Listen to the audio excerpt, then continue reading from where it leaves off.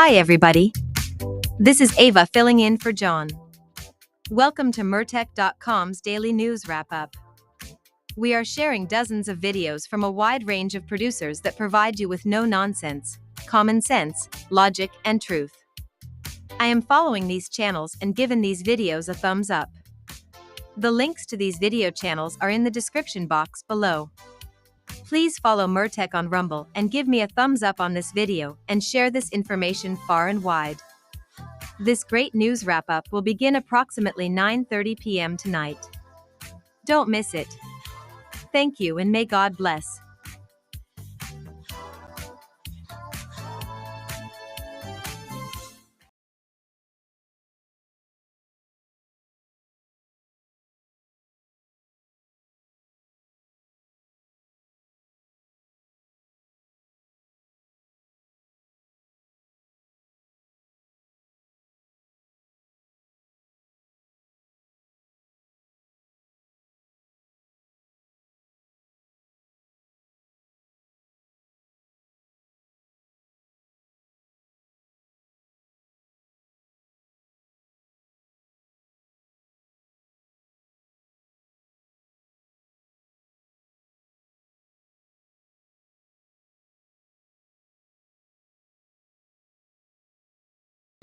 So you can see I'm serious about this. Okay, that's my serious face. Okay, so here we are. Devori darkens. Democrats do the unthinkable in fatal move as Pride Month nose dives. Okay, well, that sounds like some interesting information. Unbelievable. The things that they put their stock in, I don't understand. I don't understand.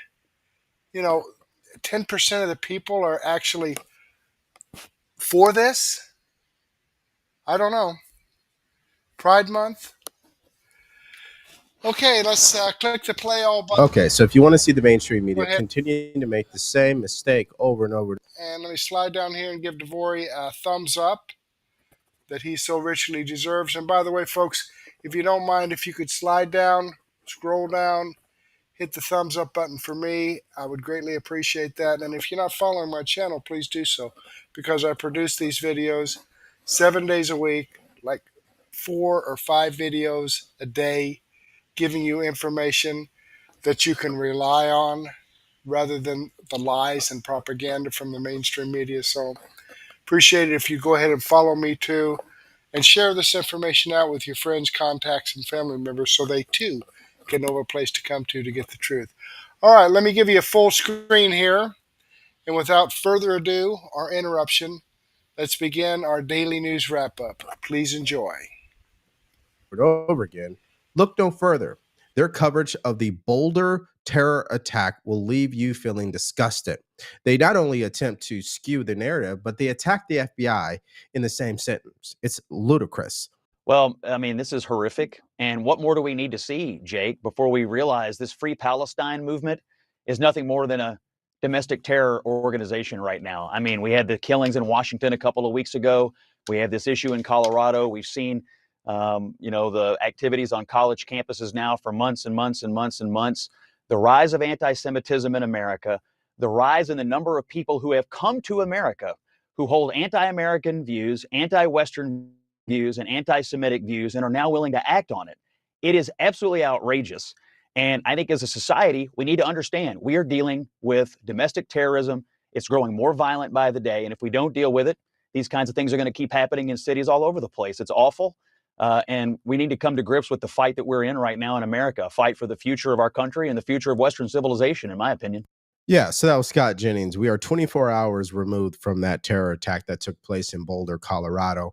And all the reactions have been rolling in, of course. And so there's a couple of them that I want to highlight that continues to show what the problem is behind an attack like this.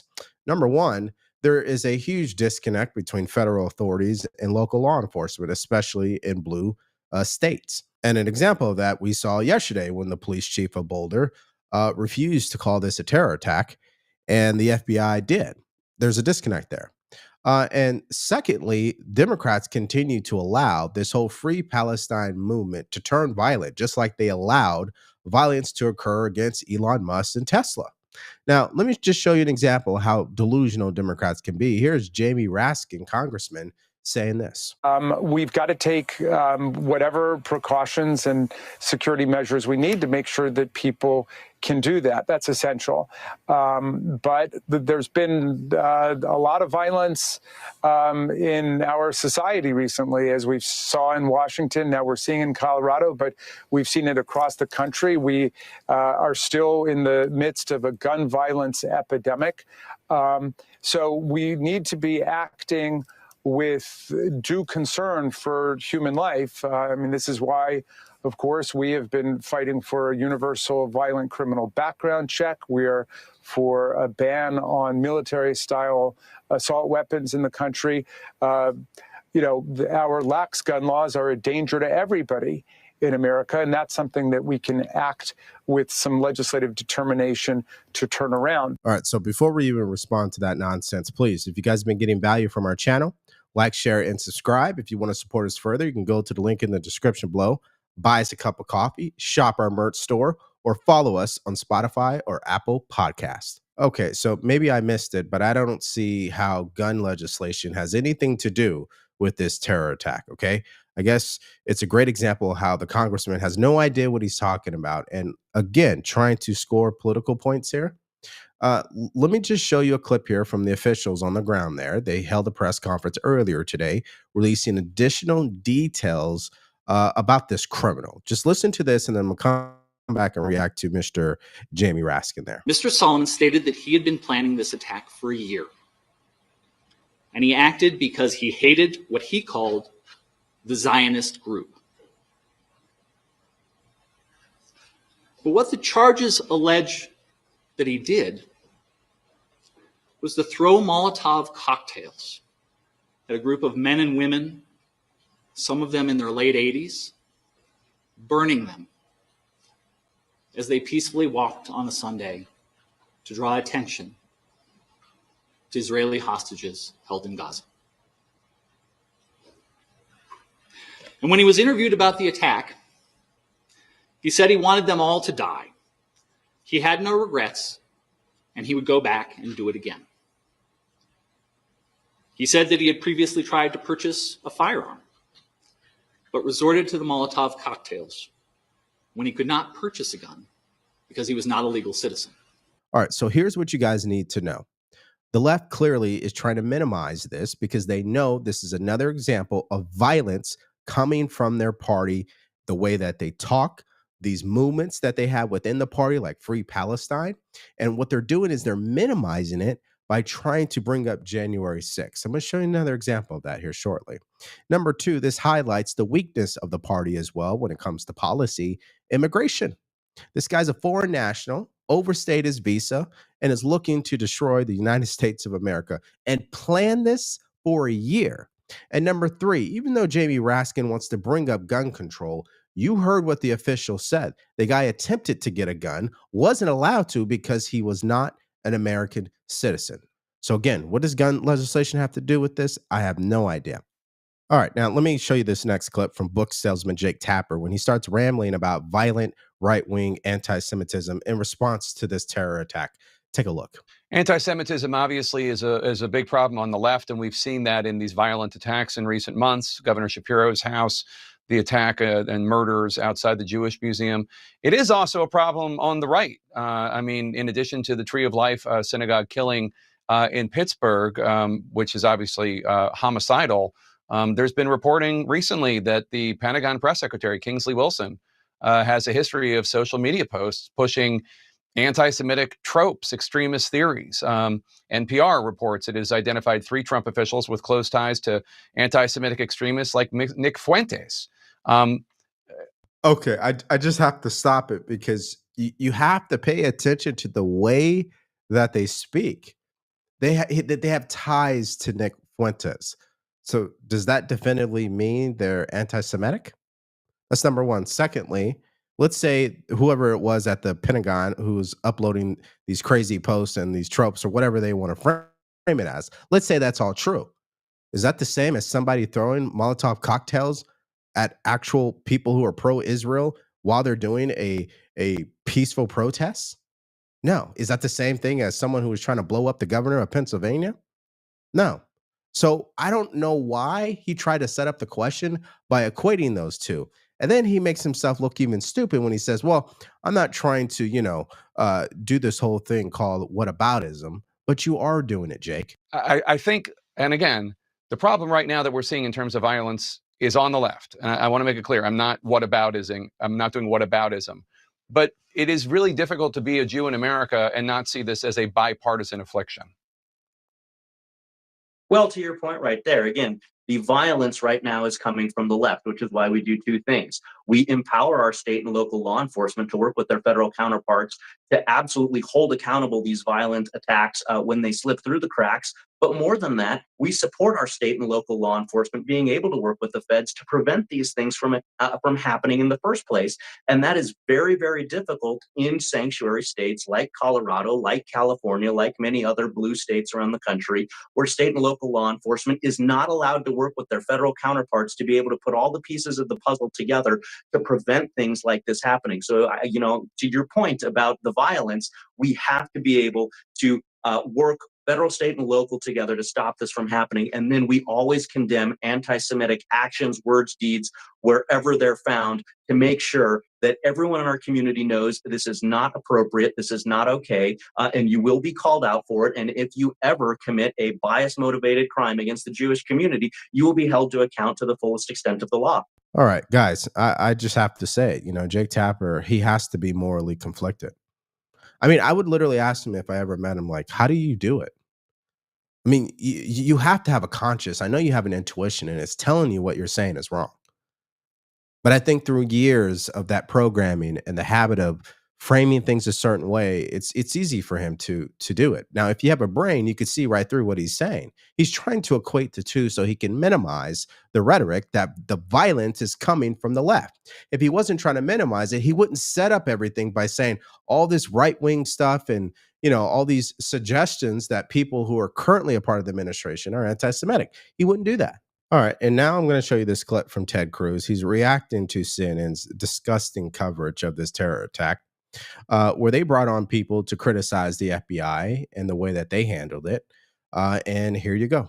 It's hard to imagine that the FBI has more or better information at this point to kind of rush out with the conclusion within like 10 minutes after we all started hearing about this, that it's a targeted act of terror. It may very well be, but most of the time you try to be very careful about attaching that label to an attack until you have solid evidence that indicates a motive that would qualify as terrorism.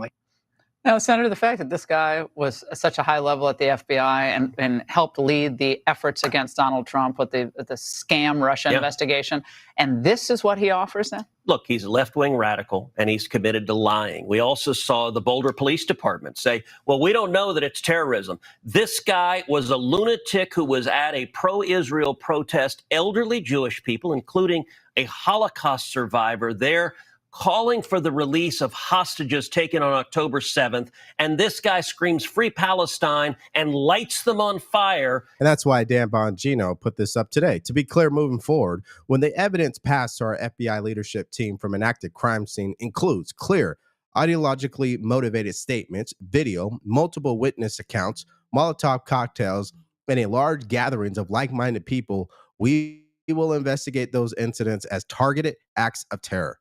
If the investigation turns in a different direction, despite the evidence, we can make adjustments. And everyone is innocent until proven guilty in our justice system. But we are the Federal Bureau of Investigation. We are not the Federal Bureau of Word Games. And that's true, because that's exactly what mainstream media and Democrats are doing. And you look at CNN, by the way, the New York Times didn't mention in their coverage this guy was an illegal immigrant. It's reminiscent. You remember the earlier terror attack in New Orleans, where this lunatic drove a truck into a crowd with an ISIS flag behind it. And what did the career FBI person there say? Well, we don't know that this is terrorism. You know what? When you fly an ISIS flag and murder people, we do know it's terrorism. It is obvious, and it's a political agenda that they don't want to acknowledge. These are radical Islamic terrorists. By the way, we've seen in the last 2 months We've seen elderly Jewish people lit on fire by radical leftist Islamists. We've seen a beautiful young Jewish couple murdered here in Washington, D.C. simply because they're Jews. And the guy was a leftist from Chicago. He wasn't Palestinian. He was just a leftist ideologue who screamed free Palestine. And then we also saw the Jewish governor of Pennsylvania, the governor's mansion firebombed with a radical that wanted to murder him and his entire family. This is a poisonous ideology, and it's one that flourished under Joe Biden and the Democrats. Yeah, it just blows my mind why it's so hard for people to just agree on certain things. When someone is murdering American citizens, especially when they were peacefully protesting in solidarity for pro-Israeli hostages that are still stuck in Gaza, I don't think it's too much to ask to be on the same page here. It is a domestic terror attack. That's number one. Number two, this guy is a foreign national, a legal migrant, allegedly, because he overstayed his visa. And he's screaming free Palestine. What more do you need to know?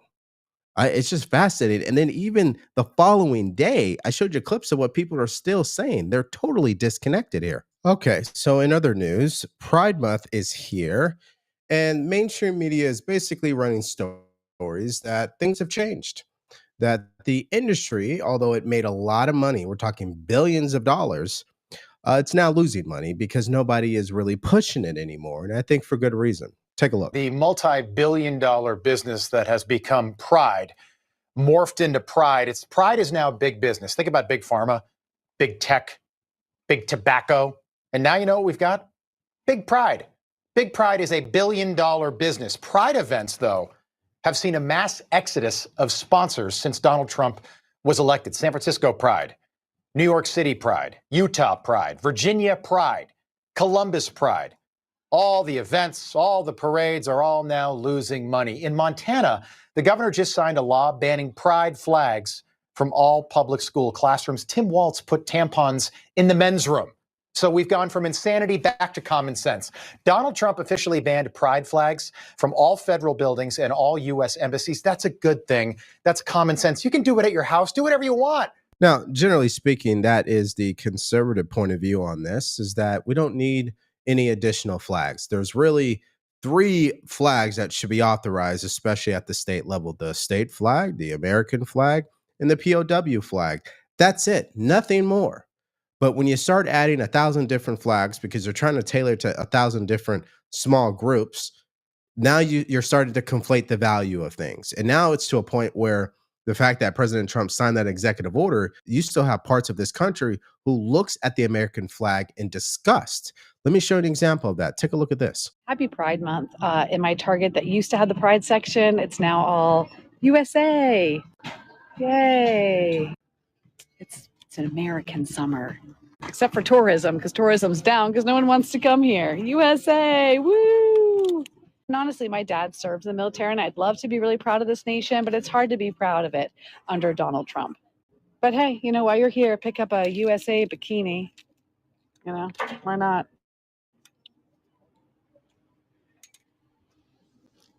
Yeah, Target's really taken this anti-DEI thing to another level. Now, obviously, we don't know who she is, and I'm not too sure if she was trolling or not. I'm sure you guys will be able to verify that. But let's just keep it straight. Even if we go back 3 years ago, 2 years ago, under Joe Biden, I was still proud of this country. It's still the greatest country in the world, even when Democrats are in control. Now, their policies will destroy this country as we know it. I think that is true. And I think Republicans enable these policies because they don't do anything either to make their case. But the fact of the matter is, hating the American flag is as delusional as you can get. In fact, I believe it's the devil at work. How grateful is it to be in a country like this? You could have been born in North Korea. You could have been born somewhere in the Congo, but you're born in the United States of America. It doesn't get any better than that. Now, here's Mark Meadows and his take on this entire issue. Take a look. When we look at embracing a flag, it's all about embracing the American flag. We can embrace a number of different lifestyles without actually having to celebrate it for an entire month, as you pointed out. And I'm all about lighting up the colors on the White House, but those should be red, white, and blue. As we start to look at it. And so this president has really embraced Main Street and has come along and said, here's what we're going to do. We're not going to let biological men compete in women's sports anymore. Yes. We're not going to continue to espouse those values that honestly are against the traditional American values of family, faith, and freedom. Yep, he's spot on about that. But the real story isn't necessarily about the flags, because we know people have been losing their mind over that. It's the money, ladies and gentlemen. How many people have made money because of DEI and Pride Month and BLM, but never actually delivered results for those same groups? Even MSDNC is admitting this fact. Take a look. I'm assuming that these companies aren't saying, well, we're not giving you the $100,000 we've given you in years past because we're afraid of the Trump administration. What are they saying? I mean, what they're saying is that they're going to let their brands individually speak for itself. So take Diageo, for example, right? They're saying Smirnoff Vodka will still be a corporate sponsor at different individual events, but we're not going to cut that big check that we would normally cut for the San Francisco Pride event or for the New York City Pride event. Now, what those organizers are having to do, though, that's interesting, is actually turn to grassroots funding. They're having to actually go back to maybe what they were doing, say, a decade ago, right? You sort of saw this corporate rainbow washing, corporate commitment after 2015 with the Defense of Marriage, right, and in support of same-sex couples. The corporations jumped at the opportunity to get more involved. Now they're sort of having to go back to the communities and say, look, we need you to show up again for us because we're losing these corporate sponsors. But see, that's the problem with corporate America, and why any American with a brain should discourage any time these corporations start peddling, social justice issues. They should just stay out of it. Okay. I don't go to Target or Walmart because of their political views. That's not why the company was started. It's just like I don't watch sports games to hear what your political take is on what's happening in Gaza. Like, that is the problem with our country. Politics has infected almost every single industry. You can't go anywhere without, I guess, getting hit with some political statement. We need to go back to a time where politics has its own area, sports has its own area, and when you go to the grocery store or you're going out shopping, you're not bombarded by all these woke messages. And let's not forget, again, it comes down to money, ladies and gentlemen. How much money did the Biden administration throw at corporations to push this stuff? I'm sure you could do the math on that. But first, I want to get your reaction in the comment section below to these stories that we discuss in this video. Obviously, starting with the continuous disgusting coverage from CNN as it pertains to this terror attack that happened in Boulder, Colorado yesterday. Let me know if you see the same thing. And also the update that Pride Month is not as lucrative as it was when Joe Biden was in office. Give me all your thoughts in the comment section below. Now, in earlier news today, ICE scored a huge victory after they executed one of the largest deportation operations in history. Also, CNN continues to pile on to Democrats with another bad poll. If you missed out on both of those stories, all you have to do is click on that video because it's coming up right now.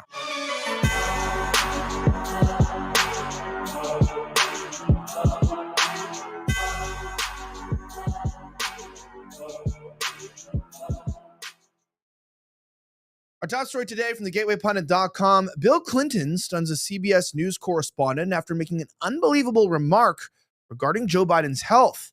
What did he say? We're covering this story and so much more here on the Gateway Pundits Week in Review.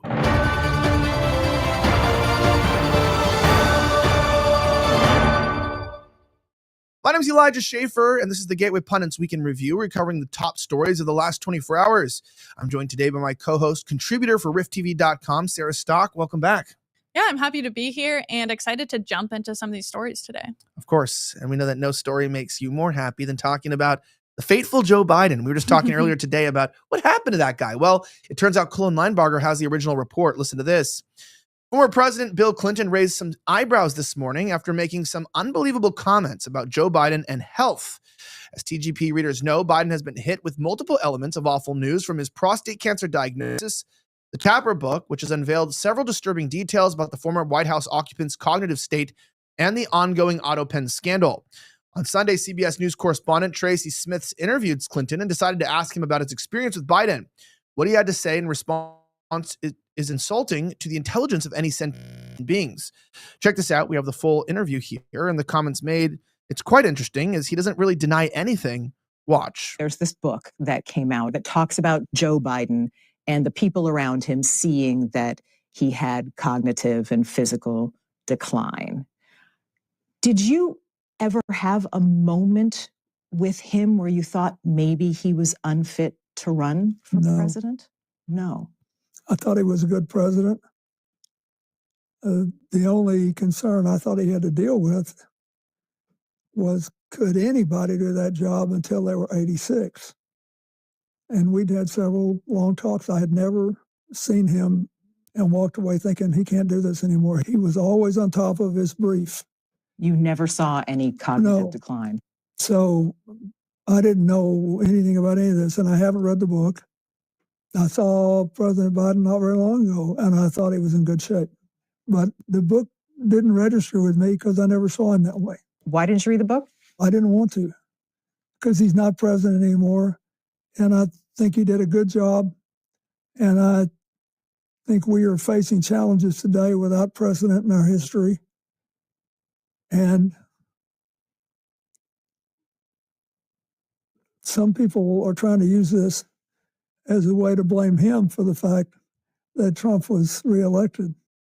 You know, what's kind of interesting is actually Clinton, I'd say, is a better president than Bush. I mean, I'm not a Democrat, but the 90s had more gall than Republicans do today. I'm like, if you actually look at the 94 crime bill and you see what Clinton fought for, I mean, he was actually notoriously very based. And we mean by that is he actually was honest about racial relations in the country. He was, generally tough on foreign relations, especially with complicated issues at the fall of the USSR and the repatriation of the former Soviet colonies, all the way up into actually putting money into the U.S. economy, trying to work on a universal internal manufacturing, which of course ended up, you had NAFTA. But of course, there were bad trade deals. And I mean, that's not like he was some perfect president. But I think it's funny that we villainize him. And I think it's mostly just because he's a Democrat. But Republicans today are more like Democrats than Democrats were like Democrats back in the 90s. You know what I'm saying? Yeah, I completely agree. It's just funny in that video, the way he just bold-faced lies. It reminds me a lot of when he said, I did not have sexual relations with that woman. It's like the complete same energy. And it's kind of just disgusting the way he does that when it's like every single American, well, maybe not every American, seems like there's some cognitive dissonance between the Fox News consumers and the CNN consumers, but half of the country knew that he was in a state of mental decline for pretty much the entire presidency. I mean, we saw the videos ourselves of him falling off the bike and stumbling, trying to go up the stairs. And so it's just completely obvious to everyone. So for him to pretend that, as someone who obviously is actually involved in the back end and a lot of the stuff going on in the Democratic Party and actually spent time with Joe Biden in person, to pretend that he had no idea any of this is going on is just like, it's just so dishonest. Yeah, well, I did not have sexual relations with that woman. The thing is no one saw the oral copulation, but we all saw Joe Biden fall. You know what I mean? So like we need a test to just see, what's in front of our own eyes? Yeah, I don't think there's a lot to say to that. That being said, remember you guys, Bill Clinton was president way before Joe Biden was president, and he seems to be doing better than Joe is. It's not necessarily good, considering he was president like 20 years earlier. Mm-hmm. So that shows you the kind of level of leadership we have. Does it really even matter? Well, listen, right now your testosterone is under attack, particularly due to outside influences. There's actual warfare that is lowering your T levels. Now, what's one of the side effects of that? One of the side effects could be lowered libido. You might not be ready to get it on as easily. Your grip strength could go down. You start having wobbly knees. You feel lethargic. And you have to ask yourself, well, why? Well, obviously, people's levels are way lower than they think. Everyone thinks their testosterone levels are fine. But today, a 18-year-old guy has a weaker grip strength than a 65-year-old guy just 50 years ago. So guys in the 60s and 70s were stronger than young men at their prime. Well, luckily, you can fix that today by actually taking this product called Man's Edge, which of course I always keep here and have a bottle at my house as well. Now, the best part about this is everything that's been proven medically to increase testosterone, fenugreek, IGF, NO2. But what's interesting about this product specifically is that it's sublingual, which means it's a liquid you put under your tongue that gives you 98% absorption with clinically delivered and curated delivery package that is this carbon encapsulation that gives you maximum absorption and effect when it comes to the impact of these vitamins, minerals, and natural chemicals that are found in the planet Earth, but unfortunately are hard to obtain. Right now, you can get them easily, though. When you buy one, get one free with auto ship selected at ElijahIGF1.com. That's ELIJAH, IGF, the number 1.com. If you use my promo code Elijah, you also get 10% off. So you get 2 bottles 60% off today when you click auto ship. Check it out and start getting your testosterone and confidence back. That being said, it's quite interesting as Ukraine just wiped out a dozen Russian nuclear bombers in a drone strike deep inside of Russia. Escalating war with Russia, Trump was not notified. Takes place 2 days after Lindsey Graham's visit with Zelensky. The warmonger continues to find his way into the limelight. That being said, Ukrainian drones took out numerous Russian bombers on Sunday over 1,000 miles from the border with Ukraine. This comes 1 day before peace talks resumed in Turkey.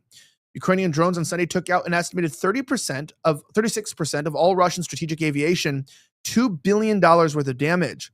Volodymyr Zelensky announced that 117 drones were used in the strikes inside Russia that wiped out a dozen of nuclear doomsday bombers and other aircraft. President Trump was not notified of the attack before it took place because Trump wants peace and the globalists want world war and the destruction of Russia. Senator Lindsey Graham, who was in Ukraine 2 days ago, cheered the news of the attack on Sunday. Lindsey Graham lives an hour and a half away from me, yet he has yet to visit us in Western North Carolina a single time after Hurricane Helene. He's flown to Ukraine 9 times. That's obviously because we know that Lindsey Graham has been in the city of Kiev time and time again, meeting with Vladimir Zelensky. Now, I don't think it's on the first hand, I don't think it's weird to mention the fact that our government officials, they care more about foreign nations than they do care about the United States. I mean, look, Austin Metcalf was murdered, in Frisco. I don't know if our Department of Homeland Security has visited any of these families or people who have been killed at the hands of illegal immigrants or the unchecked racial, criminal problems in our country. But she was really quick to go to Israel and, bow at the Wailing Wall and kiss the wall over dead Israelis. And that's fine. And we should mourn the death of all innocent civilians. But, when you have people like that visiting Nancy Mace, they're all going and checking out this country. When you have people really caring and going out, to Ukraine, it's not a problem to care about our allies and to want to be, invested in maybe wars that we're funding. But the fact is, like this critic said, it's like they're not visiting their own constituents. They're not really helping their own people. And it's like, well, why are you not helping your own people? Why are you going out? And why are you so invested in foreign wars when there's battles back at home and people are dying and they're hurting and they're in pain and they don't seem to really care, but they're very quick to use our tax dollars to fund wars that really don't or shouldn't involve us. Yeah, exactly. And I mean, Lindsey Graham spending all this time in Ukraine, going out there to support them. And it's like he's supporting a country that has been using and abusing our American tax dollars to keep a war going on that none of us want to be happening at all. And Trump has been trying to make peace and push for peace between Ukraine and Russia. And we've still been giving them more and more money. And then now they're just going behind our back and taking these actions to escalate the war. It's just so disrespectful. And then the fact that some of our U.S. politicians are basically enabling them to do that by approving this when they didn't even put it past our president, it's just like, it's pretty gross. Yeah, and I know that there's going to be massive retaliation. Like, I'm not one to really signify or say that it's going to be World War II. World War III, because there was never a World War II. It was just a massive loss for everyone. It was more like a civil war among Western countries. But universally speaking, this World War III scare, I mean, this is what they want. And that's the problem is Lindsey Graham wants to stoke an international war. And I think besides the social implications of not really liking the fact that people are supporting foreign nations over our own, I think I'm a little bit sick and tired of the fact that these people will not rest until there's a war with Iran, until there's a all-out war with Russia. And it's like there's something weird that they want the destruction of Russia. And I wonder sometimes if it's the same people who killed the Romanov family, perhaps after losing control from the Soviet Union, maybe coming back in and trying to take back control of Russia from what they consider the Christian proletariat, right? They've killed them once before, and they don't want the government in the hands of the Putin regime who respects the orthodoxy, right? So, someone pointed out a video recently in Kharkov of like these Russian girls being absolutely obscene, pulling down their underwear, showing their private parts, like bouncing on roofs. And someone was like, oh, some Ukrainian guy was like, you're Orthodox Russia. And somebody pointed out, actually, a lot of Russians are actually atheists. They come out of the Cold War era. There was demonization of Christianity. Many were actually stripped of their Christian heritage and beliefs. And they have the results of what you find in a non-Christian area, whoredom, drug use. Like it's not like alcohol. A lot of alcohol. But it's not like all over Russia is like, balkanized and Christian in its own right. They wanted to destroy Christianity in Russia. They effectively did for over half the population. So let's not pretend like there wouldn't be a continual fight to destroy the Christian church there today.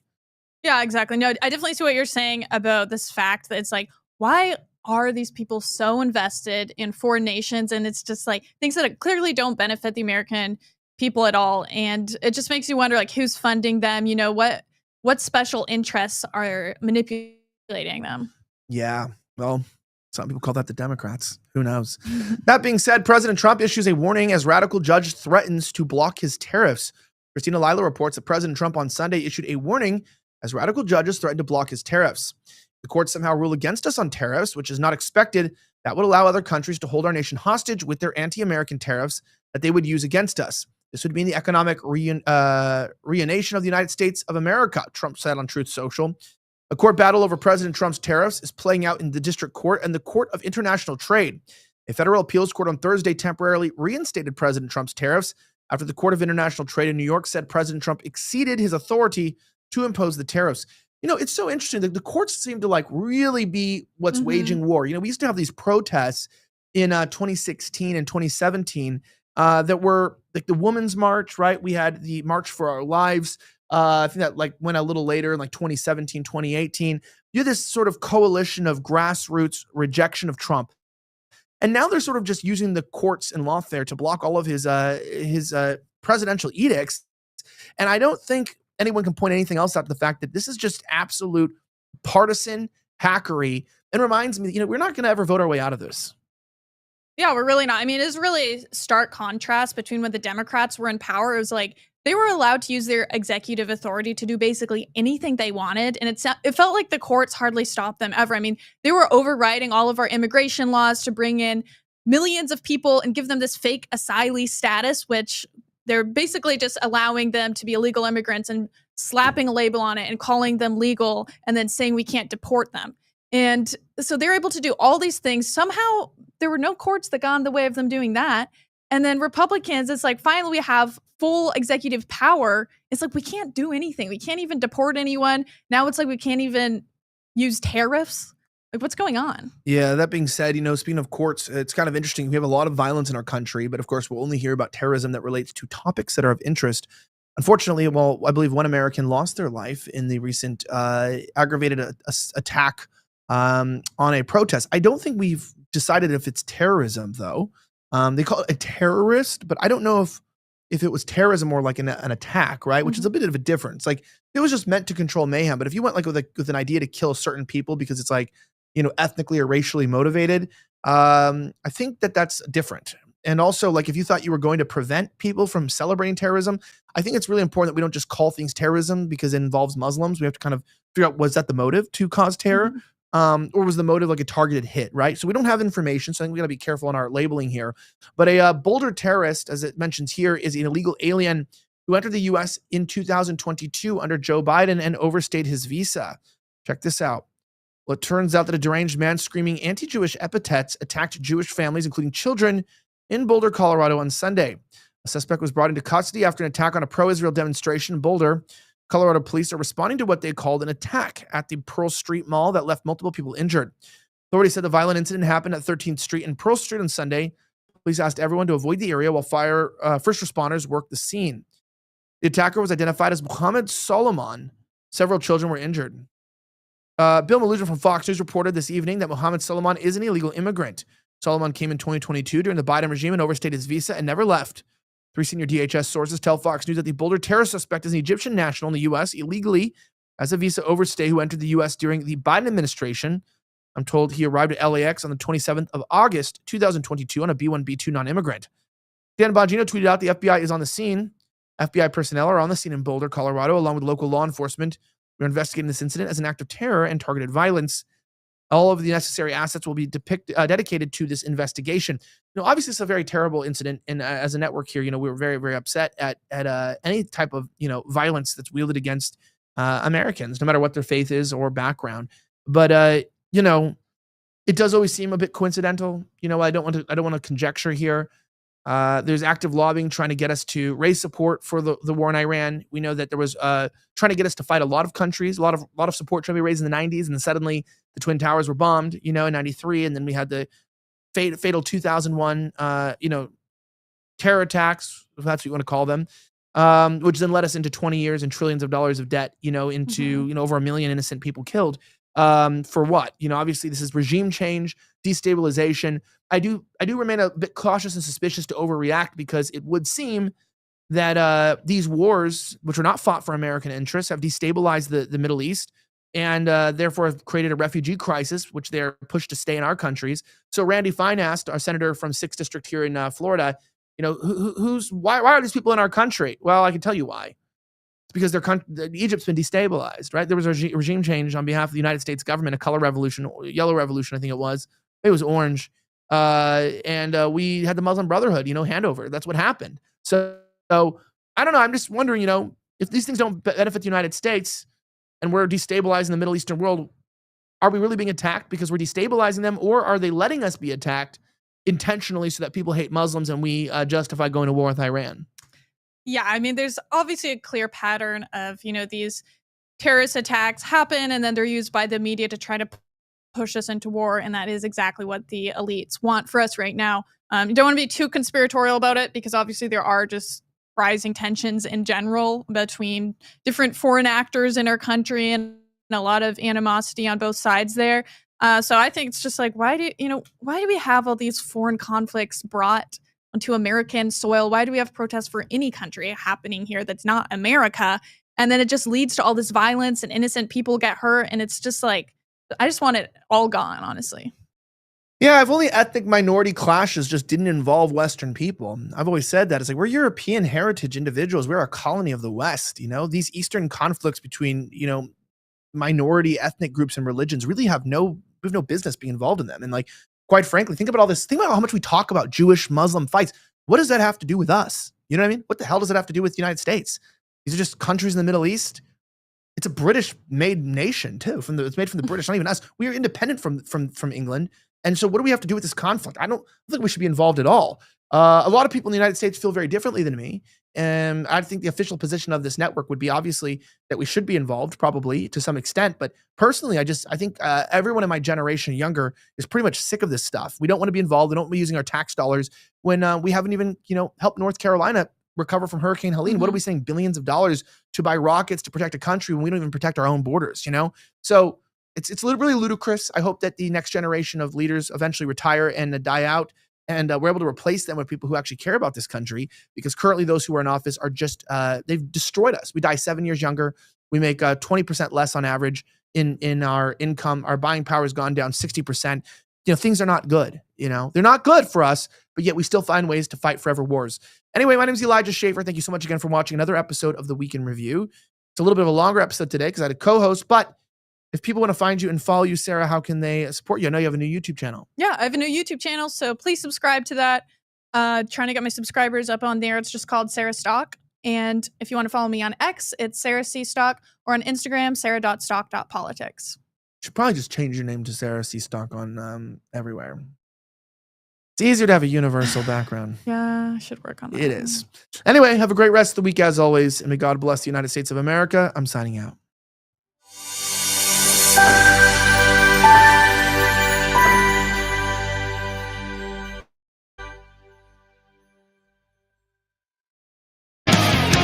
Biden world's starting to crack, and the big guys getting the whistle blown on them.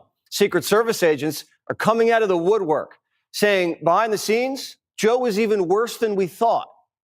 This Secret Service whistleblower actually was assigned to Biden, and he told me that Biden used to get lost in his closet in the mornings in the White House. I mean, the guy literally stumbling around in the White House residence couldn't find his way out of his own closet. The president of the United States. I mean, this is outrageous. The leader of the free world couldn't find his way out of the closet, and no one noticed. Joe was locked inside while his team was out running the country. The speaker said when he went to the White House, Biden didn't even know what he'd signed off on. Sir, why did you pause LNG exports to Europe? I don't understand. Liquefied natural gas is in great demand by our allies. Why would you do that? Because you understand, we just talked about Ukraine. You understand you're fueling Vladimir Putin's war machine because they got to get their gas from him, And he looks at me stunned with this, and he said, I didn't do that. And I said, Mr. President, Yes, you did. It was an executive order, like, 3 weeks ago. And he goes, no, I didn't do that. And he's arguing with me. He genuinely did not know what he had signed.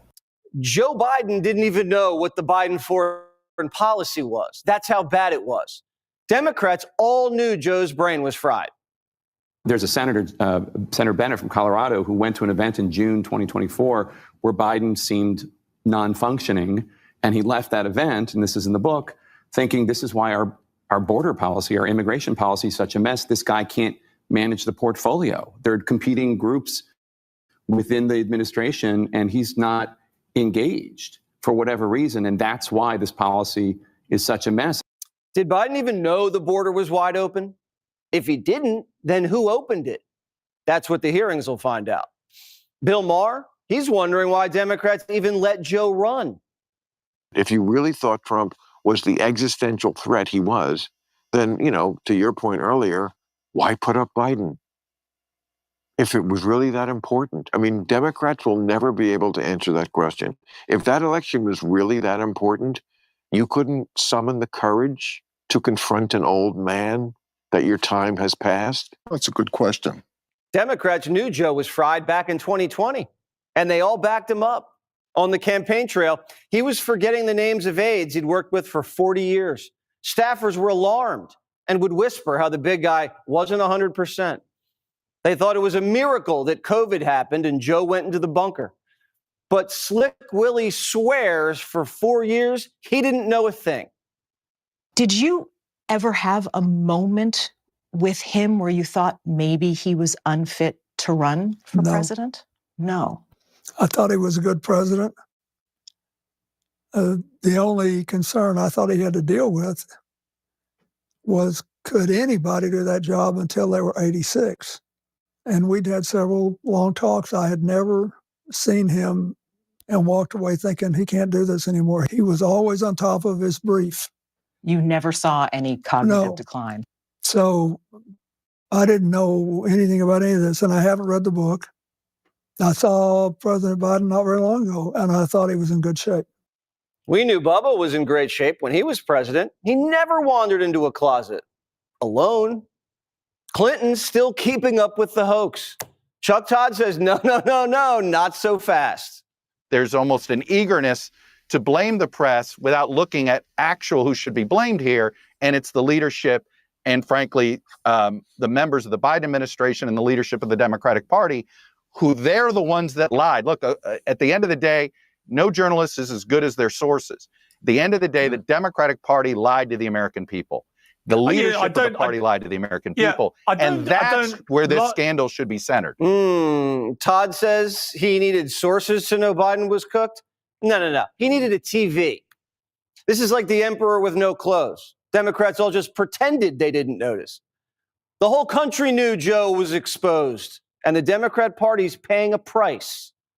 Which party is better described as the party with strong leaders? Look at this. Wow. 16% of Americans say Democrats, 40% say that of the Republican Party. Now, overall, no party's doing great. Lots of Americans say neither of these qualities apply to either party. But look at how much worse off the Democrats are. A party that gets things done. Only 19% of Americans say that about the Democrats. So among Democrats and Democratic leaners, 32% say Democrats are the party with strong leaders. I mean, of their own kind. Joe was weak, and the only action the party took in 4 years was whacking him. Besides that, they got nothing done. Clinton's in denial, Barack's in hiding, and Nancy's got a broken hip. The only one still out there is Chuck, but he can't even get his talking points straight. Not made it clear that we're in Zelensky's corner. I hope on Ukraine the president's not the taco president. Trump always loses the fight. Trump always cops out, is what TACO stands for. Schumer can't even get through a book tour without getting heckled. The Jewish deli has a rock thrown through it because it's... Chuck Schumer! You care more about fake anti-Semitism prices than a real Holocaust to the Palestinian people! Come on. There's a real Holocaust happening in Gaza! You have blood in your hands! You're a liar! A filthy liar! Shame on you! Shame on you! Shame on you! You have blood on your hands! You're all the Democrats are yelling the same slogans as terrorists. That's got to drive Chuck nuts. The senator doesn't even fight back. He just sits there with his legs crossed. His term's up in 26. It's time for him to go. And everyone knows it. I don't think that they can continue with the current elites that are in power. I don't think with Pelosi. They got to go. They've lost the people. I just told Chris this. These are culture wars. Yeah, and the Democrats just don't know how to play culture. And you want to know why they don't know? Because they're not in the culture. They're in Ivy League institutions. They're on the Upper East Side of New York. They're handing out at fancy dinners. They're patting themselves on the back on golf courses. They are not in with the regular people. Now, you could say the same thing about Trump. You could say on paper the exact same thing about Trump and the Republicans, but then why do they keep doing this? Because they are in culture. Democrats are scrambling to find a new face. And the only thing they can agree on is no more Kamala. Some don't even want her to run for California governor. Tim Walz was out campaigning in South Carolina this weekend, where he quoted MLK Jr., ate fried fish with hot sauce, and thanked blacks. And then Tampon said Democrats need to be bigger bullies. I'm getting called out on this because I called Donald Trump a wannabe dictator. It's because he is. It's because he is. Oh.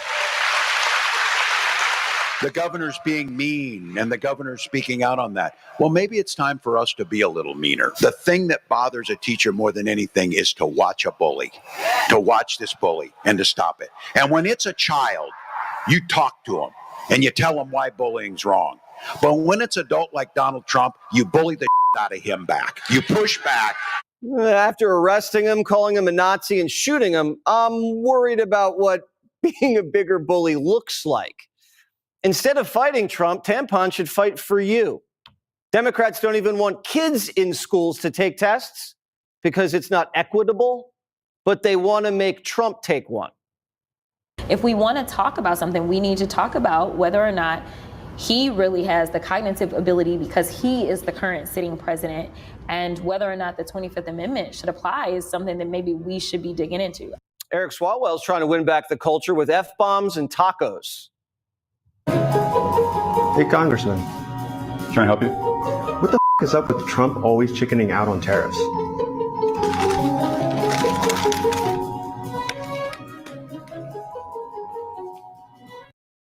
Tacos are an inside joke that doesn't work because you have to explain it. Plus, like Greg said, everyone loves tacos. NBC wants Democrats to start looking to win men over at the gym. First, they said gym bros were white supremacists, and now they want their vote. If Democrats want to win men, they should be men. Don't just hand out flyers outside of Equinox. Go inside and lift. The Raging Cajun says if Democrats want to win, it's the English, stupid. I'm a speak English man. Okay, no one uses the word oligarch in the checkout counter at Walmart, okay? Just use the language that the people use and then relate to them. The most important thing is we now know we have a problem. And I don't think we can go and solve the problem or address the problem by acting like we bros in some pool hall or sitting around the street, playing numbers or something. We could address it by talking about the struggles that young people and young men go through. Speak English, lift weights, and come out of the closet. Don't fall asleep in there like Joe.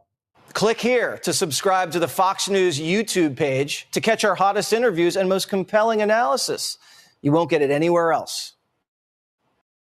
If you haven't heard, they are now setting Jewish people on fire in Boulder, Colorado, right outside Denver. Take a look. We're here, brother. We're here. We can't do nothing about that. We can't do nothing. We can.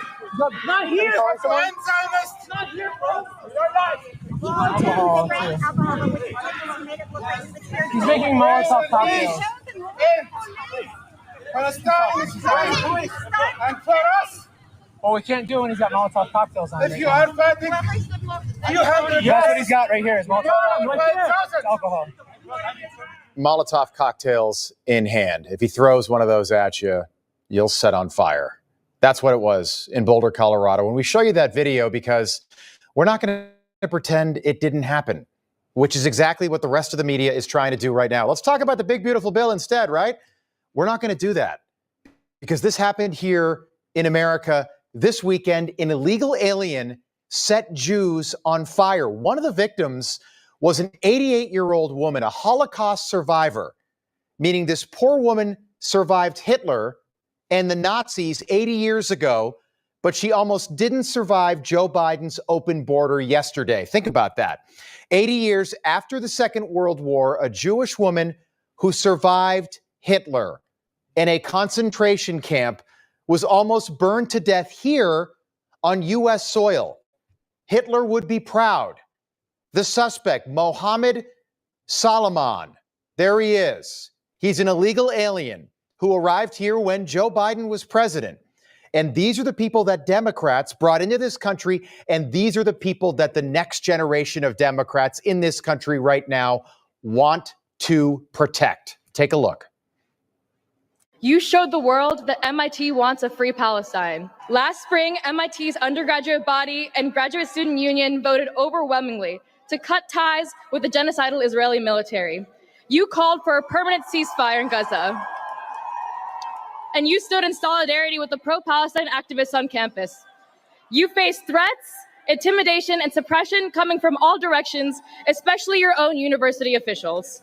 But you prevailed because the MIT community that I know would never tolerate a genocide. So that was at the MIT graduation this weekend, and that was the message from a girl who just graduated from one of the most prestigious universities on the planet. She also has absolutely no idea what she's talking about. Once again, Hamas is a terrorist organization, and the people of Palestine, the people who live in the Gaza Strip, they elected Hamas to lead them. The elected government in the Gaza Strip today is Hamas. They are in charge because they were elected to be in charge. And then on October 7th, Hamas, the elected government in the Gaza Strip, attacked Israel on a Saturday morning 20 months ago and brutally murdered 1,200 innocent people and took hundreds of hostages, including Americans. That's the truth. Donald Trump on Truth Social today. Yesterday's horrific attack in Boulder, Colorado will not be tolerated. The suspect came in through Joe Biden's open border and will be prosecuted to the fullest extent of the law. This is yet another example of why we must deport illegal anti-American radicals from our homeland. My heart goes out to the victims of this terrible tragedy and the great people of Boulder, Colorado. Leah Terrell posting that one of the victims of the attack was a Holocaust survivor. She endured the worst evil in human history and came to America seeking safety. And now, decades later, she's victimized again by a terrorist screaming free Palestine. White House Deputy Chief of Staff Stephen Miller posting that this, quote, terror attack was committed by an illegal alien. He was granted a tourist visa by the Biden administration, and then he illegally overstayed that visa.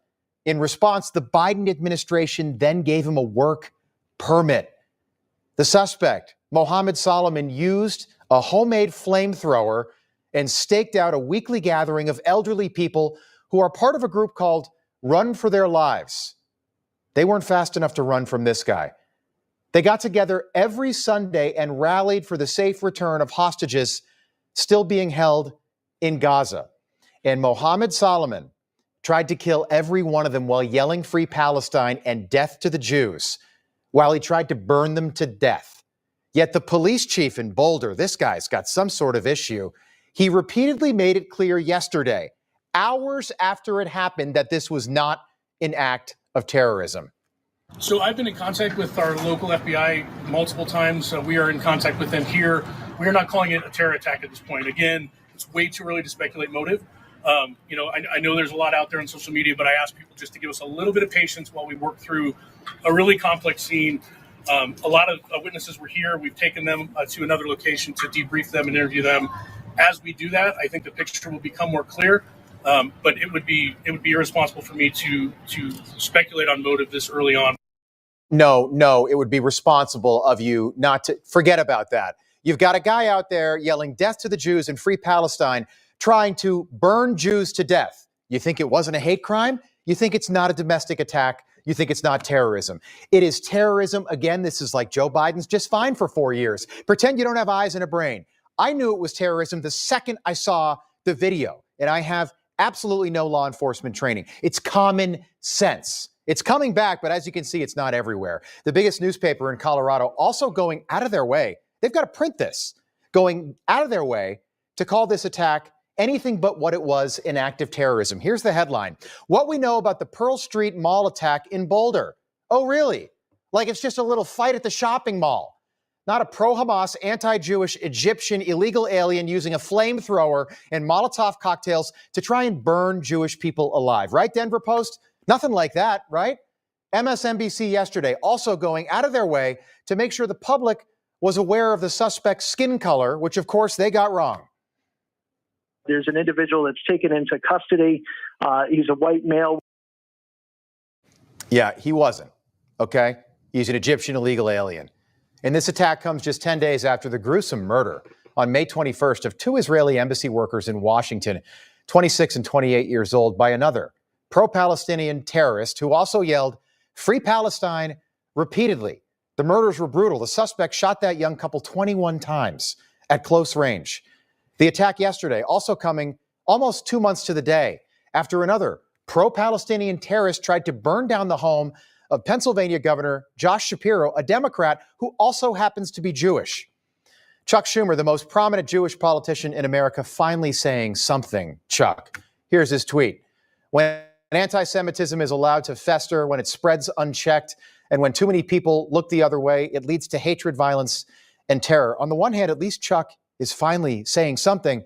On the other hand, he didn't say anything condemning anti-Israel terrorists or the Joe Biden open border or anti-Semitism in this country, which is now at unprecedented levels, according to CBS News, because the people carrying out these crimes are all Chuck's people. The new coalition of the Democratic Party in 2025, anti-Israeli college radicals, Jew-hating radicals, illegal aliens, and terrorists, all Democrat voters, all Democrat supporters. These are not Trump supporters. So my question, who's the real Nazi party now? For 10 years, since Donald Trump came down that golden escalator, we've been told that Donald Trump was Hitler and that MAGA Republicans were Nazis. And we think it's important to point this stuff out because maybe it was Democrats all along who were the Nazis doing Nazi stuff. Look at this guy and look at this. The suspect yesterday burning Jews in front of the Boulder courthouse, which was proudly displaying not just a pride flag, a trans pride flag. He entered the U.S. in 2022 illegally, meaning once again, innocent Americans are suffering because of the policies of Joe Biden, who welcome monsters like this shirtless idiot to come into this country and commit a crime that never should have happened. This never should have happened yesterday. And Joe Biden's auto pen was apparently still in operation yesterday because he was able to tweet this. Jill and I are praying for the victims of the violent targeted attack on the Jewish community in Boulder. We must stand united against anti-Semitic violence and hate. Joe, this is because of you, Joe. This attack is because of you. This guy came into the country on your watch and you gave him a work permit. This is your fault. The Anti-Defamation League stating today that we are, quote, witnessing a global campaign of intimidation and terror deliberately directed against the Jewish people. Sadly, none of this is surprising. In fact, it's entirely predictable. And it is. Sadly, what we're seeing right now is predictable, but it doesn't have to continue. And the terror from the Joe Biden years that has cost innocent Americans their safety, their peace of mind, their peace, and their lives has got to stop. Information. Truth is freedom. Is Newsmax. It's real news for real people. A high-altitude Chinese spy balloon has penetrated U.S. airspace. Thank you for taking me up in your balloon. Thank you for taking me up in your balloon. Doesn't feel different at all, does it? On the contrary, this is the moment that I've been waiting for my entire life. We need to go down now.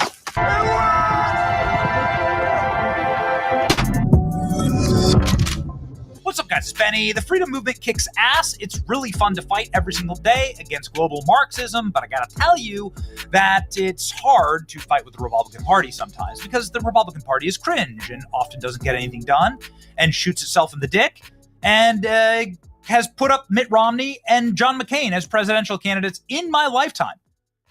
I am ashamed. I disavow and am ashamed of my activism for the Republican Party when I was a young man.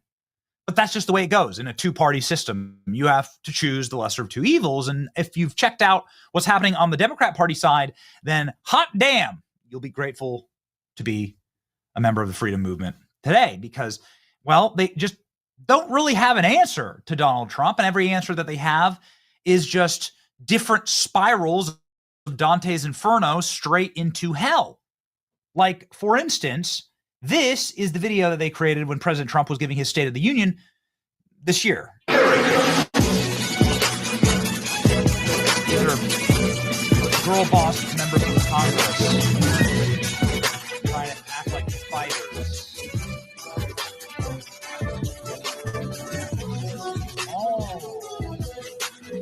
Oh, got it. Oh, okay. You're retarded. This is tough to watch. It's even tougher when you realize that all of this scripted, embarrassing content is highly produced and highly thought through by an agency that apparently runs the entire Democrat Party as like an NPC organ. Look at this. They gave Chuck Schumer and Elizabeth Warren the exact same script. This is also before President Trump's State of the Union. I will immediately bring prices Chuck down Schumer starting on day and Elizabeth Warren posted. That ain't true. That's what you just heard. Since day one of Donald Trump's presidency, prices are not down. They're up. Inflation is getting worse. Not better. The prices of groceries, gas, housing, eggs, of essentials. It's not getting better. It's getting worse. The same script. But as embarrassing as this is for two Democrats who've been in the Senate for years, decades, generations, it's even more embarrassing that 22 different Democrat senators uploaded themselves doing the exact same script. I will immediately bring prices down starting on day one. Shut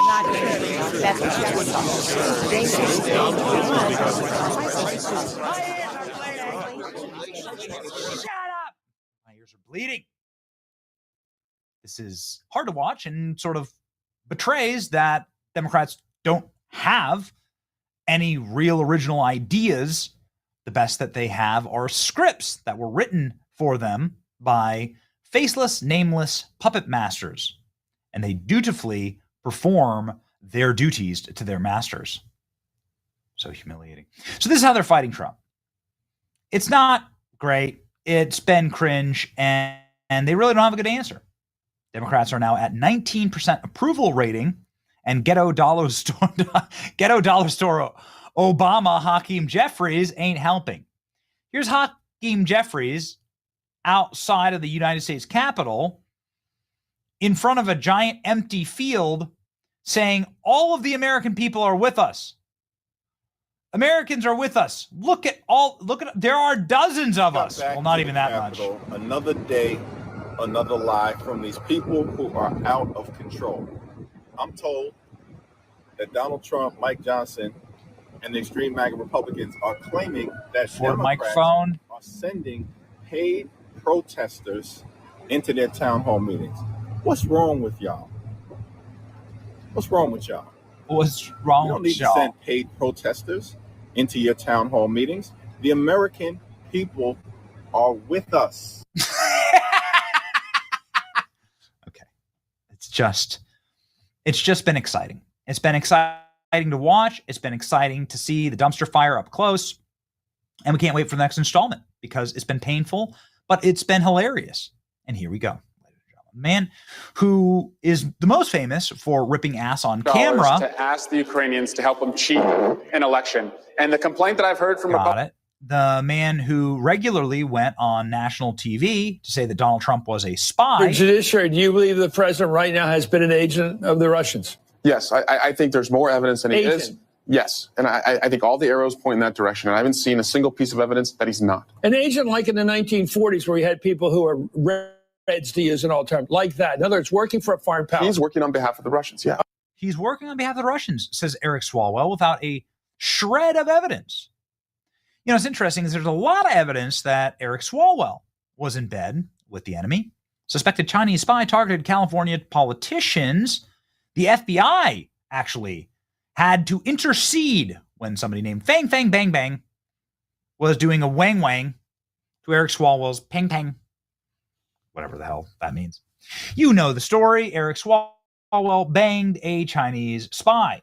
But that's not all Eric Swalwell does. Having sex with Chinese spies, and contrary to popular opinion, there are moments when he's not doing that or coming in last place in presidential primaries. Eric Swalwell is still a sitting member of Congress from California. Amazing. He also sees himself as a hero who's going to bring justice for the January 6th insurrection. He's got a plan for that. He's investigating his own colleagues. We learned yesterday that Eric Swalwell has hired private investigators to find Congressman Mo Brooks of Alabama. Swalwell claims Brooks is avoiding a lawsuit he filed to hold Brooks accountable for the insurrection. But there's an easier way. Swalwell could just call his old girlfriend, Fang Fang. She's good at finding people in power. Hey, Eric Swalwell, call Fang Fang, the Chinese spy you had sex with. She'll get it done. Okay. Yes, Eric Swalwell does do other things than rip ass on camera and have sex with Chinese spies. And that is why we were excited to bring to you, for the first time in the history of this program, Eric Swalwell eating tacos. Here is the newest entry in the Democrats try and own Trump, but kick themselves directly in the ballsack and dick. Maybe something that Eric Swalwell likes from Fang Fang. Not sure, not asking. Here's Eric Swalwell shoving his face full of gaseous Taco Bell silently for no reason. Hey, Congressman. Trying to help you? What the is up with Trump always chickening out on tariffs? See, they said an F word. It's edgy.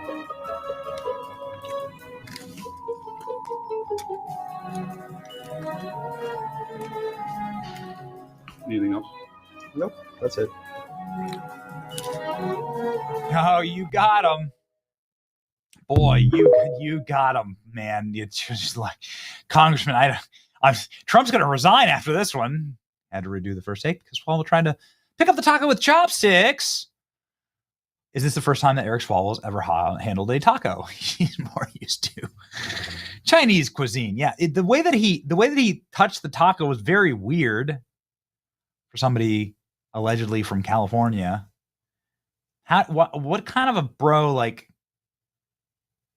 picks up a taco like and then eats it and then just kind of like stares at it silently? What the hell is happening here? Eric Swalwell posts bizarre video of a person asking him what's up with Trump and then eats a taco the whole rest of the thing. Pretty brave of Swalwell to eat a taco while being filmed. Wonder how many takes he had to do. Wouldn't force my worst enemy to watch Eric Swalwell taco video. Then Eric Swalwell is kicking off the Democrats' $20 million effort to attract young men by eating a taco. Little doughboy in his office.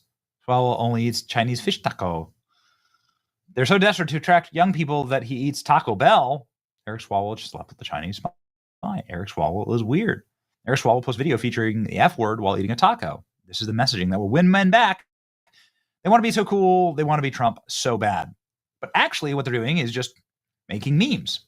Like Eric Swalwell is the meme. Is Washington, D.C., home of some of the nastiest two-legged snakes in the world, otherwise known as politicians.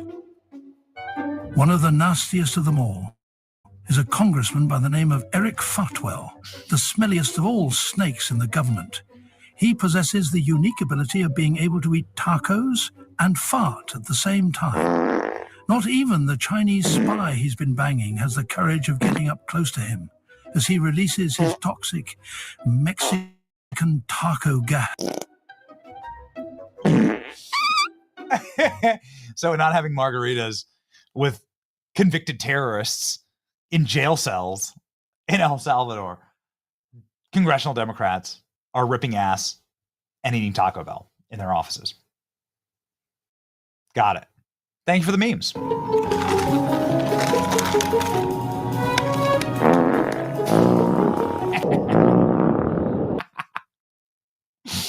And we know how much Eric Swalwell likes memes. In the hell is this? The chairman tweets, protect our ducks and kittens in Ohio because he goes down some crazy rabbit hole, completely debunked that aliens are eating pets. Not debunked. It's 100% true. My God. Are you okay, Mr. Chairman? Because last year, for a very long time, you tweeted and promoted Kanye West as he was calling for genocide against the Jews, and you kept it up. And now when we have victims coming here, you're tweeting this nonsense. Eric Swalwell's he's such a connoisseur of what to post online in order to be respectful and to keep decorum. He's such an elite, right? He's so pristine, Eric Swalwell, right? He would never post anything like a dumbass online, like eating a taco silently for 45 seconds. Okay. You know what? With enemies like this, are we even fighting anymore? Like, what is there to fight? They're doing it to themselves. It's amazing. Ladies and gentlemen, it's your boy Benny. Like, share, and subscribe to this channel if you want to keep Eric Swalwell eating tacos quietly alone in his office until he passes out from all this.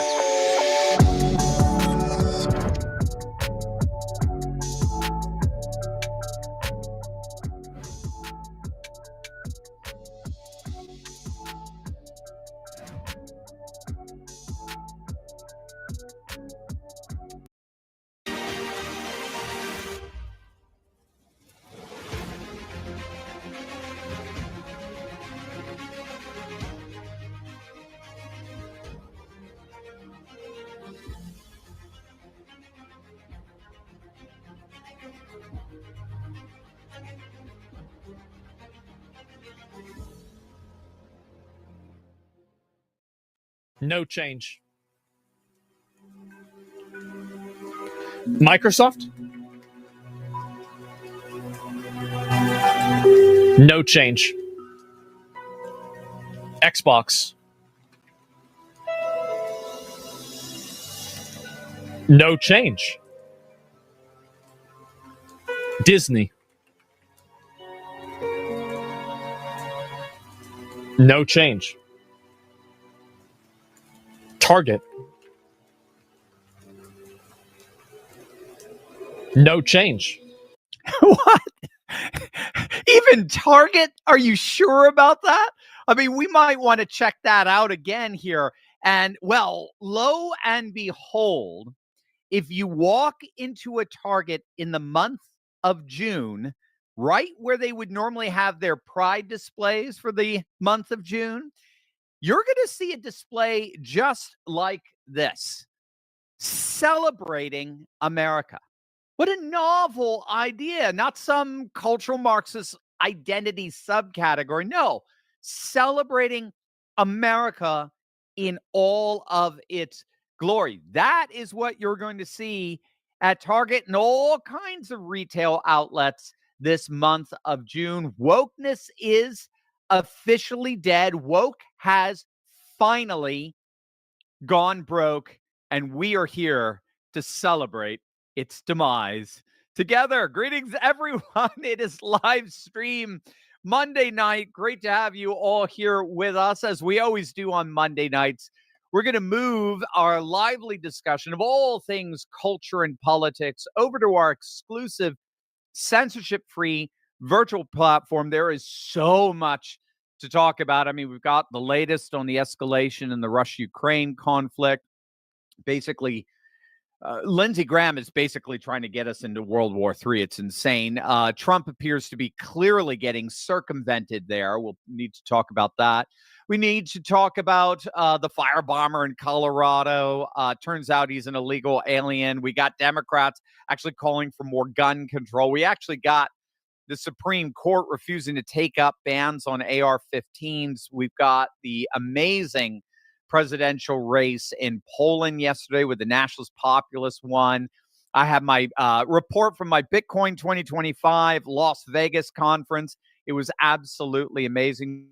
J.D. Vance was there, Trump Jr., Eric Trump. 30,000 people. The planet is literally changing as we speak. We got so much to chat about. So if you want to join us over at our exclusive virtual platform for some sweet fellowship and awesome scholarly discussion, just scan that QR code on the screen or click the link in the description below.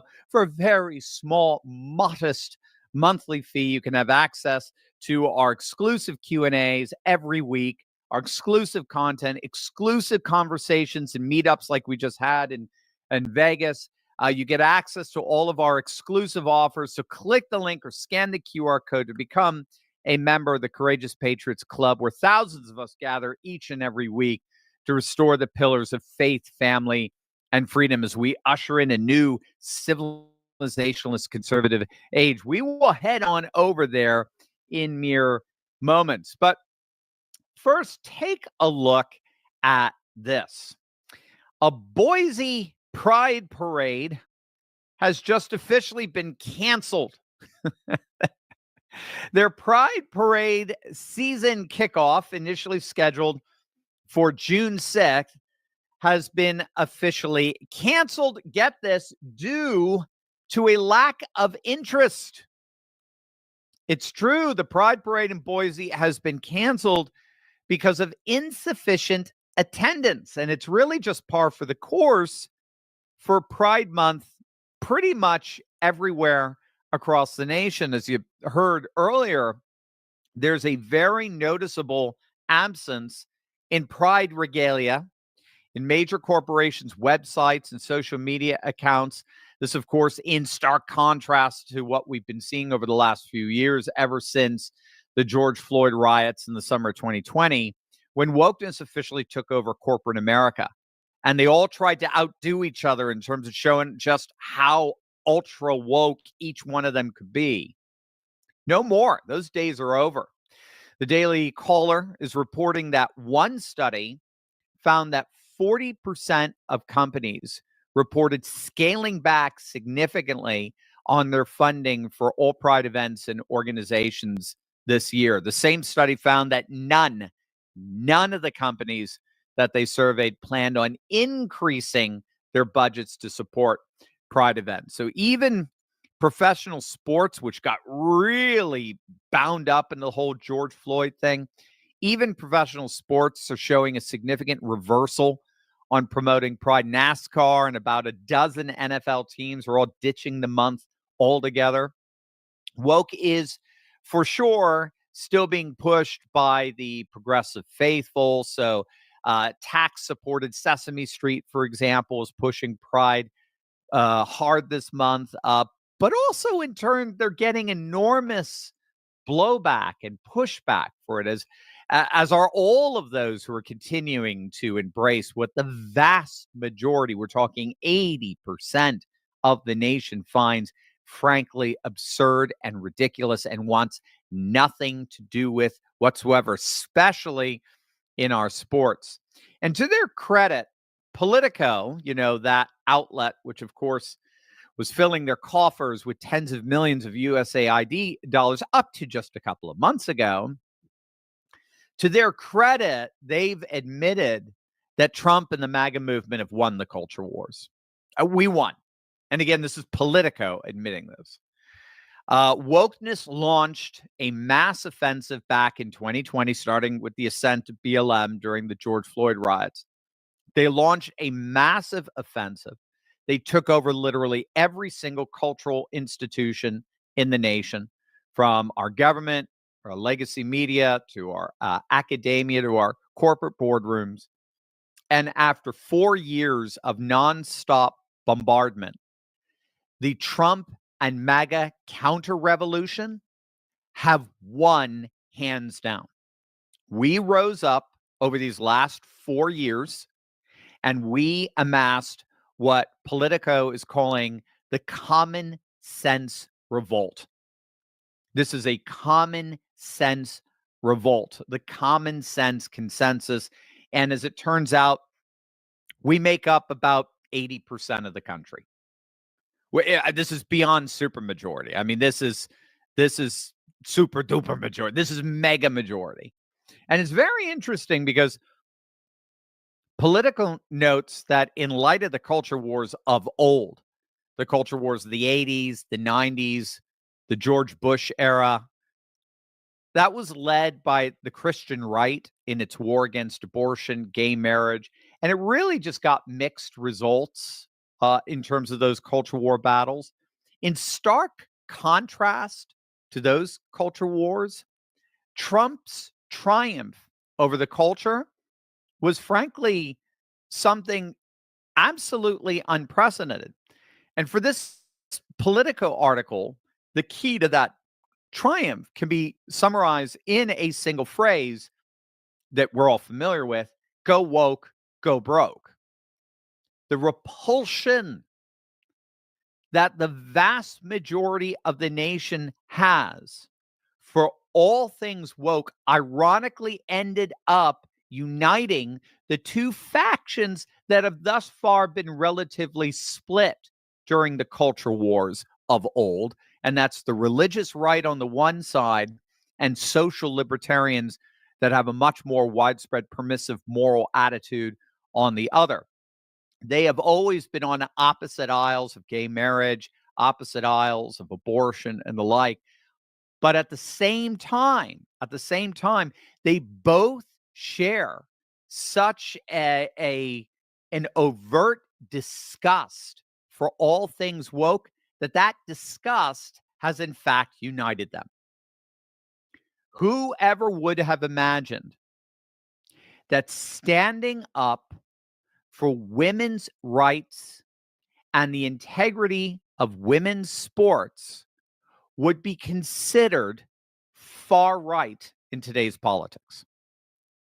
That you needed Hitler incarnate to rise up and defend the basic principle of fairness in women's sports. But that's how insane the Democrats have gotten. And so this Politico article sees wokeness really as the key to Trump's victory over the culture wars. And again, they don't really explain it this way, but we've talked about this numerous times on this channel. There have been studies behind this. So if you want to be on the cutting edge of societal evolution, as Rush used to say, make sure to smack that bell and subscribe button. But the key to understanding how we ended up amassing this 80% majority is because wokeness splits the left and unites the right. Wokeness by its nature always ends up splitting the left, all the while uniting the political right. So while the whole of the right rejects wokeness and the vast majority of independents reject wokeness, at the same time, you take any woke issue. I mean, it doesn't matter which one, frankly. Trans athletes in sports, pride displays during June, CRT in the classroom, whatever, it doesn't matter. You take any woke issue out there, and you will find that 50% of the left is all for it. They support it 100%. But at the same time, a good 50% of the left opposes it. A good 50% of the left wants nothing to do. A good 50% of the left is just as reviled by that wokeness as we are. So this is the Ana Kasparian left, right, of the Young Turks. This is the Bill Maher left. This is the Piers Morgan left. At one time, this was the Elon Musk left and the Joe Rogan left. Remember, Rogan was a Bernie supporter, right? Rogan was a Bernie bro back in the day. They all oppose, and they have been frankly aghast at what the other 50% of, at one time, their side of the political aisle was advocating, but not just advocating. This is key to our success here. It's not just what 50% of the left was advocating with wokeness, but openly declaring that dissent from such advocacy would not be tolerated. Dissent was heresy. Dissent was blasphemy. And all heretics are, by definition, excommunicated. So this is the dynamic that's been operative over the last 4 or 5 years. The more woke these businesses got, the less customers they appealed to, by virtue of the fact that in the end, they only appealed about 25% of the population, because wokeness splits the left, but completely unites the right and increasingly incorporates the disaffected left into the right by virtue of the excommunicatory tactics of the woke left. And these businesses found that out real quick. They found out that this wokeness was not a viable business model. The more woke, the more broke. And so you didn't have to be a genius to figure out that wokeness had no future, as we have been arguing for 4 years on this channel. Wokeness had no future. It simply was not politically or economically viable, which means that we might finally have a June that we can all enjoy together. Over to you guys. Over to you. Micah, our producer, will give us some instructions on how to head on over to our virtual platform. Yeah, well, like Dr. Steve said at the beginning, there is so much news happening this weekend. Just because we're living in the common sense revolution does not mean that the world makes any more sense. So to combat that and to help the common sense revolution, we have the Courageous Patriots Club for you guys to help you think clearly and act boldly. I know that you guys can feel confused and overwhelmed, but with Lindsey Graham in Ukraine, firing rockets deep into Russia, or this guy lighting Jews on fire, just terrible. This is all about getting you guys clarity, courage, and connection. So you're not alone. We have a community of like-minded patriots for you guys. We met some of them in Las Vegas and have met them on many events. We met them at the Bitcoin conference in Las Vegas this past week, Dr. Steve and I, and a bunch of other Turley Talk employees. So that was awesome. And it was really apparent just the impact that's had for them and for you, that it could have for you. So if you're interested, it is only, get this, 33 cents a day. So, name something that you spend money on every day. It's probably more than 33 cents. So if you would like to join Dr. Turley's Courageous Conservative Club, all you have to do is click that link below. And if any of that clarity and community sounds intriguing or enticing, just click that link, check it out. And we really want this to be a solution for conservatives to have a community that they can go to where they can get that intellectual and soul-filled solution, not just an easy, hey, everything's going to be okay, go about your day. So we would love if you would join us for that. I will be putting that link up on that QR code back on the screen right here. So if you would like to join us for our uncensored Q&As, 33 cents a day, and for plenty more benefits, all of that I just mentioned, that would be awesome. We are going to get to some of the questions that our members have today. We have some super chats to get to. I saw Maryland. We have one from Daggett. So, hi, Dr. Steve. I'm worried about the conflict in Ukraine. I feel a little down. Is there any hope? And I'm worried about AI with the incident. Is there any hope? Is there any hope? Okay. Well, I'll take one of those on this side of the platform. Yes, it's very concerning. It's obviously multifaceted, and so we'll need a little time to break it down on the other side in our virtual platform. But Russia, as I understand it right now, does appear to be done negotiating. That's the signals that I'm getting from reading Russian media, reading Russian social media in particular. The commentators are basically saying that officials are done negotiating. They negotiated good faith peace with the Minsk Accord. So this is before February 2022. Those were constantly sabotaged, NATO's instigation. They did it again in Istanbul after the SMO, the special military operation. They negotiated in good faith, got Zelensky to more or less sign on to the peace agreement in Istanbul just a couple of months after the SMO. Boris Johnson came right in, sabotaged those. So I think we know now that these Istanbul talks that are happening, especially today, they're happening against the backdrop of the talks with the Trump administration through the State Department.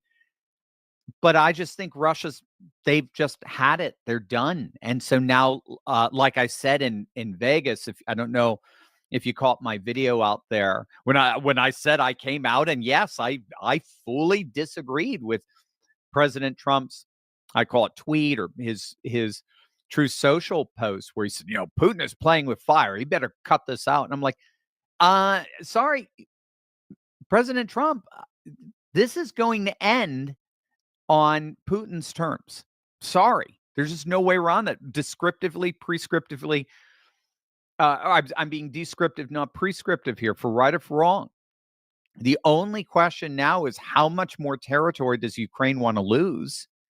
And how much of the rest of what's left do they want turned into dust? As far as Russia is concerned, I just don't think there is any point to negotiating a peace when they are realizing that the whole of NATO is the one that's trying to annihilate them. It's not Ukraine. Ukraine's a proxy. So as for Lindsey Graham, as for General Kellogg, these two neocons, I think they do appear to be working around Trump. And I think he needs to squash that very fast, as of like yesterday. So we'll see what he does with that. But in the end, I don't think Putin is going to take the bait. I do not. I mean, in the end, if you see my video today, bottom line, they're trying to goad him into attacking NATO sites. They're trying to get him to attack other countries so as to trigger Article 5 and then drag all of us into World War III. I find Lindsey Graham, I find Belgium, or Brussels rather, and I find Zelensky to be the epitome of evil in this. So I don't think Putin's going to take the bait. I think he's just going to take more Ukraine. I think he's going to go all the way into Odessa. And I think he's going to leave the rest rubble in the end. Great question, Marilyn Daggett. Thank you for the $5. Crimson Ghost 75 with another $5. Thank you so much for that. Hey, Doctor, I love your show. How do you feel about the latest Atlas poll? Dems up over 9 points. Can you say Ann Seltzer Part 2? It's an absurd poll. It's a total outlier. There's not another reputable poll that even goes anywhere near that direction. So our good friend Mark Mitchell, Rasmussen, they take running averages daily. They're one of the most accurate pollsters of 2024. And I know Atlas Intel was as well, not as accurate as Rich Barris of the People's Pundit, but both Rich and Mark are just laughing at them. It's an absurd poll. Absolutely absurd. Like you said, Dems up over 9 points. For what? Why? Where's that coming from?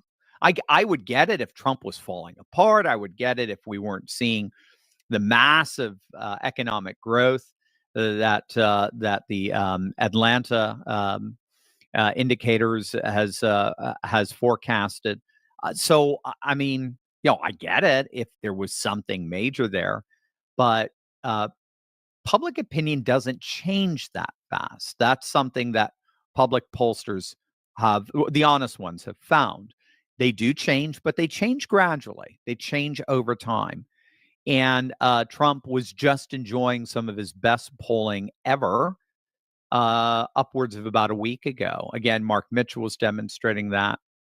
Quantus Insights was demonstrating that. Insider Advantage has him at a 55% approval. And even CNN, if you see Harry Enton's latest polling, even CNN shows Republicans just crushing the Democrats in virtually all the major issues today. So I don't know what happened to Atlas Intel. They've gotten extremely they've become very contentious. And so I noticed their social media posts are attacking Mark Mitchell like directly and personally. But in the end, I think they were paid. I don't know it. I can't prove it. But just like with Ann Seltzer of the Des Moines Register, something's going on there that's just very fishy. Yeah, I love anytime you bring that up, the Ann Seltzer poll, I just think of Rachel Maddow, like the most accurate pollster has staked their claim and has stood tall against the Republican mind control machine. We're just like, all right, Trump wins by 25. Yeah, exactly. She's only off by 14. Yeah, right. Exactly. Yeah, it's amazing. Oh, it's great. All right. Well, we have a call in to get to. Okay. If you would like to, you can leave your call to Dr. Steve and we will answer it. You'll be able to hear your voice on the show, which is just an awesome new section that we put into the live shows on Tuesdays and Thursdays. And I know this question is in the way, so I will get that out of the way. There you go. So it's 717-844-5984. If you could leave your call, that would be amazing. And if you could have it under 30 seconds, leave your name and what state you're from, or if you're from Canada, what province, what territory you're from, or if you're from overseas, what country you're from. It would be awesome to just know where you're calling in from, where you're listening to Dr. Steve from. So without further ado, let's hear from a caller who did not identify themselves, but they made their opinion pretty apparent. When are we going to vote out these neocons like Lindsey Graham and even hold them accountable? I think Lindsey Graham is probably a criminal and is probably stirring the pot behind the president's back. We need to get rid of Lindsey Graham. That's it. Yeah, there you go. Straight and to the point. I absolutely love it. Yeah, so there is a challenger to Lindsey Graham, of course, Mark Lynch, businessman, South Carolina businessman. Lindsey Graham is extremely vulnerable. The base despises him, and he knows he's vulnerable. So expect a very dirty campaign. But he will get a challenger as John Cornyn of Texas, as you know, Ken Paxton is challenging him. It looks like he's gone. He's out. John Cornyn is going to be another. Liz Cheney. It's time to make. I agree with you 1,000%. Lindsey Graham, Liz Cheney as well. The problem you have is that Congress does not have term limits, and because they don't have term limits, they're never lame ducks. And if they're never lame ducks, they always have political leverage. And so President Trump needs the rhinos in the Senate to vote for the bills that he wants to sign on his desk. So he needs them. So he's already endorsed Lindsey Graham, which is absurd. I don't think it's gonna help Lindsey Graham. But in the end, I think Mark Lynch can, if it is Mark Lynch, I think he can take him out. But that's why these neocons have the staying power. Like we're seeing with Tom Tillis in North Carolina, I don't see a viable challenger for him. But they have the staying power because the president is basically forced to have to endorse them and to back them so as to get their backing in the legislature. So it's a catch-22. If they don't endorse them, then they're not going to vote for the legislation that someone like Trump would want. If they do endorse them, they end up ticking off the base because they keep putting back these vile, horrid globalist rhinos. So I'm with you. It's rough, and it's just, when all said and done, it is going to take activist grassroots efforts at the state level to get rid of them, and we can do it. I did talk to somebody in Vegas who is, I'm not going to say who who's a major mover and shaker in winning states, in a couple of the swing states. And he's already said they've got a plan definitely to get rid of, yeah, you know who I'm talking about, Yes. because Micah was there. He's Been already got, verified. yeah, they've already got a plan to get rid of John Cornyn. John Cornyn is toast. And it looks like they're going to try to do the same with Lindsey Graham because they despise him as well. So we've got some secret weapons out there that are actively working on your behalf. Yeah, for sure. It was a very cool trip to Vegas. Got a lot of very interesting conversations on camera too. So we have some videos hopefully coming out soon with some interviews that Dr. Steve did at the Bitcoin conference. We have one more super chat to get to. This one, another one from Crimson Ghost 75. Thank you for the $5, Crimson Ghost. He says, thank you for your answer to the last question. Next question. Do we really have a shot to win the House? We do. Now, it's hard because it goes against history. It's only happened a few times where the president's party has actually gained seats in the House, and it's only happened 5 times where it gained seats in the Senate. Trump was one of those 5 times in 2018. The good news with all the disarray of the Republicans, the good news is Democrats right now have never been at a lower level of trust, confidence, and support than they are right now. Look, with all the problems we have, Republicans, at the very least, they don't want to kill you. And that is slowly but surely becoming sort of the governing paradigm of 2026. It's like, yeah, Republicans are a pain in the butt. Yeah, they disappoint 80% of the time, but at least they don't want to bomb your car or key your car or, firebomb your protest or destroy you or imprison you. At the very least, they're just incompetent. They're just dysfunctional, but they're not evil. And Democrats are increasingly being seen as radically evil. We also are seeing an extraordinarily consistent trend of voter registration advantage for Republicans all across the country. We just got it back in Pennsylvania. It had receded a bit in Pennsylvania because there's been some voting, there's been a primary going on in Philly, and that's been registering a lot of Democrat voters. So they ended up taking the lead in voter registrations in Pennsylvania after we had the lead for, months and months and months and years, literally. We've got it back again now that the primaries over or it's settled or whatever. We've got the election advantage or voter registration advantage back again, and that is the key indicator. The key predictive indicator for how people vote is how they register. You don't register for one party and then turn around and vote for the other. That's just not a pattern we see play out historically. So voter registrations were through the roof prior to 2024. They're through the roof right now, and they continue to be prior to 2026. So that continues together with the Democrats' moral implosion right before our very eyes. We should be in good shape. But again, I will let you know. I'll give you all this. We'll have all the stats the closer we get to 2026. So if you haven't subscribed, make sure to smack that bell and subscribe button, and you will have the breaking news of where we are each and every day as we lead up to the midterms.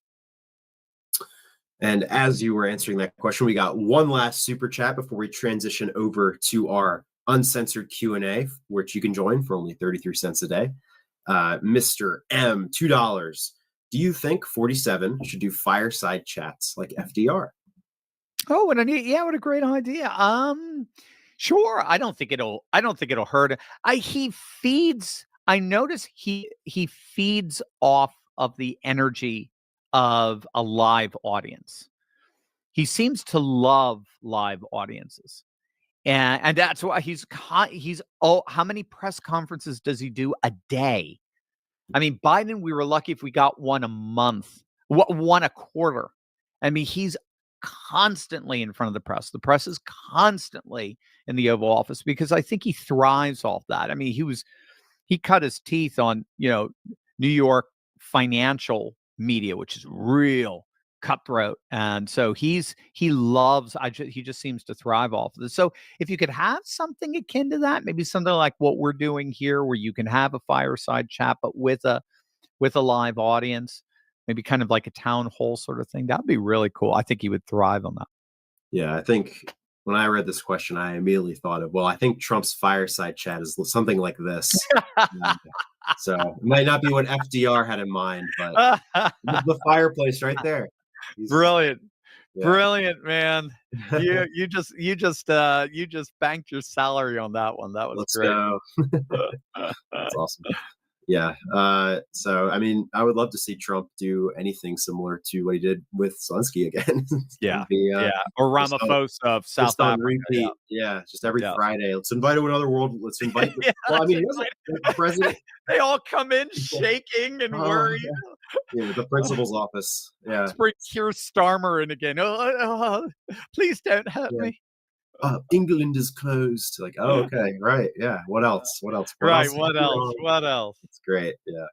All right. Well, we are going to transition over to our uncensored Q&A again. We have so many members telling us just how much they appreciate this club and the community it brings. And so we would love if you would join for only 33 cents a day. That is much cheaper than super chats, I would say. These even that $2 super chat from Mr. M, we really appreciate it. But YouTube does take a massive portion of those super chats. And so if you would like to support what Dr. Steve does and also get clarity and encouragement every single day as an insider member of the Courageous Patriots Club, please join by clicking on that link in the description on Rumble and on YouTube, or by scanning the QR code on the screen. And without further ado, we are going to be live for another hour answering all of our members' questions. So we are going to transition over there in 30 seconds. We will see you over there.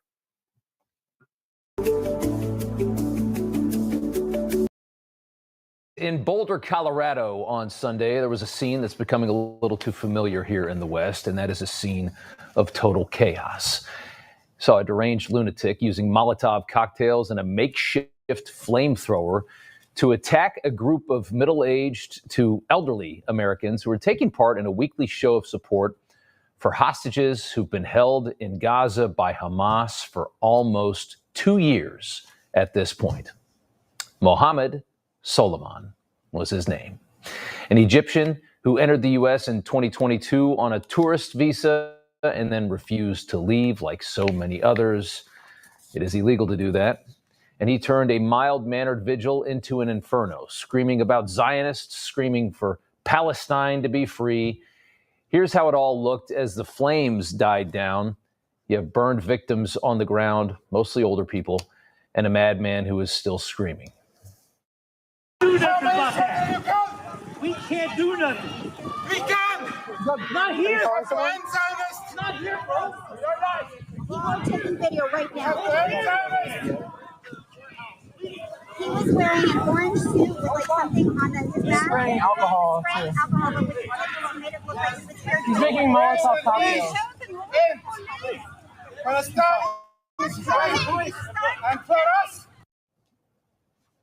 We've brought in potentially thousands of that right there. We don't know. We really don't know. And trying to get rid of them as fast as we can. And then after you saw that, because after all, it's Boulder, Colorado, we see an aging hippie walk up, furious, screaming and victim blaming those who were attacked by the firebomber. One of those people, by the way, is a Holocaust survivor. There aren't many of them left, who was lucky to escape death by an inferno 80 years ago, only to be burned in an affluent left-wing American suburb, nearly a century later. This deranged witness you're about to see saying it's the protesters' fault that they were attacked by a terrorist. You don't antagonize like that. You caused me. He's not right.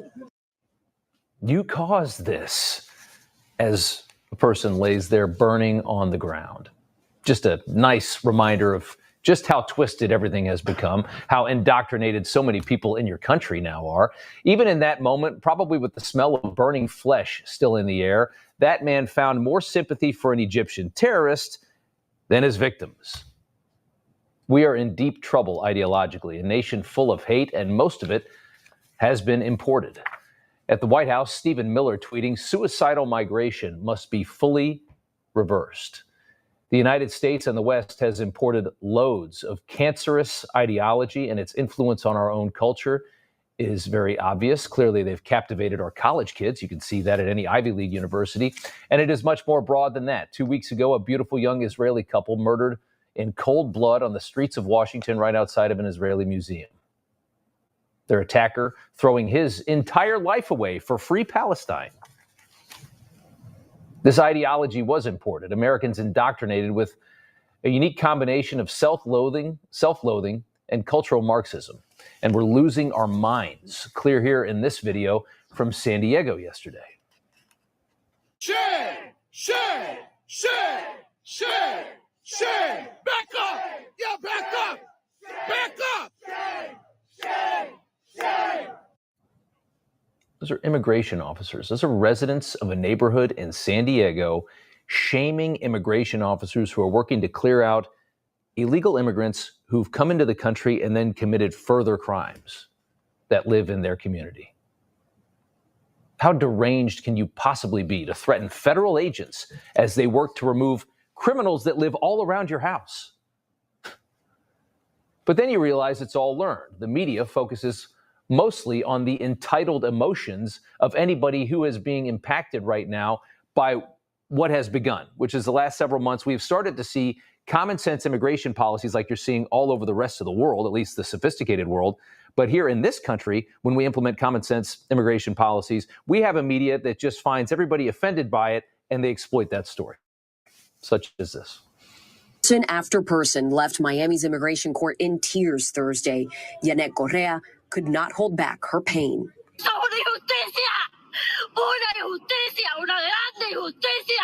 She screams injustice after her husband was placed on an expedited deportation order after showing up to his immigration check-in in Miami. The only country in the world, bar none, the only country in the world where you can enter illegally, commit additional crimes, or ignore orders to leave, get sympathetic media coverage when you're finally deported, and millions of Americans and one of the two major political parties are fighting to keep you here. The only country in the world where you receive behavior like this. In Boston last month, neighbors getting violent with ICE officers as they arrested an illegal who had beaten up her own pregnant daughter. The whole neighborhood comes pouring out to defend a woman from another country, came here illegally, and then beats the hell out of her own pregnant daughter. Mostly white liberals, as we all know in the video, the most dangerous creature on the planet. Do they protest when anybody else is taken into custody for beating up a pregnant woman? I don't imagine they do. But in this instance, look at the street. That's a neighborhood in Boston, Worcester, Mass. ICE in Boston announcing a major raid over the last several days. Hundreds of illegals, more than 1,000 actually, most either convicted of crimes after coming in illegally, so they come in illegally and then they start committing crimes, or they've ignored multiple deportation orders, which means they're found out to be illegal, tell them to go home, they just throw it away multiple times. Those are the people being rounded up. The response from the Congresswoman in Boston was this.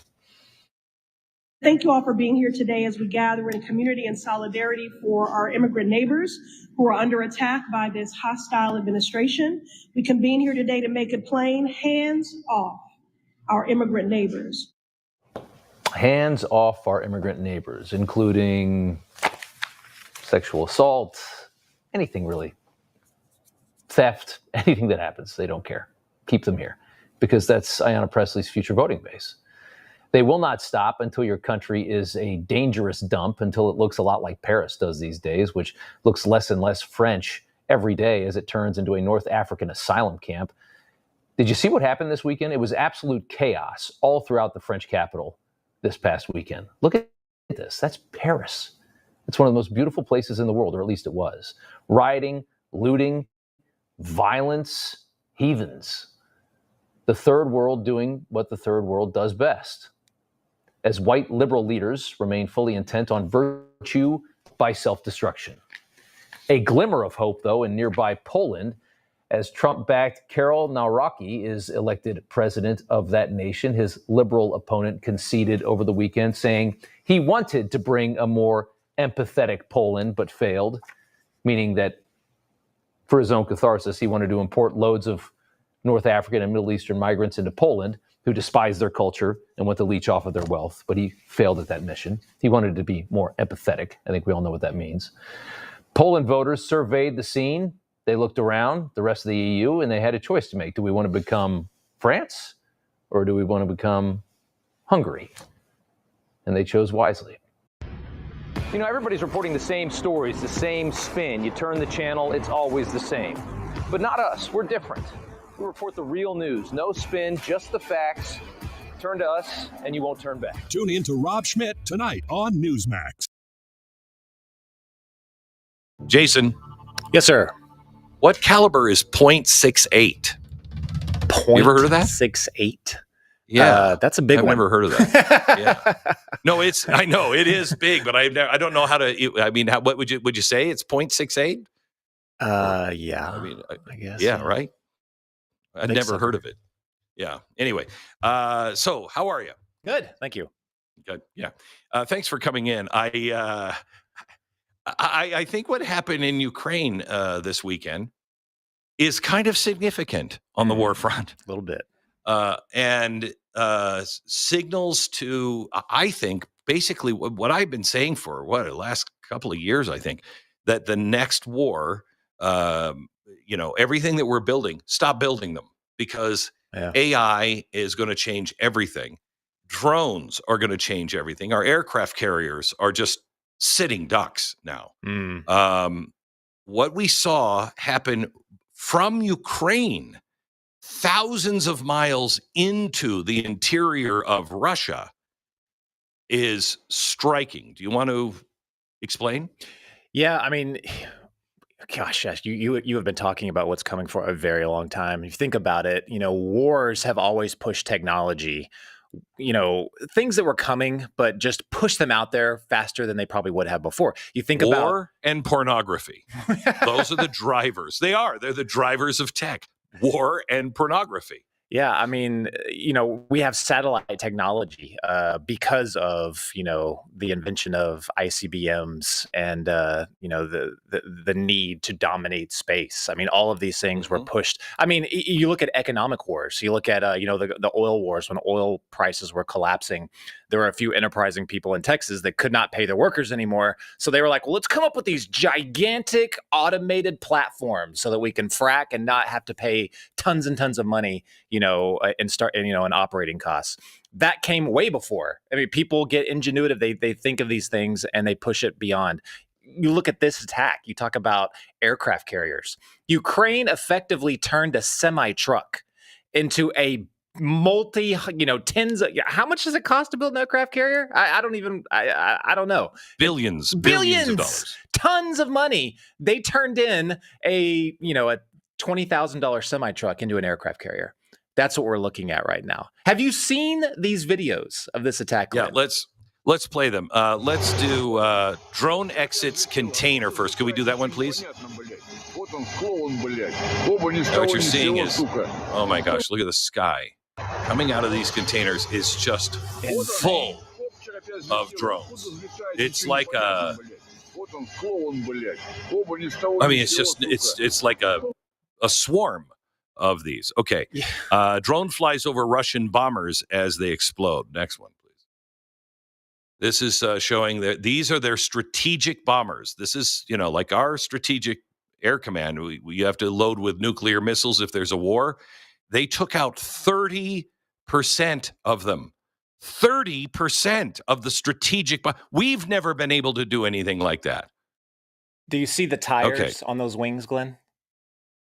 That's how big they are. So they have these tires right there. In that video right there, you see as it's flying over, there's all these tires lined up on the wings. The reason why they did that is because they're trying to stop the targeting systems of these first-person drones the Ukraine is employing in mass. So they put the tires on the wings so that it attempts to mask or confuse the AI in these in the targeting of these drones. They're trying everything they can think of to slow down this drone warfare. Is it true though? Oh my gosh! Wait! So those little spots on the wing, that's how big that plane is. I know that's a big plane, but as you say that, and I'm looking, I see the spots on top of the wings, and I'm like, those are tires. Those are tires. Yeah. Wow. Is it true that they had to control these from inside Russia, like nearby the sites? Though that's what the reporting I heard was. Which is that they've had all these pilots apparently, or drone pilots inside the country. Is that accurate? I guess that's possible. They haven't, and that's an interesting point because Ukraine immediately. You know what? I'm going to stay away from. I'll start with this. I'm going to stay away from any of the BDA, the battle damage assessment on this, because I know the propaganda machines are going to be going insane on both sides. I don't want to get into another Ghost of Kyiv situation here. So it could be as high as 40, bombers. It could be as low as, I don't know, 10. Who knows? The point is that the name of the game changed this weekend. Completely changed. And the reason I think Zelensky is pushing this out and saying, yeah, we did it. I mean, Israel didn't even do that with the Hezbollah beeper thing. They kept it close to the chest for a while, even though we all knew it was them. But they didn't give away everything right at the beginning. Ukraine just saying, this is how we did it. We loaded up these drones. You saw those tractor trailers in the back of the semi-trucks. It was remotely opened. And then if they were in Russia or back in Ukraine, who knows where. And then they remotely took the drones up and sent them out in swarms like an aircraft carrier. This happened. Everything changed. But the reason they put that out there is because this is also now a big psychological thing with Russia. Now they don't even know if they can trust any cargo coming into any container. I mean, anything. They're everywhere, those things. Right. This goes way beyond. Gang, can we let me just reset this. Stu, what came to mind when you said, were they controlling them from inside? We don't know what's in our country. We don't know who came across our border. These things could be in our country today.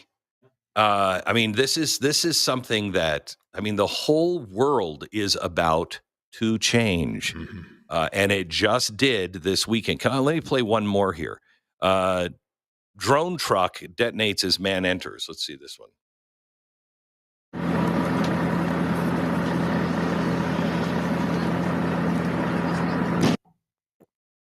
Yeah.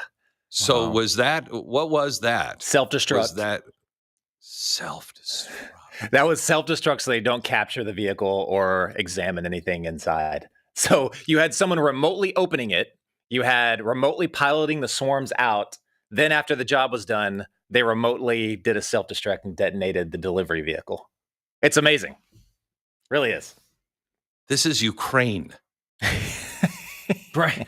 I mean, Ukraine in the middle of a war for a long time. This is Ukraine. This is not even like the high. Like, what do we have? What does China have? I would assume it's even more advanced, right? They're not saying this is us that helped them with this either, right? Okay, so yes, we have the capability. I don't know if we've been thinking along these lines now, which is very dangerous. Of course not. No, if you go to, and the word is out there, you can look all.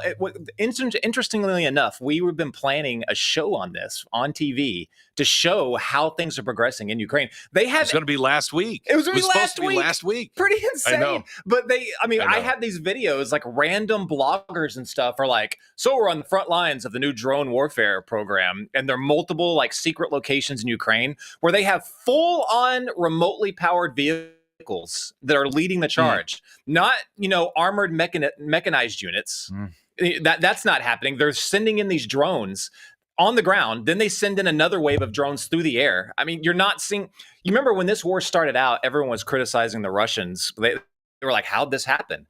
Well, because the Russians were going in like World War II. They were going in like mechanized units. Yep. These big bulky tanks, they were getting knocked out. That is not how warfare is going to happen going forward. It's just not. Everything is changing right now, and it's being a test drive right now in Eastern Europe. It's scary. Is that good or bad? That is the. I honestly am asking that question because I don't know.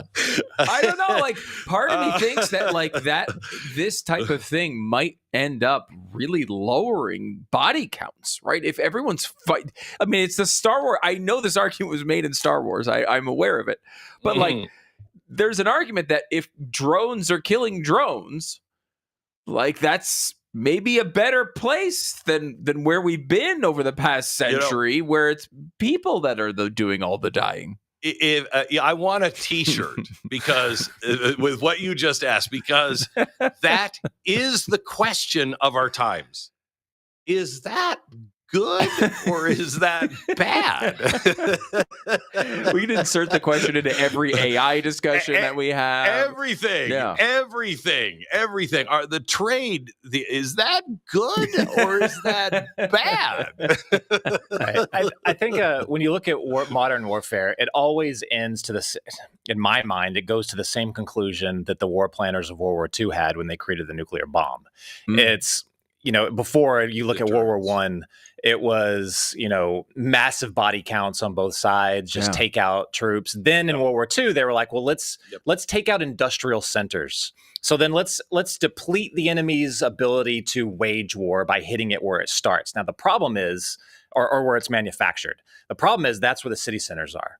So that's where the civilians are. So eventually, after you've gotten through all this drone warfare, militaries are decimated on the battlefield.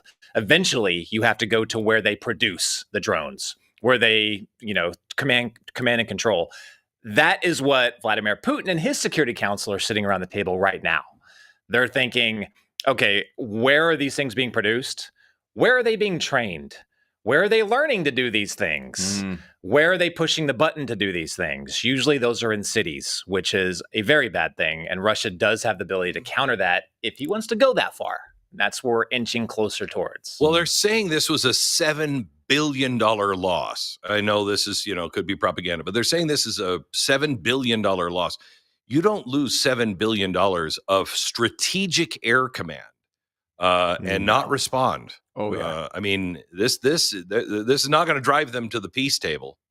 And that's the interesting question. Coincidentally, they're meeting today. They're meeting today. And so what I have heard in some of the coverage is that this was intentionally done before this, right? Like to basically say, I mean, in a way, to say that we do have cards, right? The old, like, you guys don't have any cards to play. Well, we do have cards. That's what they're trying to bring up into this negotiation point. Essentially, we're not coming from a place of weakness. Yeah, but how do you? That's a really good point. But how do you, as Vladimir Putin, address your people and say, "Hey, we just made peace after they just took down 30% of our strategic bombers"? I don't see how you can. I don't either. And that narrative is kind of crap to me because Russia, I think on the same day or the day before, sent its largest drone arsenal themselves, I think to date, inside Ukraine. Right. I mean, like it's not 500 drones. It's not like they're doing like it. My assumption with Russia, though, is that they don't actually want this, right? Like they're walking down this road of peace talks, but like in reality, they have not shown a lot of interest in actually solving this. I don't think Ukraine, I think, is in another position where I think they'd like it to be over, but the terms that are there, they don't like.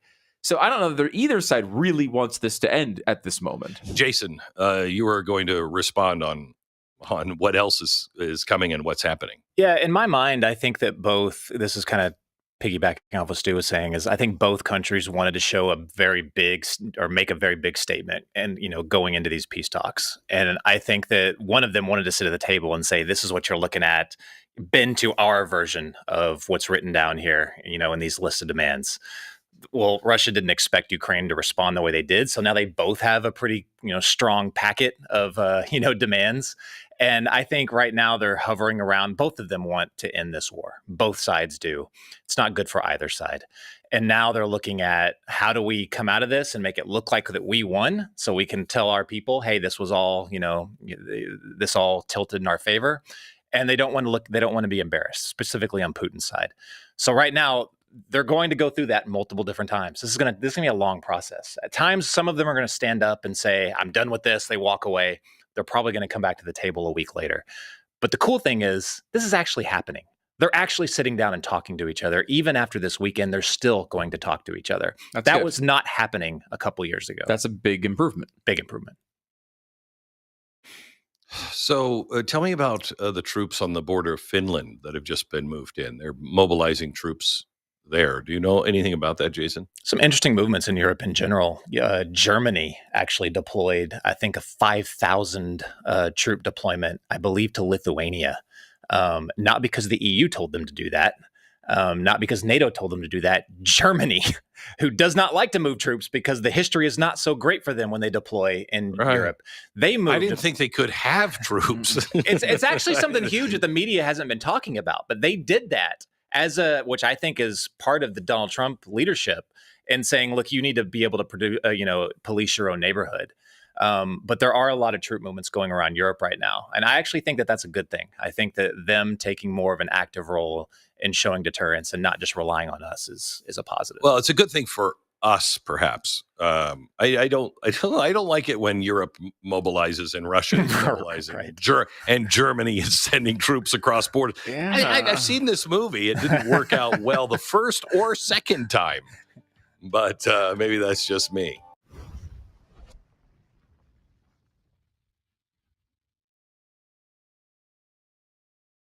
I mean, what's it going to take? Seriously, what's it going to take for the media and every other lib out there to understand what the threat is? Here we had a guy that's here on an expired visa, 2 expired visas, actually, a travel and then a work visa. Psst, that means he's here illegally. From Egypt, by the way, the country next door to Gaza that's not taking a single refugee because they don't want that type of ideology and their problem in their country. He was yelling, "Free Palestine," which is not even a real place. His name was Muhammad Salman with a ghetto flamethrower chucking Molotov cocktails at Jewish people. It sent 8 of them to the hospital. And it happened on the backs of basically all the legacy media telling us that Israel had bombed an aid site in Gaza that didn't actually happen at all. Israel had nothing to do with any of that. And the same media is out there saying that, well, this guy had unknown or unclear motives because of course, he didn't say exactly what he wanted while he was standing there with no shirt on. Happening now, shock and condemnation after a man set people on fire at a Jewish community event in Colorado. Smoke rising after the FBI says a man used a makeshift flamethrower. In Colorado, a man is in custody this morning after authorities say he attacked a group of people in Boulder. Ooh, a Colorado man. You mean the man who was here illegally? Well, and also don't know I know what his motives were. When he was interviewed about the attack, he said he wanted them all to die. He had no regrets, and he would go back and do it again.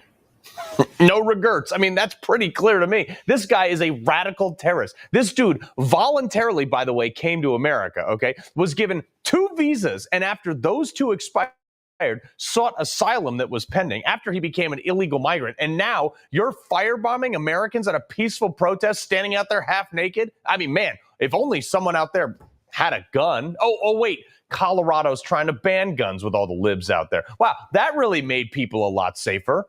Then you called a bunch of people to come stop this guy with the very guns you're trying to ban in your state. You see how stupid this is? You're starting to see how a bunch of folks in America like me and like you at home might be starting to think that Democrats are a bit complicit in all this.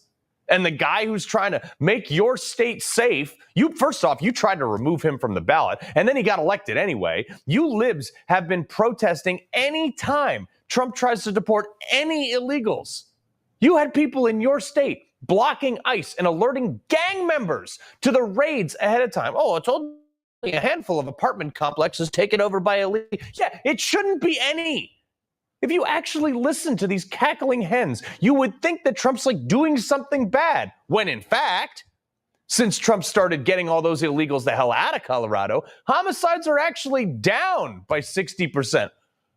Oh, imagine that. I mean, who could have possibly seen that coming? This is so ridiculous. Guys, this is not rocket science.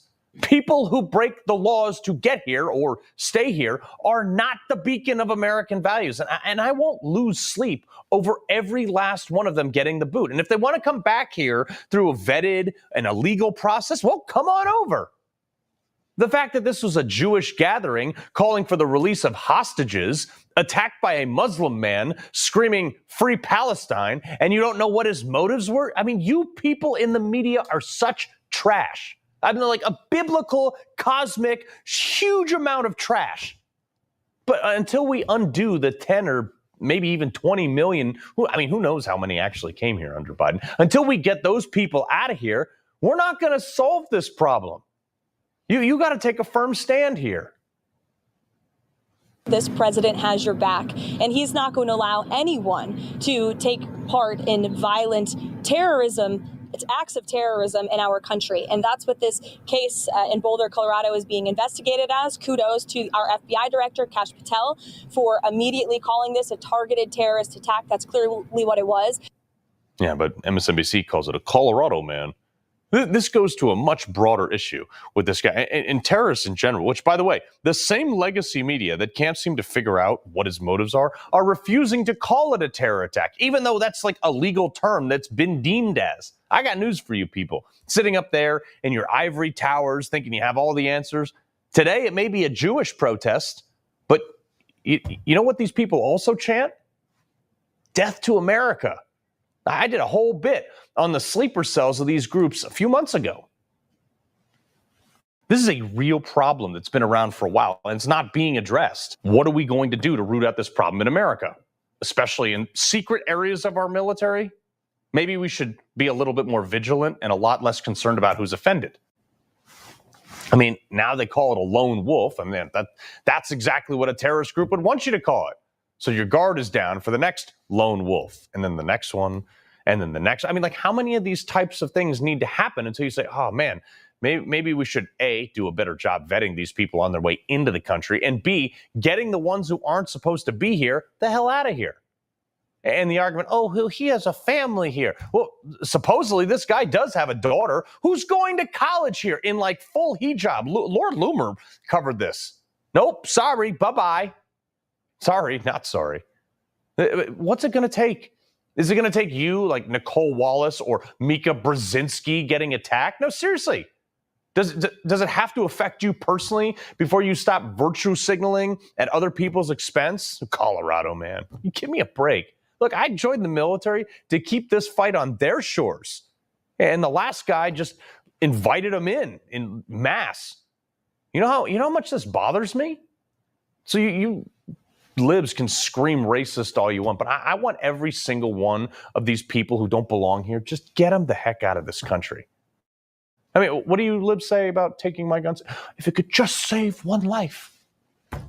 Maybe that next life that Trump saves is yours, or your kid, or someone you know. Look, all these people, like, if you're coming here to protest America, you don't like America, well, there's the door, dude. You don't want to abide by our laws? Good riddance. Now, I don't care if you accidentally or purposely even end up in like an El Salvadorian supermax prison. That's not my problem. You're not here anymore. That's all I care about. These attacks, these rapes, murders, assaults, whatever, they just keep happening. And there's concrete statistics now, like we just showed you in Colorado, to show you that if you get rid of these people, crime stats go down. Yet an entire party doesn't want to see that. I mean, keep it up, libs. In the meantime, Trump is going to keep these deportations rolling. You're welcome for saving your ignorant hide. He loves the Constitution. He fights for what's right. He hates the bad guys. He's a freedom warrior. He's your freedom warrior. Watch Carl Higbie every weekday on Newsmax. It's June, so y'all know what that means. It's my 4th annual Straight Pride Month. But first, I went to this gay pride parade, and I saw in it there were these old men and old ladies like with these signs that said, "We are proud of our gay son," you know. And so I was saying that's an odd thing to be proud of, you know, because it's not an achievement, you know. It's not like something you work all your life to be gay or anything like that.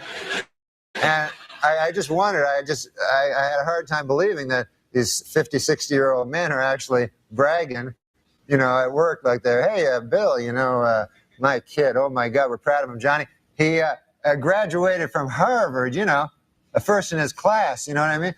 Now he's articling over at a law firm, and oh yeah, he loves. Hey everybody, welcome to another edition of Things That Need to Be Said right here on MRC TV. I'm Nick Kangatis. So it's Pride Month. And since I don't play for the pink team, I'm firmly aware of what gender I am, and I don't feel like chopping my junk off anytime soon. I've made it my mission every June, the month previously known to be the most sought after for straight people to get married, to give the alphabet mafia a little taste of their own medicine. And while I would never advocate for violence, let's start by metaphorically getting rid of this stupid, self-important, attention-whoring month known to man. This is Sparta! The media does their part to be really gay, to the point where I'd love to see President Trump just come out one time during a press conference, look at the journalists and say, "You're gay." That is gay. So to kick off my 4th annual Straight Pride Month, we're going to show just how gay, queer, lesy, and transformery the establishment propaganda media really is, and compare it to how awesome straight people is. Ready? And here we go. Devin Ojeda works with advocates for trans equality. He says he and his trans friends often worry about being targeted or harassed, and he understands if people decide not to attend World Pride out of safety concerns. But he also feels it's important for the community to come together. I also am in the mindset of always continuing to be in these spaces, to say, I am trans, I am visible, and you're not going to take that away from me. What the hell is even that? I feel like I need to wash the gay off me. I got the poo on me. And yes, my words this month are intended to be as offensive as possible. Can't take a joke? Not my problem. Moving on. Now, for a clip showing some straight pride. I'm not gay no more. I am delivered. I don't like men no more. I said I like women. Women. I say women. I'm not gay. I would not date a man. I would not carry a purse. I would not put on makeup. I will love a woman. Media gayness? For many kids, camp helps add some sparkle to their summers. They're a little chunkier. At New Country Pride Camp, that sparkle is a lot more literal. Oh, I just love that whole idea. They look so happy. Parents and organizers agree it's much needed, a place where these kids can not just be tolerated, but celebrated. That is gay. Or everyone's going to hate me for saying this because I strongly believe in the masculine and feminine dynamic. Yeah. Women are here to be women. Our physiology is such. It doesn't mean we need to be locked up in the house and not allowed to do anything. No, that's not what I mean by being feminine. We spiritually take care of men. And men, when they're in the protector provider space, they also thrive. Transitioning back to the media. Huh? Get it? You get it. There is no president that can push us back into the closet. There is no government that can strip us of our joy, of our fight for freedom. We're not going anywhere. And Pride is not just going to be a celebration. It's also going to be a protest. I was going to say, I've had several people remind me, including you in our off-camera conversations, that this is yet another moment where folks can be reminded that Pride began as a riot. That's right. You sound like a gay. Or 4 weeks in a row, we get Veterans Day, Memorial Weekend. You died for the country, to give you a weekend. Abraham Lincoln freed the slaves, kept the Union together, gets a day. Not even his own day. He's got to share it with George Washington, who founded the whole country. He doesn't get a day either. But if they would have sucked each other's, they would have got a whole month. That's all I'm saying. You get the idea? The media, with all their inclusiveness and their push for a homo hegemony, has made it so that practically no one under 65 watches their drivel anymore. And that's probably best for the key demo because, as we've displayed today, the media can be really gay. That is gay. So, were these things that needed to be said? Let me know in the comments, where I do read most and reply to some. And don't forget to follow us on Rumble. Like and subscribe on YouTube as well. Like us on Facebook. Check out more of our work at mrctv.org. And if you want to support our content and the conservative movement, head on over to mrc.org/donate to help us out, since we're a nonprofit and couldn't do what we do without all of you. For MRC TV, I'm Nick Kingadas.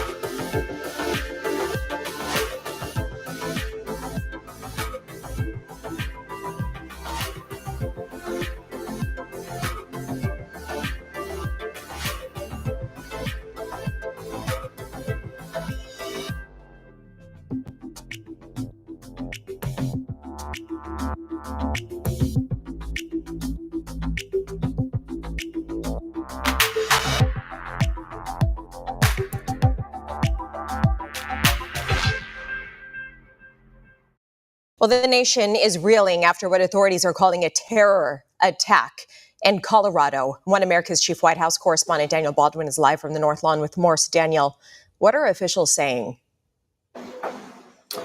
Well, President Trump has finally weighed in on the terror attack in Colorado, Alicia, writing, quote, "What happened in Colorado will not be tolerated anywhere in the United States." He wrote that the suspect, who's been charged with murder, assault, among other things, came in through Biden's, quote, "ridiculous open border policy, which has hurt our country so badly, he must go out under Trump policy." Obviously, the main suspect's name is Mohammed Sabri Soliman. And specifically, officials have said that he is an Egyptian national who came into the country 2 years ago and overstayed his visa.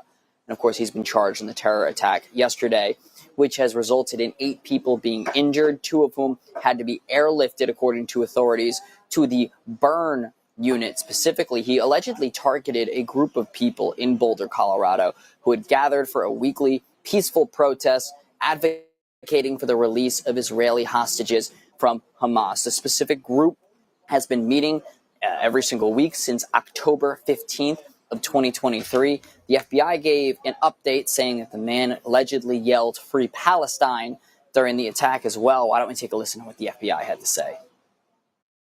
This attack happened at a regularly scheduled weekly peaceful event.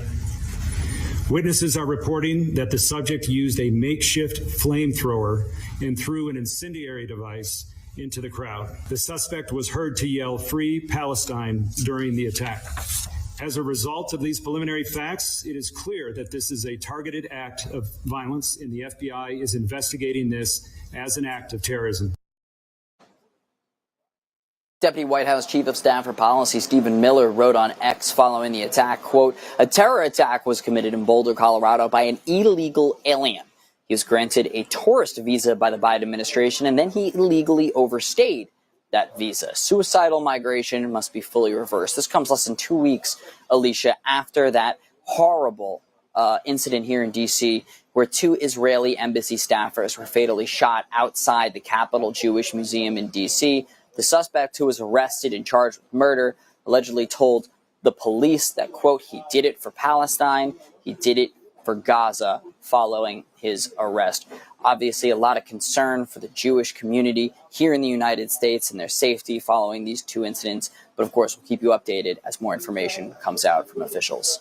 Yeah, we have seen 2 horrific cases of anti-Semitic violence in our country in the last 2 weeks, and it is unacceptable to this president and this White House. And rest assured, to all Jewish Americans across our great country, this president has your back, and he's not going to allow anyone to take part in violent terrorism It's acts of terrorism in our country. And that's what this case in Boulder, Colorado is being investigated as. Kudos to our FBI director, Kash Patel, for immediately calling this a targeted terrorist attack. That's clearly what it was.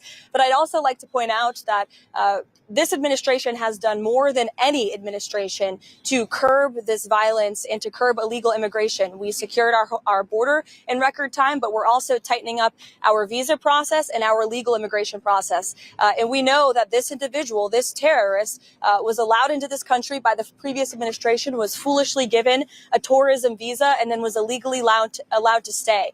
These individuals are going to be deported, and we're not going to tolerate such violence in our country. Initial response by our officers, we were on scene very quickly. When we arrived, we encountered multiple victims that were injured with injuries consistent with burns and other injuries. While our officers and paramedics and fire department personnel got those victims quickly to the hospital, our officers were pointed out, a suspect was pointed out to our officers on the scene. Our officers immediately encountered that suspect who was taken into custody without incident. That suspect, who I'm not able to ID at this time, was taken to the hospital with some minor injuries as well. And there's a lot more we're investigating right now before I'm able to release information on that person. The scene itself is contained, but we have a large area here in downtown Boulder closed off right now. Businesses have been closed, and we have asked people to avoid the area. This area is not safe yet. We're dealing with a vehicle of interest. We're dealing with a large area that we are making sure it's safe before we allow people to come back into the scene. This was a beautiful Sunday afternoon in downtown Boulder on Pearl Street, and this act is unacceptable. So what I will tell you, on Pearl Street, it's a walking pedestrian mall downtown here. There was a lot of people out. Very beautiful day. There was a group of pro-Israel people that were there in a peaceful demonstration. I wouldn't even call it a protest. I believe that happens frequently down here. They were there in that area. We are looking and actively interviewing victims and witnesses to determine if that group was targeted or others, and we just don't have those answers yet. So I've been in contact with our local FBI multiple times. We are in contact with them here. We are not calling it a terror attack at this point. Again, it's way too early to speculate motive. I know there's a lot out there on social media, but I ask people just to give us a little bit of patience while we work through a really complex scene. A lot of witnesses were here. We've taken them to another location to debrief them and interview them. As we do that, I think the picture will become more clear. But it would be irresponsible for me to speculate on motive this early on. We're only a couple hours into this thing. And all I know is it's an adult male. We're working to identify that person. We're working to figure out where they're from. And we're in contact with our federal partners as well as we figure that out. So our initial call, as I mentioned, was a report that someone was setting people on fire. That is fairly consistent with the injuries that we found on scene, but we're not 100% certain how that happened, and that's what we're doing to interview. There's a lot of witnesses that we're interviewing. I can confirm that Boulder Community Hospital received multiple patients, and some of those patients were transferred to other hospitals. Right now, we have detectives working to find out specifically the number. What I'm being told is there are a range of injuries from very serious to more minor. And again, I just am, my heart goes out to those victims, and we're keeping them in our thoughts, prayers, and minds as they recover. It was very strange to just hear a crash on the ground of a bottle breaking, and then it sounded like a boom, and then people started yelling and screaming. But I saw fire, I saw people falling and screaming and crying and tripping, and I saw the attacker have a Molotov. He had 3 Molotov cocktails. One of them he threw inside of a group. At the group, and one lady lit on fire from head to toe. And then the other 4 people were also injured and in a fire, but not as bad as the first one. And then the attacker came out from the bushes and the trees the second time, and he threw another cocktail. And on the second one, he lit himself on fire accidentally. And I imagine it's accidentally. He seemed to have a bulletproof vest on, or some kind of vest, and then a shirt underneath it. And after he lit himself on fire, he took off the vest and the shirt, and he was shirtless. But he still had his Molotov cocktails in his hand, ready to use them, like ready to throw them. These like shoots of fire, linear, about 20 feet long, spears of fire. 2 of them at least came across right into the group about 15 feet from me, because I sit there and watch them, but I try to listen also to what they're talking about, because I am concerned about the hostages. With a Free Palestine shirt, I don't want to hang around there after that. Yeah. I know that automatically, and I'm sure the JCC is going to be up in arms, and this is going to divide this community all the more. And it's all to all of our detriment, because it will not end pleasantly. This person that did this act, that's beyond words also. Like potentially killing like this whole group of people. That's unconscionable that happened, and that anyone would be elevated to that level of despair that they would do that. Looking for news that actually tells the truth, not just the headlines they want you to hear? Then it's time to sign up for OAN Live. It's your go-to source for unfiltered news, sharp debate, and 5 hard-hitting political talk shows, including my show, Real America with Dan Bald. You can watch live anytime, anywhere. No noise, no nonsense, just real reporting and bold conversations that matter to you and your family. You can sign up for OAN Live now to see the truth unfold, and you can catch Real America every weeknight at 8 p.m. Eastern.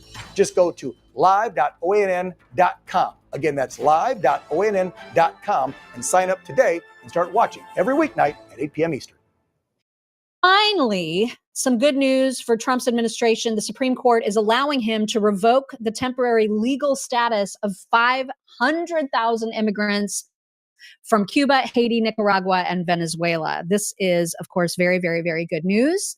Not enough, though. I mean, 500,000. My God, how many were there's like, what, 18 million?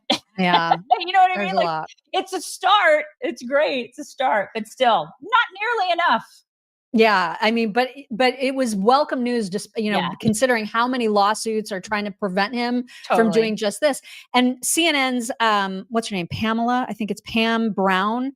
She was fighting with Stephen Miller about this and talking about, the judge's decisions, and shouldn't there be sort of this checks and balances against President Trump's executive actions. And man, did he ever set her straight, you guys. This was a thing of beauty. Undocumented migrant sent a letter threatening to kill the president, promising to self-deport after the assassination. CNN reporting shows that investigators believe the migrant was set up. It was a victim of a setup. What is the administration going to do now? And this is an undocumented immigrant. I do want to note that, but this was someone who came forward, was a victim of a crime, and now law enforcement believes he was set up. Go ahead. Well, I want to clarify what you mean. So we're talking about the same thing. Are you saying this immigrant was here illegally? Yes, but I am, and that's why I said that. I clarified that. You said undocumented, and I wasn't clear what that means. I'm assuming they have a fake ID. I'm assuming they have a fake social security number. That's neither here nor there. That's getting away from the question, Stephen. I want this to be, and call me naive, a good faith discussion about what's happening right now. But when we use language that's designed to obscure the truth, that's not good faith. Do you think a judge should just rubber stamp what your White House does? If not, what checks and balances do you think should be in place for this White House? It is not the job of a district court judge to perform an individual green light or red light on every single policy that the president takes as the head of the executive branch. Answer me this. Why did Congress create Article 2 immigration courts? Because they didn't want Article 3 courts, and in fact prohibited Article 3 courts from adjudicating individual cases. Okay. Is it really your belief? As if it is, that's breathtaking to me, that when we're deporting an illegal alien, we have to get permission from an Article 3 district court judge? Okay. Like a trial judge? Is that your view? Just think about the premise baked into your question. Respectfully, Pam, you're saying that when the American people elect a president of the United States of America, I'm not saying it's the implication, who is the sole head of the executive branch, Well, what let me checks and finish. balances Let do me you finish. think should be in I will place? answer the question happily. But look, when you have these kinds of lazy assumptions built into questions, it makes it hard to have a constructive What is dialogue. a lazy What I'm assumption? I saying- said you all had to win. You said no. You said is it my expectation? I'm speaking You said because is it now my you're putting. you said is it my expectation? It's not just you. It's the whole media. In other words, when you I know hear you a want to sentence loop like this on. It is a completely no, no, fair no. question. You say Fine. judges, No. judges who rule against the White House. And I will go rogue. gladly answer it. When Go you ahead. say, do we think district court judges should rubber stamp each action? There is a premise that is built into that is absurd. The president is the sole head of the executive branch. He's the only officer in the entire government that's elected by the entire American people. Democracy cannot function. In fact, democracy does not exist at all if each action the president takes, foreign policy, diplomatic, military, national security, has to be individually approved by 700 district court judges. That whole exchange was a beautiful thing. There's one It's so adult in the beautiful. room, one adult, and it was him. And she was just like looking. She's like, "How can I get to commercial? Oh God, oh my God, I'm not prepared. It's so bad." The whole undocumented thing is absurd to me. It is. Like completely. when they say undocumented, it's like, were there ever documents? There were never documents. So just shut up with the undocumented thing. They were never documented to be undocumented. Okay? There are no documents. Everybody shut up about they're illegals. They are illegally here. They are stop with the documenting. No, but I hate that. Don't you hate I know. that? Oh my, well, and I love that he called her out on it. That was perfect. It's so typical of liberals wanting to just constantly like transform the narrative and make something that it's something into something that it's not, which is to say that like somehow these people are walking around with documents. No, they're not. No, they're not. They don't have documents. They're just illegals. That's all. Dana Bash was very, very mad at Stephen Miller because Stephen Miller ripped her friend Pam a new one and suggested that this was lazy the way that she was having the discussion. So here was Dana at the top of the following hour. For the record, there is nothing lazy about Pamela Brown in any way, particularly when it comes to her intellect. There's nothing lazy in me. I'm going to stick up for my girlfriend. God. And shut up, Dana. Up yours, Dana. I know we've already talked about just how egregiously the media reports things. But this was an amazing headline from the Washington Post. And whoever tweeted, John Hassan said, "I thought this had to be fake, but it's real." The headline reads, "The mysterious drop in fentanyl seizures on the U.S.-Mexico border." The reasons behind the decrease, you guys, they're complex. They're really complex, you guys. Yeah, I know you guys are too like intellectually inferior to understand why. I mean, it could be, I don't know. What do you think it is? What do you think it could be, Mark? What do you think? It's a mystery. It's so mysterious. Could be the documents. Maybe it has something to do with all the documents or no. These people are just insufferable. Real headline, you guys. It's real. Somebody wrote that, and then somebody else edited it, and then somebody else said, "Let's pray." Yeah, that's a great idea. Now let's go to lunch. Wow. But sometimes I know if it's like a really busy news cycle, I need to have my brain in full function, and this is the best stuff ever. Healthy Cells, awesome. Focus and Recall. You guys, do you see the flavor? It's peach, pineapple. Are you kidding me? Mm-hmm. It would take you this many pills. Do you see all the pills in here? It would take There's you a lot this of pills. many pills to get all the things that are loaded up into this one delicious gel pack that is super, super good for your brain power. It's got nootropics for focus and for mental speed. It has, again, 11 pills worth of those nootropics in this easy to use gel pack, which absorbs really, really well into your system. That's the beauty of Healthy Cells, all of their different supplements. This one is specific for Focus and Recall. Of course, we've talked to you about the glucose support, the hair, skin, and nails. They've got heart and vascular support, joint and mobility health, all the things that you need for your personal system. And they've got a plain old multivitamin too, if you need that. And if you want, you can try all of them in this handy dandy little packet that has all the different kinds that they have in there in one spot. You can get that for less than $20 at healthycell.com/chicks. And when you use code chicks, you're going to get 20% off of your first order. healthycell.com/chicks.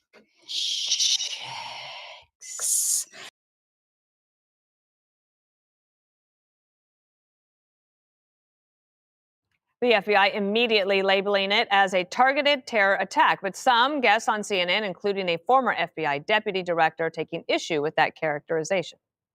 The local authorities are saying one thing, and the FBI is saying something slightly different. Yeah, that's never a great start. He is really being very, very careful, and I think that's the right approach at this point. They don't have a clear idea. It makes law enforcement look disorganized, and it makes the FBI look so juvenile. Like, why are you getting ahead of the police chief? The guy literally lit a Holocaust survivor on fire, and the media suddenly cares about waiting for more facts while he yelled, "Free Palestine," and more. Greg, I was thinking about how you and I have been doing the show for nearly 14 years, and the terrorism cases and attacks, they have morphed. And now we always worried about this. Like, what about the attacks from within? Mm-hmm. And now you are seeing this. There is a pattern, and this is just one more in a horrible set of instances. You know what's interesting is there is a pattern that hasn't changed, and it's the media's focus on the reaction of the attack and not the attack itself. So why would they do that? Why is it more important to them to talk about the labeling of this? Because they know that they're complicit in what happened before. They'd rather not talk about what could have been prevented. For example, when you elect a crumbling president, you have a crumbling border. That is the best cause and effect you're ever going to see. The reason why this guy was able to get in was because Biden was president. You don't want to talk about that because then you're complicit. So you focus on the reaction after. Did you see what Stephen Miller said? Did you see what Donald Trump said? If I were to say right now, is there a study? Has anybody ever done a study on the most common first name among terrorists? It's just a question. I bet that will get more coverage than the terrorist attack itself. It's always about the reaction. What's also incredible to me is how quickly identity politics disappears. Suddenly, the who or the what about the terrorist becomes the least important factor. But if he was up for a job in the faculty lounge of Harvard, it would be front and center. But if you live by identity politics, you die by it. It was identity politics that allowed this fiend to be seen as an aggrieved group, get special dispensation that helped him pave the way to unleash this carnage because he's aggrieved. And so right now you have a legacy media that is doing nothing but criticizing people for calling it what it is, terrorism. Click here to subscribe to the Fox News YouTube page to catch our hottest interviews and most compelling analysis. You won't get it anywhere else. Did you, in fact, commit those acts? I'm going to invoke my Fifth Amendment right. Have you ever solicited for prostitution in New York? Same answer. Have you ever solicited a minor for prostitution anywhere at any time? I'd like to answer that question. But today, I'm going to have to assert my Fifth Amendment rights. What's up, guys? Benny, here's a tough question for any criminal enterprise. How do you get very rich, very powerful, very famous people to do whatever you want them to do? Well, that's a big question for our government, which of course is a criminal enterprise. And the answer to that question is right here. 30 years ago, Bill Gates was the most powerful and rich guy in the whole country. He was the richest man in the world. He ran the most successful and largest software company in the world, Microsoft. And Bill Gates could just pretty much do whatever he wants. The only way to really get him to bend to your will would not be to try and buy him out. That's not possible. Or extort his company. No, it's too public, too famous. It would be to get compromising material on him. And here, ladies and gentlemen, is a great little article how Bill Gates, some 30 years older than a Russian bridge player, we don't actually know how old she was. She might have been underage. At the time, with an alleged affair, Jeffrey Epstein set them up. Well, would you look at that? He allegedly threatened to report Microsoft's co-founder's affair after she met Gates in 2012. Oh, wait, so here's Jeffrey Epstein threatening, blackmailing the most powerful man on earth. And what happened next? Well, Bill Gates went into business with Jeffrey Epstein and funded a bunch of left-wing causes and started a bunch of liberal nonprofits and did everything that Jeffrey Epstein wanted him to do. And everything any Democrat has wanted him to do since. Because, well, guess what they had? Probably video at Jeffrey Epstein's mansion in the Upper West Side in New York, if you know what I mean. That's how you control people. That's how it happens. If they do things that the regime doesn't want them to do, like let's say you trot out a big-time celebrity and you say, you're going to endorse our deep state candidate, our puppet for office. And then they do this. This emergency that we're in, I think that behooves artists to come out and speak for Kamala against Donald Trump because he is an existential threat to the country. What do you say to that? You know what? I don't get too deep into politics. I didn't get a chance to watch the debate last night. I obviously have been watching like everybody else. I think voting is an individual choice. And I think that you're right. You have to look at the reality of the country that we are and the country that we want to be, and find the candidate that you feel both are who fits the category of where we want to be. And that's it. And that's what you vote based off of, who you highlight and how you choose to highlight it on whatever platform you have. He didn't is your endorse Kamala. prerogative. Yes. Uh-oh. You just said vote. Vote however you want. You just said vote however you want. That wasn't part of the script. Don't you understand, Ursher, that we got you? Don't you understand that you are owned? Please. He was made to understand. And then hours later, look at Usher dancing like a little puppet in front of a Kamala rally. Oh, wow. Doing little TikToks with Kamala. No, but in DeClerc, we all fam. What? In DeClerc, we all fam. Oh, I don't. In the it's called a humiliation ritual. Very popular. All right. Ladies and gentlemen, it's not just this example, although this would be damning enough. You can find other examples like, former Playboy model claims Sean Diddy Combs made her watch Jennifer Lopez freak off. Oh, okay. Well, Jennifer Lopez and Diddy did date for quite a long time. Surely Jennifer Lopez knows everything that happened, or the vast majority of it. And then, lo and behold, look at this. This article comes out the same week as Jennifer Lopez is on stage embracing Kamala Harris in a shock campaign move that nobody was expecting. You see how it works? Yeah. Celebrities are lawyering up to avoid testifying in Diddy's sex trafficking trial. TMZ's Harvey Weinstein weighs in the prosecution's case. Former stylist testifies to witnessing violence against Diddy's ex-girlfriend. It turns out that lawyers are really worried. I've heard there are some celebrities worried about being called to testify and have lawyered up in order to fight any type of testifying, says Harvey Levin of TMZ. Oh boy, what could possibly be revealed here? Well, something amazing, pretty astonishing, was revealed just today at the Diddy trials. Look at this. Diddy trial stunned as witness reveals that A-list Hollywood celebrity spy Mike Myers is a CIA asset? Oh, yeah. Here we go. Mike Myers' secret ties to the CIA and Secret Service. Oh, man. How deep is the deep state? Well, here we go. Sean Combs' sex trafficking and racketeering trials on its fourth week. The music mogul could spend the rest of his life in prison if found guilty of using his wealth and pay him to run a criminal enterprise. Diddy's ex-employees took a central role in the third week of the sex trafficking trial, including his personal assistant, who says the hip-hop mogul was capricious, controlling, and violent. Much of the case has been presented by prosecutors so far revolved around accusations that Combs physically and sexually abused his girlfriend for years and coerced her into sexual encounters. Okay. Men were paid thousands of dollars to have sex with her. Diddy denies these allegations against him. The lawyers admit that he's a woman beater, although he does not face domestic abuse charges. And says that he's not guilty. All right, here we go. Diddy attorney Brian Steele showed the jury a resume that Mia presented before she was hired as Diddy's personal assistant. So they're talking to the Diddy personal assistant. She said on her resume that she'd previously handled unique requests for Mike Myers. She said she once set up a private and confidential CIA meeting by corresponding with Secret Service agents and government officials. Why would Mike Myers need to go to the CIA?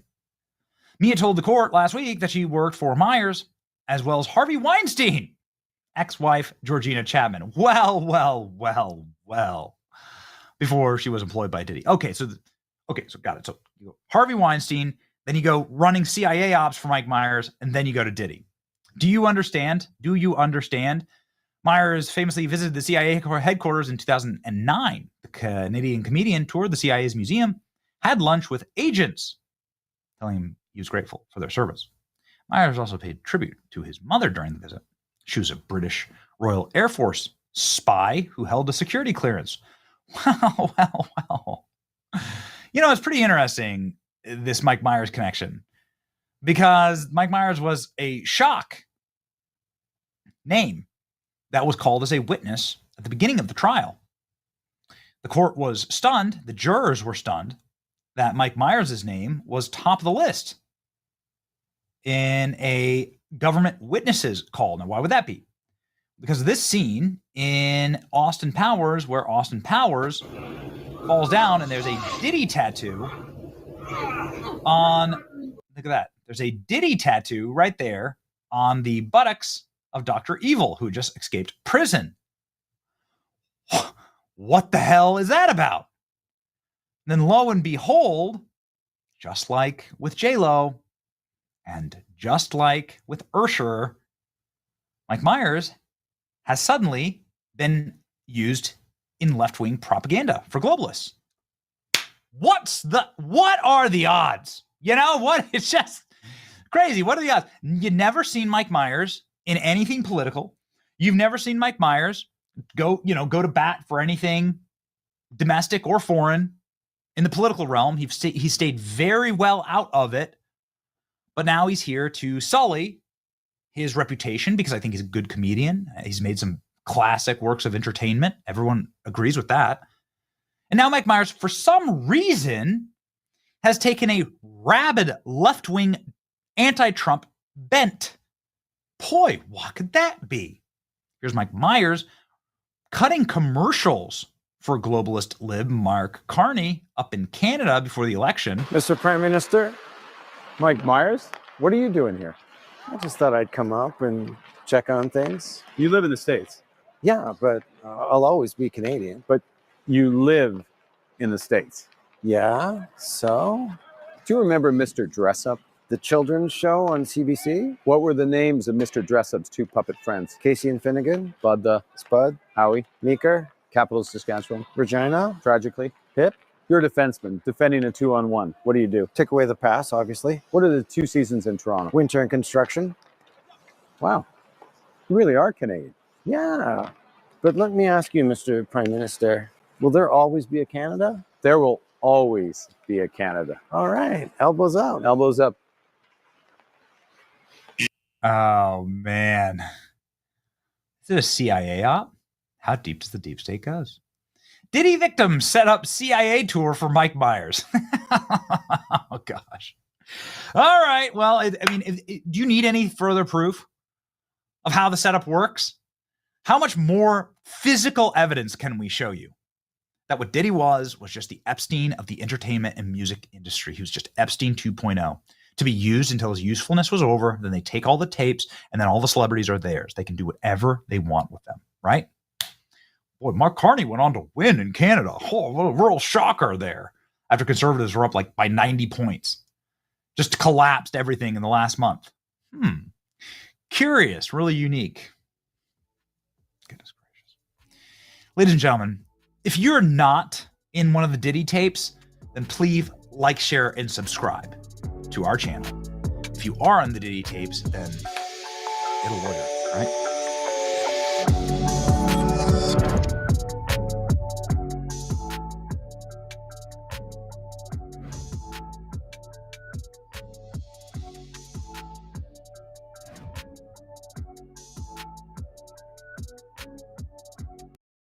So the high school track runner, Veronica Garcia, has responded to those who were critical of this ridiculous performance. Let's talk about it. How's everybody doing? My name is Anthony Brian Logan, and today we got to talk about Veronica Garcia, the transgender high school track runner who obliterated all the biological girls over the weekend at a track meet in Washington State. Now, before I go any further, I have nothing against anybody who is LGBT. If that's what you want to do, knock yourself out. That's your life to live. It's not mine. My only issue is when people infringe upon the rights of others, regardless of what they identify. You could be a straight person infringing upon a gay person's rights and vice versa. Just because somebody identifies as something that's different does not exclude them from criticism. It does not exclude them from consequence. You can't just do whatever you want to do whenever you want to do it because you identify as transgender. Now, in this case, Veronica Garcia is, of course, a biological male, an XY male, who now identifies as female and was allowed to compete against girls in a high school track meet. Obviously, this is unfair. I don't care what kind of hormones you do. It doesn't really matter. Your skeletal structure is different. You don't have the limitations biologically that a woman has, like a cycle, like becoming pregnant, hormone imbalance. You don't have these things. You're physically bigger. You have higher lung capacity. You got more fast twitch muscles. These are biological facts. It's nothing about bigotry, nothing about hatred, nothing about nothing. This is just the reality. Now, before I go too far into it, I just want you to see just how crazy this whole thing is. I'm not going to have any sound on here. I'm going to just play it. You can see who Veronica is. I don't need to point this person out. You can see just how far ahead this guy, girl, whatever is. And it's not even really a lot of effort in this run. This is like a jog at the finish line. And the other girls are running their hardest. Now, I've covered this story on Instagram, on Facebook, just in the short video. But now I got to get into detail because there's a response from Veronica. Veronica says, hey, y'all get a life, y'all losers. There's also a news clip, but I want to ask you a question. Is this fair? Is it fair for a biological male to compete against biological females in sports? And you know what? Here's something else before I continue. I'm going to let it play a little bit. Here's something else. Female to male transgender people also exist. I met them in person. I've met, not him, but I've met them in person. I've met female to male transgender. But you never see them try to do what these kind of individuals are doing, which is compete in the sport with their newly assumed gender. You're not going to see a biological female try to run track against biological males. Why? Because there's no advantage. But you will see countless biological males like Veronica compete against the females because there's a biological advantage. It's very simple. Now, you see what it says right here. This is New York Post, okay? And of course, I'll link to that video you just saw and this article in the box. But look at this. Trans athlete tells critics to get a life after dominating girls' high school track and field state championship for second year straight. Now, some are going to say, well, look, ABL, it's not that many of these people. It's only a small percentage. It doesn't take that many to totally dominate a sport.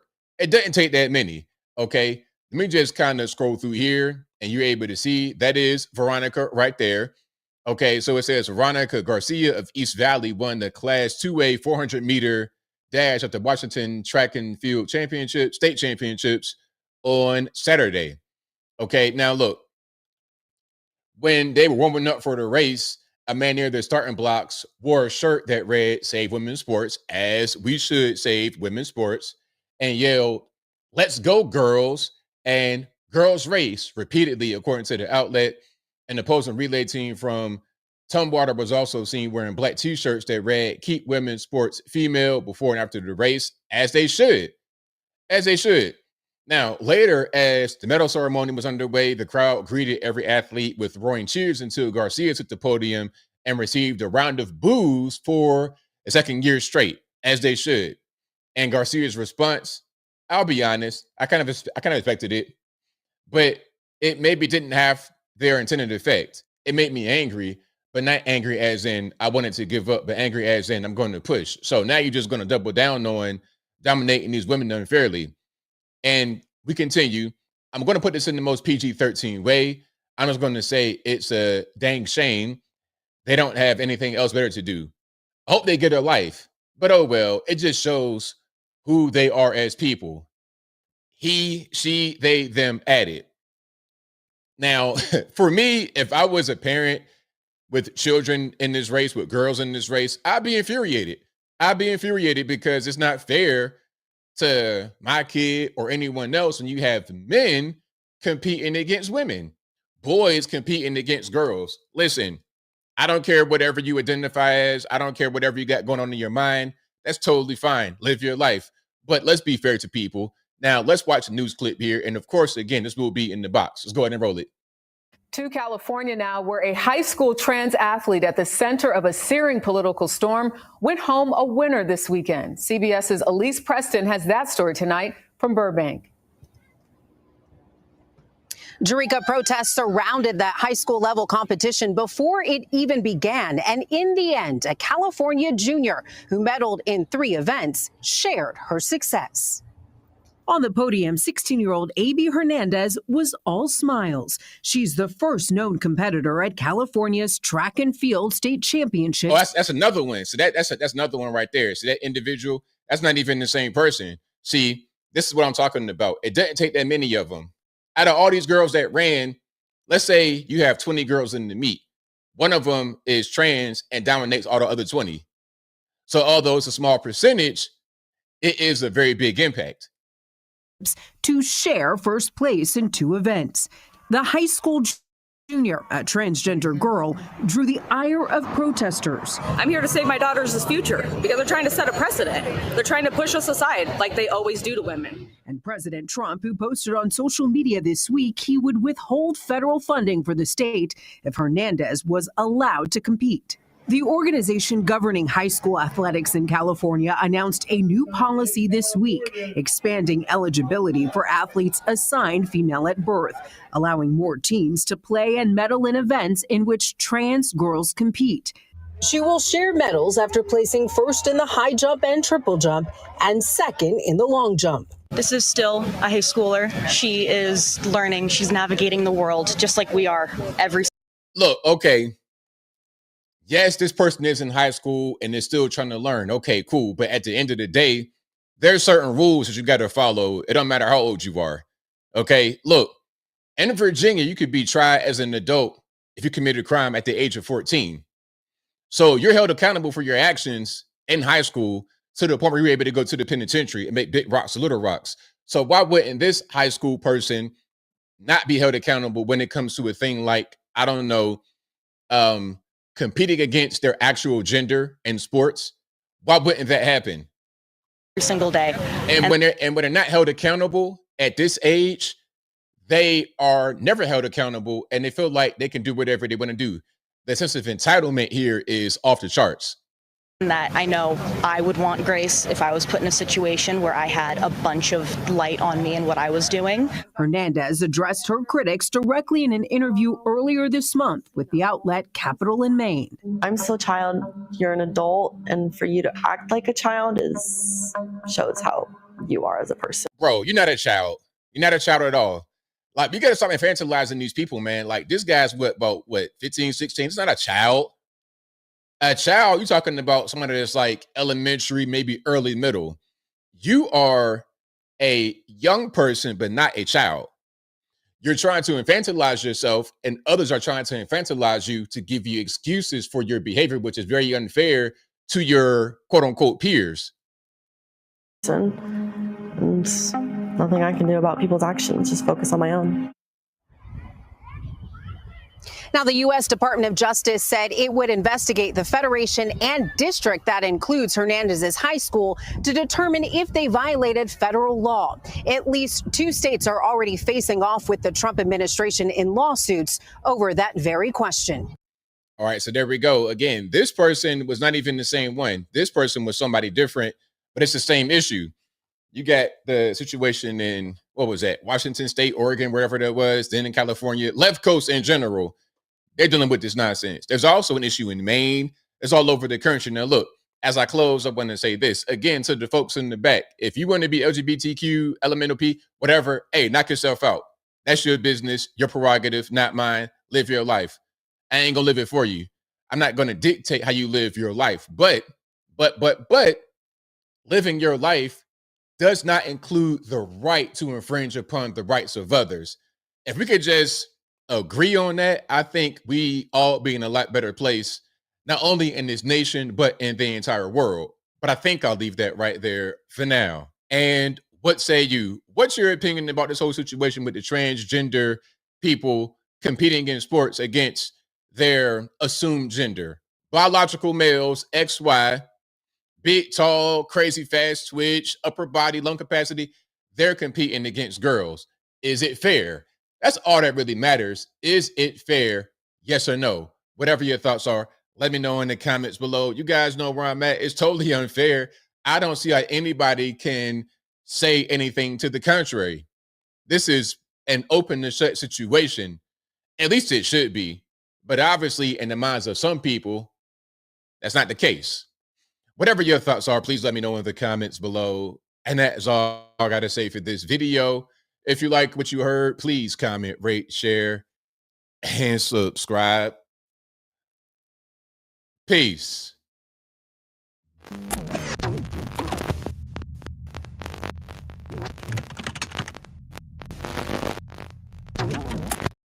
Shouldn't be able to render opinions about monetary policy. You keep repeating something that nobody ever said. No one ever said that Trump cannot have having original thoughts here. No, Scott.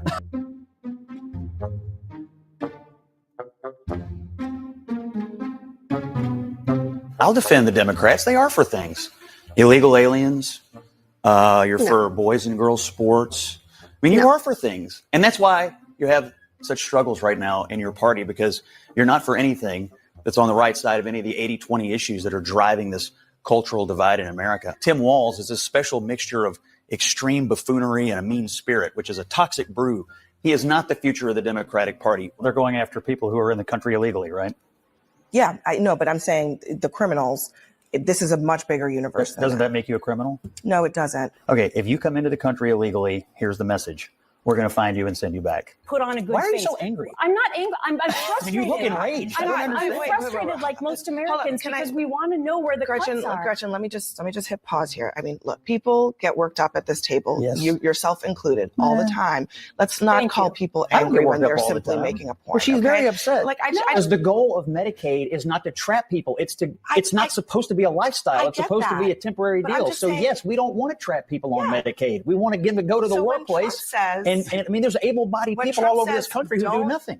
Democrats do not want to raise taxes. I just want to say that right. Well, they want to raise taxes on rich people. Well, on rich people. So I mean, so like your friends like Elon Musk and Donald Trump and all of those people. What people? Give me an idea. Like your friends, like Elon Musk. They're the ones. Agree, my friend. But who else? Like, I'm just trying to decide who's rich. Who's rich? Your friend. No, this is the big problem for Democrats. You can never define who's rich. I'm telling you exactly. Your friends. Because when you come right down to it, what Democrats believe is that anyone who pays taxes is rich enough to have them increased. If you vote against this bill, the tax cuts will expire, and everybody with a job who pays taxes, their tax will go up. That is a Democrat position, is it not? You have white supremacists in your party and in your administration. Oh, Nick Fuentes. Oh, whatever. It's He's just not a in our dinner. administration. Oh, Alliance for Deutschland. Oh, it's not really a Sieg Heil salute. Go to CPAC. There's anti-Semitic unhinged. conspiracy You theories sound crazy. all over. Hold on a second. They're convicted. Maybe they were convicted of very serious crimes. I'll read it. The penalty that the Trump administration says is appropriate potentially could be death. I'll read it. Sex offenders, homicide, Scott? kidnapping, murder in the first degree,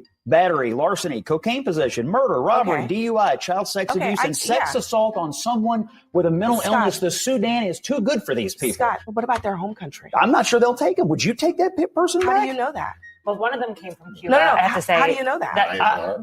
I don't care what Vietnam. we do with them. These are heinous, violent criminals, and they do not need to be here. That's all I know. The science behind this hasn't been studied enough or talked about enough for us to make a real full opinion. I do agree girls' sports are for girls. You said this hasn't been studied enough to know that, look, we've got millions of years of study. Men and women are different, and that's why it's unfair to put boys in girls' sports. We don't need to have any more biological studies. It is fundamentally unfair. But do you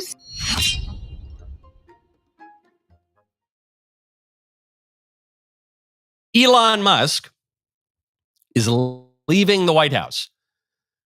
President Trump gave him a send-off, the first buddy, this richest man in the world who helped Trump win the election, campaigned with Trump, said he was going to lead DOGE, Department of Government Efficiency, to clean up the federal government, was one of the biggest figures of the first 100 days, or really 130 days, because it was at that point that Elon Musk was limited by the law in being a temporary government employee. He's still running his businesses. He's not a full-time government employee. And so after that period was over, Elon had to leave the White House, and President Trump gave him a big send-off.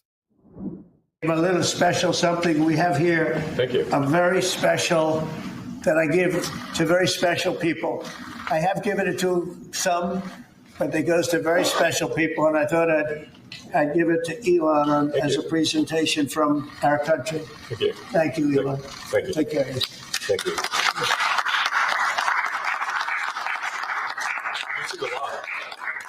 I love how this is amazing. A large lot. It's a big key to the White House. So it's a nice send-off. People are reporting on this as though Musk is being fired. This is the liberal media. Musk is being fired. He's not being fired. You want to talk about saying I told you so. Everyone has known from the beginning that Musk was going to have to leave at about 130 days.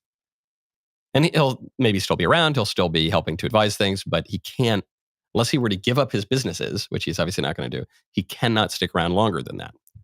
People have been saying, oh, there's rivalry between the two men, all this salacious reporting on screaming matches and all the rest of it. And Trump, I think, gave Elon this big send-off with the key to the White House to as a middle finger to the media to say, no, this isn't true. You're not going to drive a wedge between the two of us. He came in, he did his job, and he's great. We love Elon. We like him so much. We're giving him a key to the White House.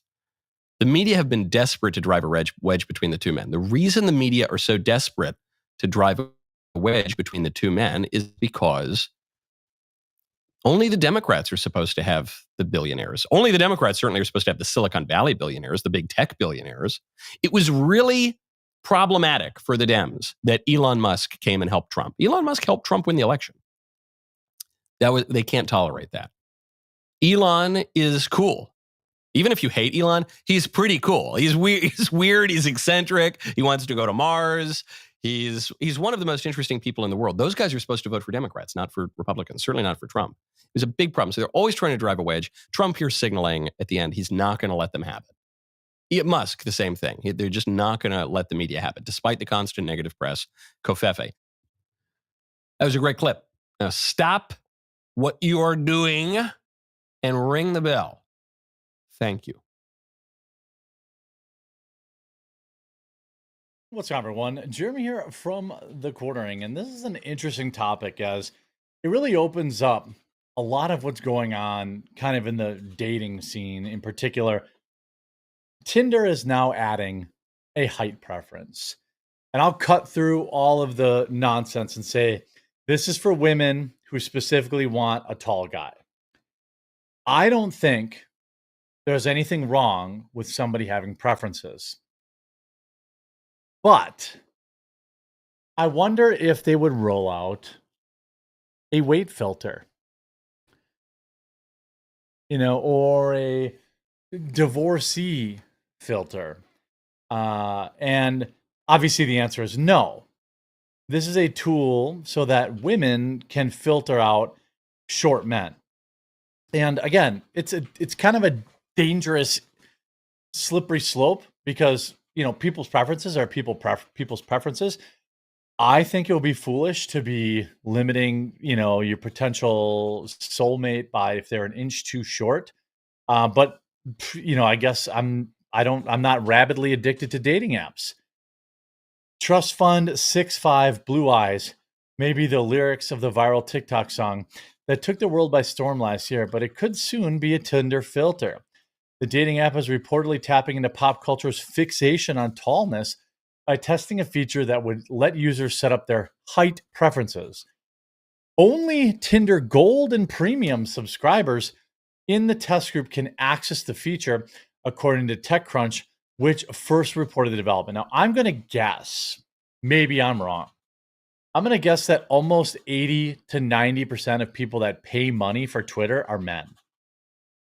I'm going to guess that they're like, how can we get women to pay for Tinder? And so they rolled out this filter for them.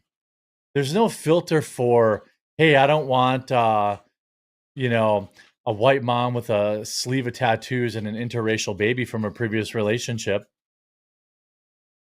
There's no filter for that. There's no filter for cup size or waist size or weight. I mean, if we're going to do it, let's do it, right? Men, I'm sure, and women for sure, use all sorts of techniques. I think if you're Tinder, you should have a feature that I can block out cake face or AI filters on filters on people. I've seen a lot of pictures. I mean, it's a whole meme of like, you don't look like your picture. The company said it was just a preference rather than a hard filter. It means that it will only inform recommendations rather than block or exclude profiles. A screenshot shared on Reddit shows a new preference bar in settings that allows users to pick the preferred height of their matches, similar to an age filter. And again, I don't care, but why just height? Because this is just for men's height. Why not a weight one? That seems pretty reasonable. Or a divorce one, or a single mom one, or a single dad one. They wouldn't put that in because men would use that.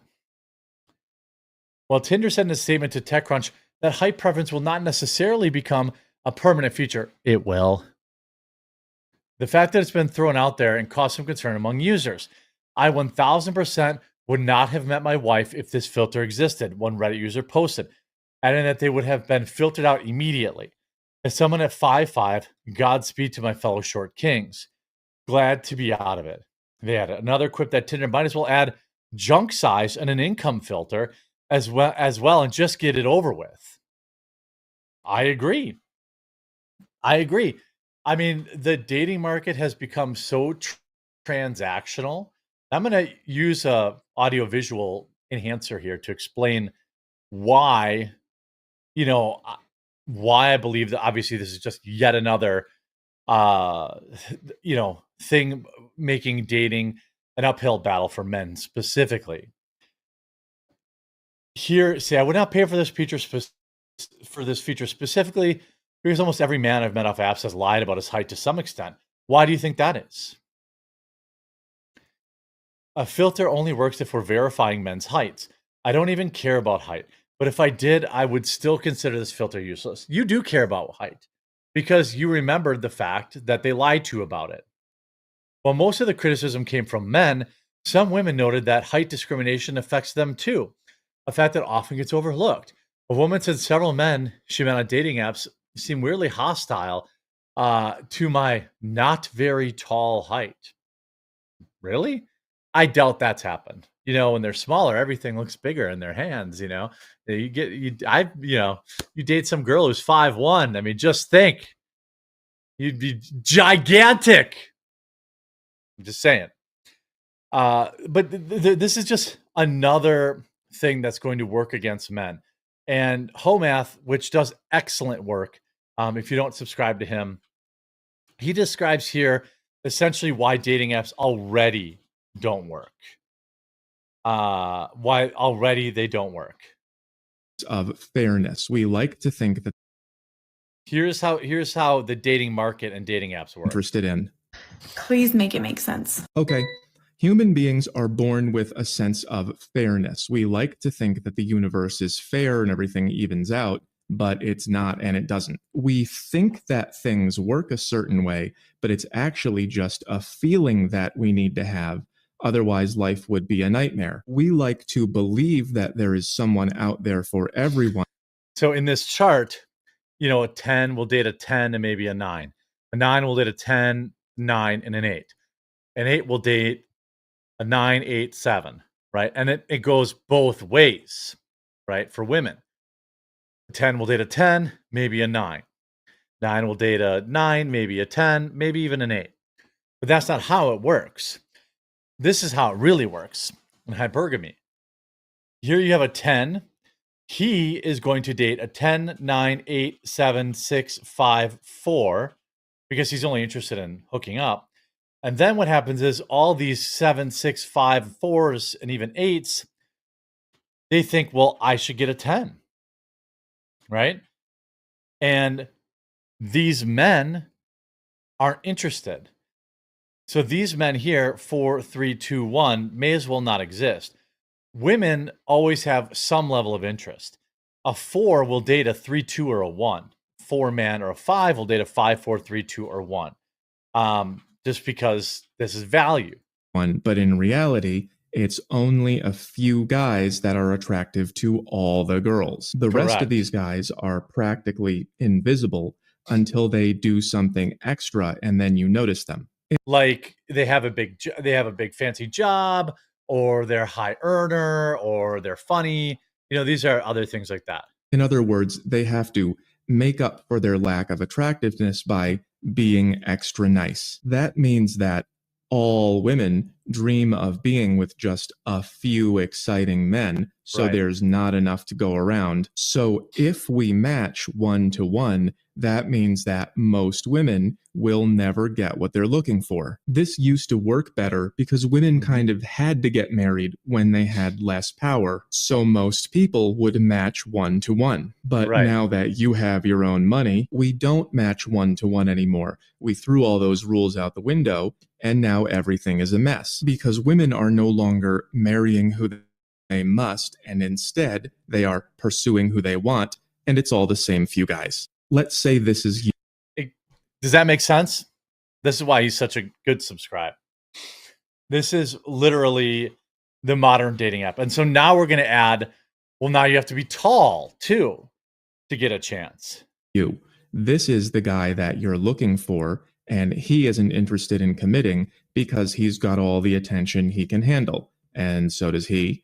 And here is the guy who's looking for you, and you're not interested in him, and neither is anyone else, except maybe her, but then he doesn't want to commit to her either. To make matters worse, dating apps give people the illusion of more options than they really have. So when you say, please make it make sense, that is your brain trying to believe that people naturally pair off with someone at their own level. But that's not how nature works. Nature makes all the women want these few men, and then these men want these women who are not interested because they want Prince Charming, although Prince Charming is busy. And then these girls way down here are pursuing these guys who don't want to be seen with them. People love I mean, that's exactly right. You know, it's exactly how this works. Compared to almost 90% of women. So this is only 40% of men reproduce compared to almost 90% of women. So this is not new. It's just what male mammals do when nothing stops them. And if you want to go back to everyone matching 1 by 1, then you have to go back to the rules that made it happen. But you said you didn't like those. So the reason that people no longer pair up 1 by 1 is that sexual freedom makes society collapse. This guy wrote a book about it. And just look at him. He tried to warn you. Here, I know none of you are going to read this. The whole of human history does not contain a single instance of a group becoming civilized unless it has been absolutely monogamous. Nor is there any example of a group retaining its culture after it has adopted less rigorous customs. It's quite, I mean, and so adding this new height filter, and of course people online are like, haha, dudes. I mean, you have Tinder versus reality. I mean, yeah, that's all of this stuff. These, you know, you hear Sarah Sansoni, Tinder's adding a height filter so women can filter out men of a certain height. Let's be fair, then add a weight filter for men to filter out women, or a baby mama filter. You know, I mean, this is, I mean, get out and meet people. But, you know, when men say they have a hard time out there dating these days, I used to be like, well, you have all these apps. Now I know it's absolutely an impossible task. The Uniparty, or the America Last Coalition, is united. Sadly, they are united against us. On Friday, I noted how the GOP, when they are in the minority, they claim they are helpless. When we gave them the House and control of the purse strings, they claimed they were helpless to stop Senate and White House Democrats. Then we gave them the House, the Senate, and the White House. Now they claim they're still helpless because they don't have a 60-vote threshold in the U.S. Senate. But then it hit me. The Democrats had just as thin of margins and were able to unleash hell on the United States of America. How? Well, if you look at the voting records, Democrats rarely vote with Republicans, but an alarming number of Republicans will always betray their voters and their professed ideals to vote with Democrats. The GOP never calls out their betrayers because it's politics, don't you know? In contrast, Elon Musk had one goal, not to eliminate government, but to streamline it, make it harder for the abuse of taxpayer dollars. He undertook this mission with no partisanship or rancor. Just looking at the numbers and the corruption, what he found was a fat federal government that had grown beyond the consent of the governed, enriching cronies, foreign enemies, and terrorists, instead of that money going to the purpose it should have been dedicated to, the American people. Thank you, Elon Musk. That's my focus in today's preamble.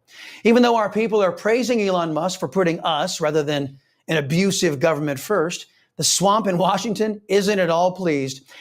@Amuse on X points out that Joseph Lonsdale, an American entrepreneur and venture capitalist, is saying that in the last 130 days, the time of Elon's temporary government status, his team cut more than $150 billion in waste, fraud, and abuse, a $3 trillion value based on the government's cost of capital.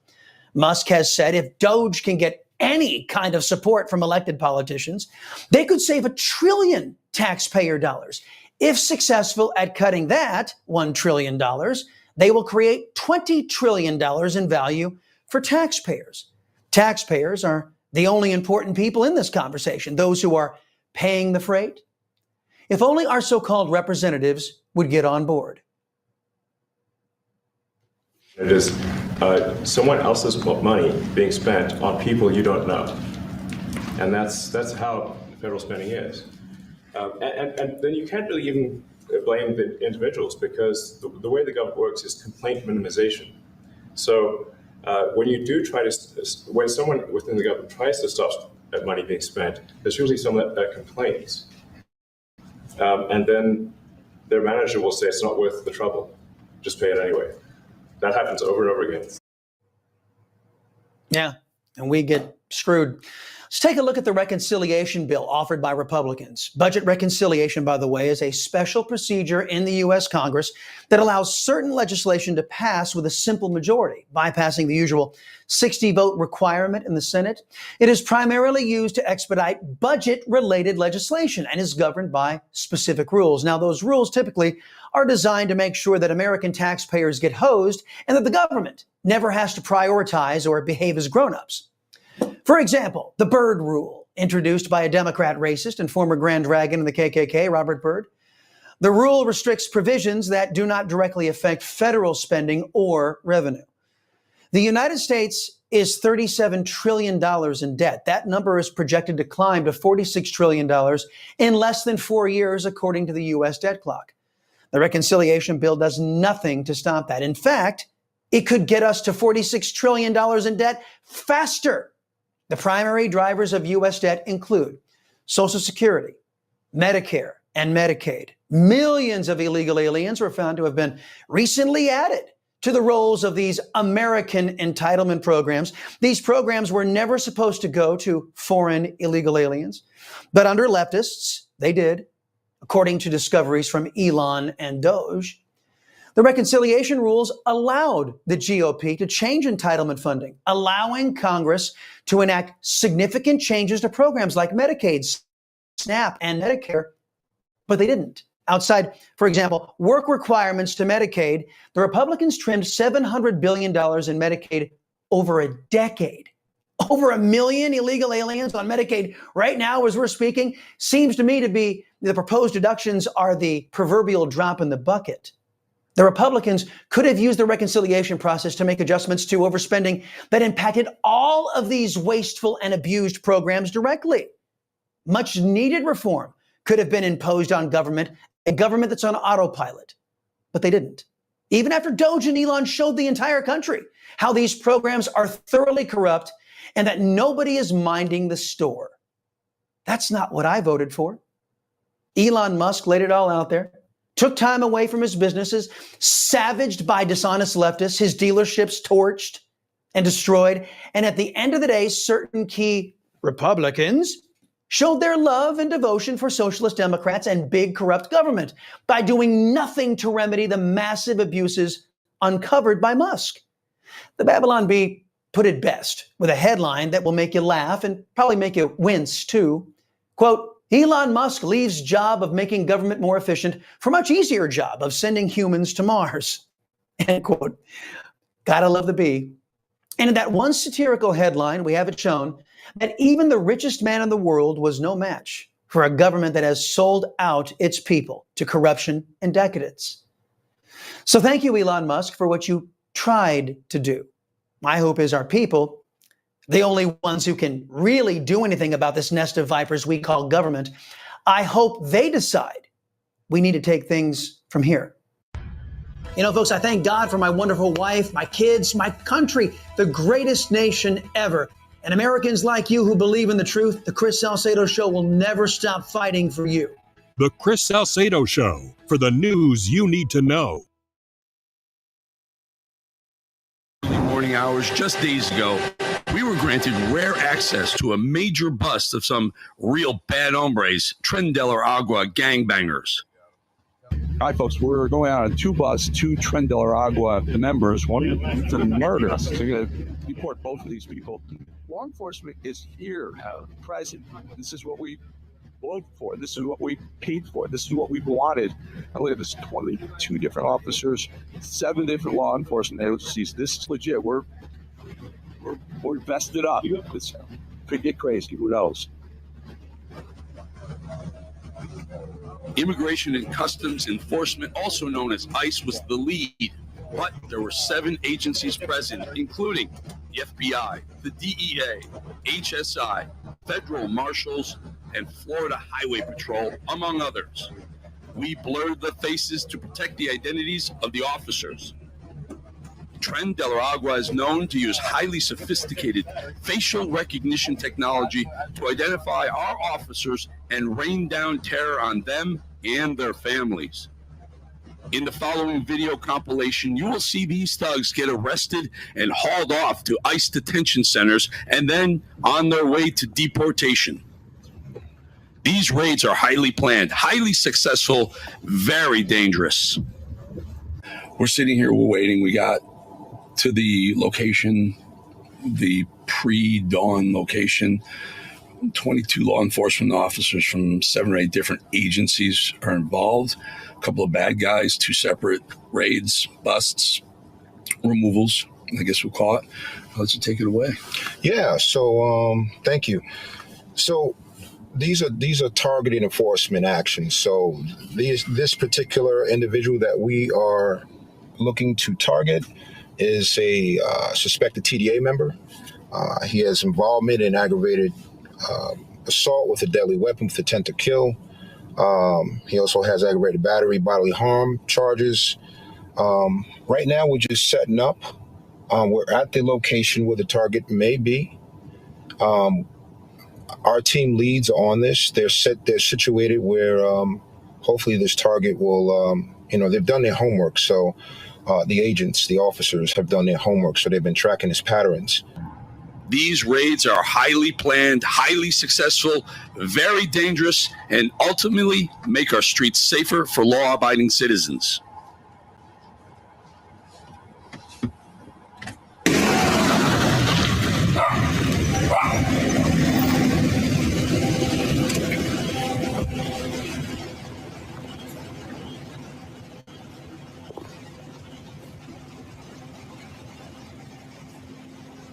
This day, 2 TDA gangbangers would be busted. In addition to being illegal aliens, they're wanted for assault with a deadly weapon, with the intent to kill, murder, and money laundering.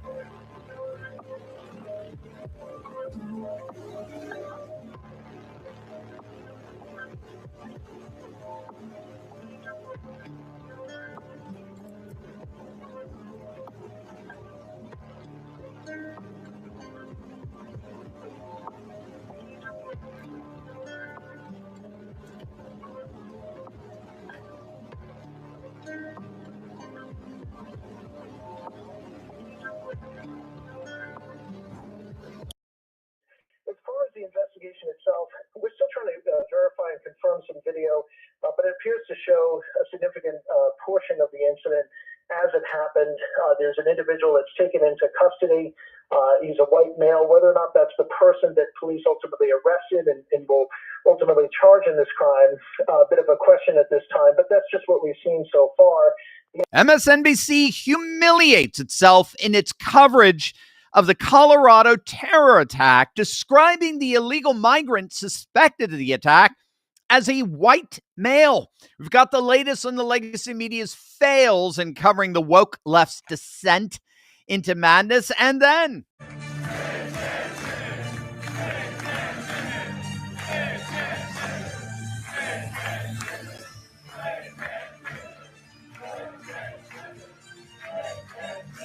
Przyszły prezydent Rzeczypospolitej Polskiej, Karol Nawrocki, ogromne brawa!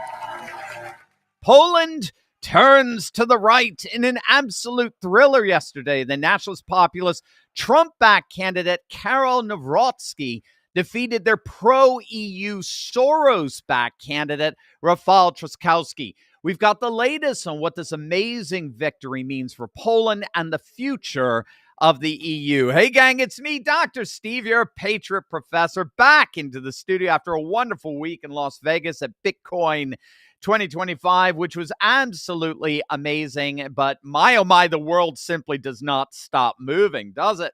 As I'm sure you all know, an illegal migrant by the name of Mohammed Solomon was arrested after he allegedly threw Molotov cocktails on a pro-Israel rally in Boulder, Colorado over the weekend. Solomon, an Egyptian who purportedly came to the United States during the Biden regime, was reported to have shouted "Free Palestine" in the attack. Now, of course, this attack comes on the heels of the murder of 2 Israeli diplomats a couple of weeks ago who were gunned down outside of the Jewish Museum in Washington, D.C. The suspected shooter has been identified by authorities as Elias Rodriguez, a 31-year-old from Chicago who also chanted "Free Palestine" as he was arrested. FBI Director Kash Patel is calling the latest incident in Colorado an act of terrorism, specifically an act of, quote, ideologically motivated violence, a designation which got members of the legacy media at CNN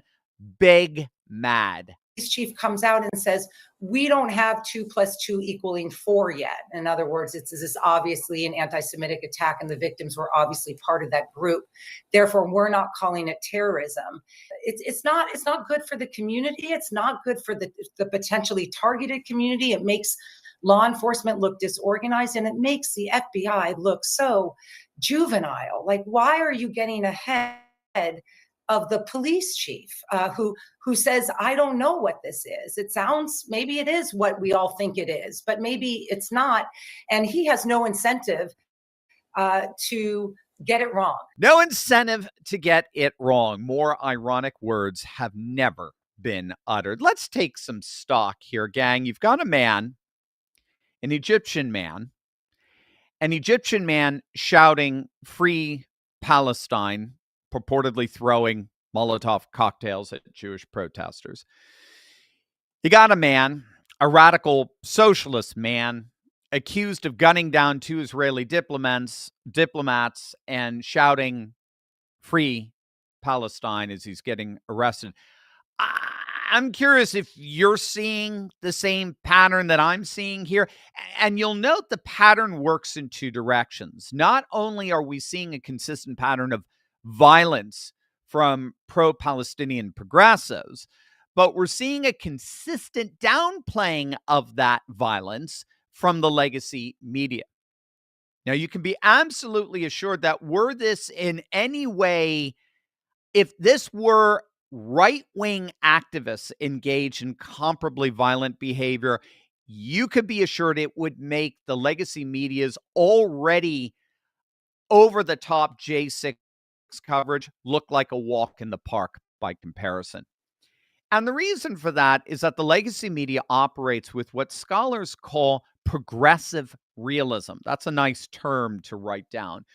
progressive realism, and the notion here, progressive realism entails the belief that history trends invariably and inevitably towards the left's version of social justice. And so with history on their side, the job of the legacy media is simply to expose the supposed hypocrisy and blatant distortion of facts, indeed the resistance of that arc of history by the political right and the right-wing media as a whole, so that by exposing their hypocrisy and what they are in reality, we can all come to a wonderful liberal progressive consensus, because after all, that's how history is moving. And it really all goes back to the election of Barack Obama. That was supposedly the watershed moment for progressives, when the country finally arrived to a progressive consensus. And so now all the legacy media has to do is expose the political right for being on the wrong side of history, of being the radical extremists that they really are. And that exposure will maintain a perpetual progressive consensus among the vast majority of the population. For example, I am sure you have seen this. Cory Booker finished a recent speech with an identical arm gesture that Elon Musk made a few months back, and yet not a single legacy media outlet even came close to accusing Booker of flashing the Nazi salute the same way they accuse Musk of doing.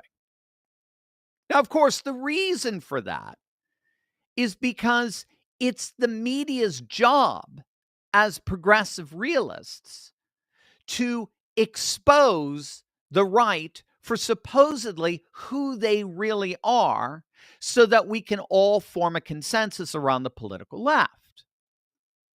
And in the process, all the legacy media is ultimately doing is just humiliating themselves. They are further eroding any trust or confidence that the population would have towards them and their blatantly biased coverage. And the good news is that this massive rejection of the political left ain't just happening here. Wait until you see what just happened in Poland over the weekend. This is going to absolutely make your day. But first, as you all know, our country witnessed a moment we'll never forget. We saw a man get shot, stand up, fist in the air, and defiant scream, "Fight!" Well, sadly, too many of us have lost our fight. And that's exactly how the globalists want it. They want us weak. They want us out of shape, full of estrogen and microplastics.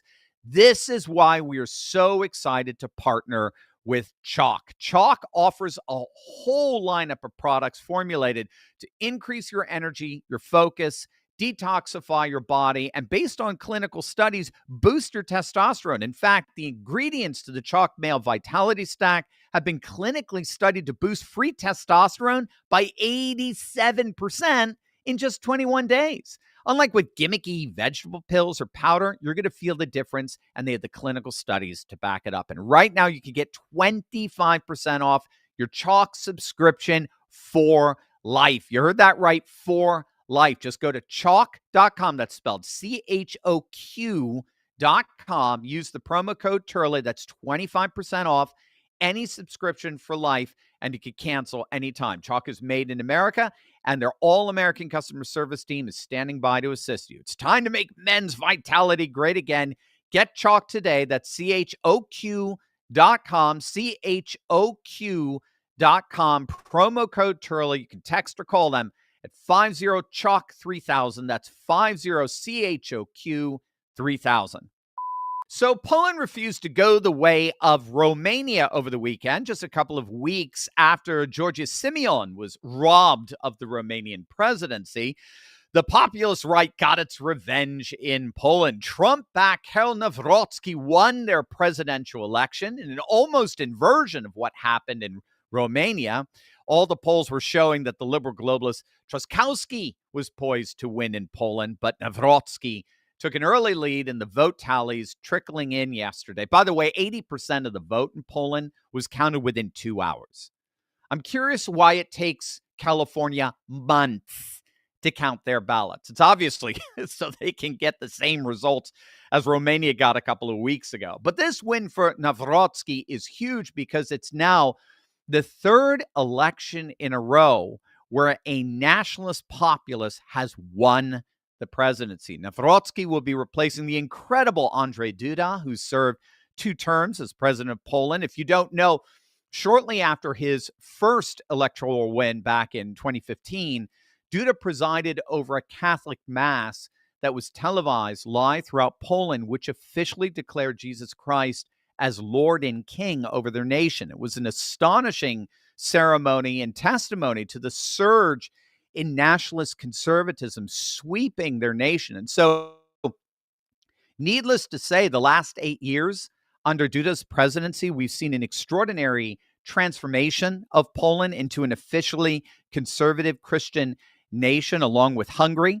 Now, that was disrupted a couple of years back in 2023 with the parliamentary elections that put the liberal globalists back into power. After years of harassment from the EU, the bullies in Brussels, they pulled out all the stops to make sure that Poland's parliament was brought to heel. But as it turns out, the Polish people had something very different in mind when returning to the polls yesterday for their presidential elections. The campaign was highly contested, marking a deep ideological divide and significant implications for Poland's future direction, both domestically in relation to the EU as a whole. In fact, one of the highlights of the campaign was in their presidential debate. Nawrocki actually walked over to Trzaskowski's podium and planted a rainbow flag, an LGBT flag, on his podium, accusing him of having ultimate loyalty not to Poland, not to Christian Poland, but to the radically woke liberal values of the EU. It was quite the spectacle to behold, for sure, but it underscored how Poland really is going through their own culture war, very much akin to what we've been experiencing here in the United States. But like here in the States back in November, the good guys won in Poland, and let's hope that that is but the beginning of even better things to come for their nation and the whole of Europe as well. By the way, click on the link in the description below to get all these articles and tweets I reference throughout my videos emailed to you each and every day. You're going to love it. We want you to have the best resources out there to convince your family and your friends of this new MAGA super age that's rising here.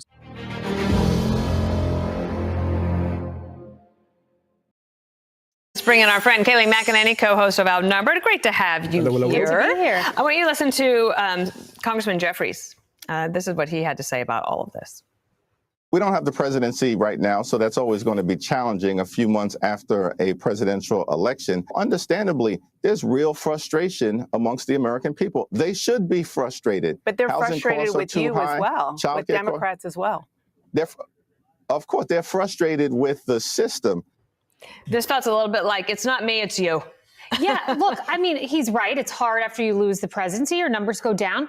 But where is the strategy? I'm still waiting on the autopsy of what went wrong. I mean, you just heard the Tim Walz comments about being meaner.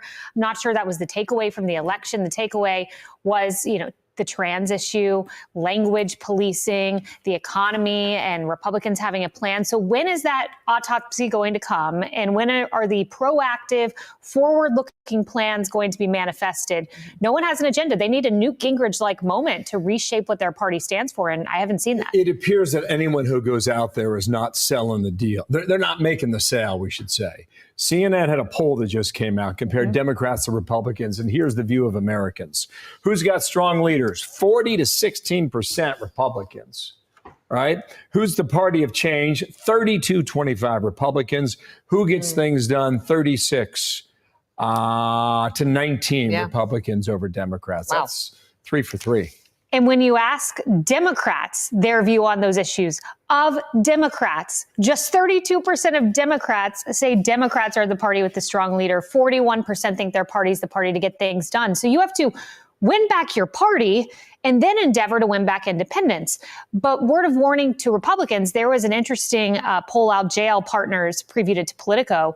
And what they found is there's a big challenge for Republicans leading up to the midterms of motivating the Trump voter. The Trump voter shows up for Trump. And they said particularly the young men who voted for Trump, some of the new black voters who came and voted for Trump, they're not necessarily motivated to turn out for Republicans unless you frame this as this will help Republicans win the presidency in 2028. So when you frame this as a national issue with Trump, you may have a shot, but that's a word of warning. Yeah, that's interesting. I saw that too. Hey, Bill Clinton, he had to get out there and do an interview. CBS Sunday Morning, they asked him about Biden's cognitive decline. Said didn't see it. Watch. Did you ever have a moment with him where you thought maybe he was unfit to run for president? No. I thought he was a good president. I had never seen him and walked away thinking he can't do this anymore. He was always on top of his brief. You never saw any cognitive decline? So I didn't know anything about any of this, and I haven't read the book. I saw President Biden not very long ago, and I thought he was in good shape. Makes you wonder how much access he had, because that would be news I know. to Michael Bennett, who's obvious in the to book. anyone, right? Yeah, and we've heard from senators, at least their comments in the book, Michael Bennett, Mark Warner, however those comments got in there, questioning the mental acuity of the president. So it makes you wonder, how often did Bill Clinton see him? That's a good point. He also said in that interview that he can't see how someone can do that job at the age of 86, which is where Joe Biden would have been had he won a second term. Well, if you're Bill Clinton, what are you going to say? Oh yeah, he was going downhill 2 years ago. The answer for him is to say, I didn't see it coming, and I thought he was up for the job.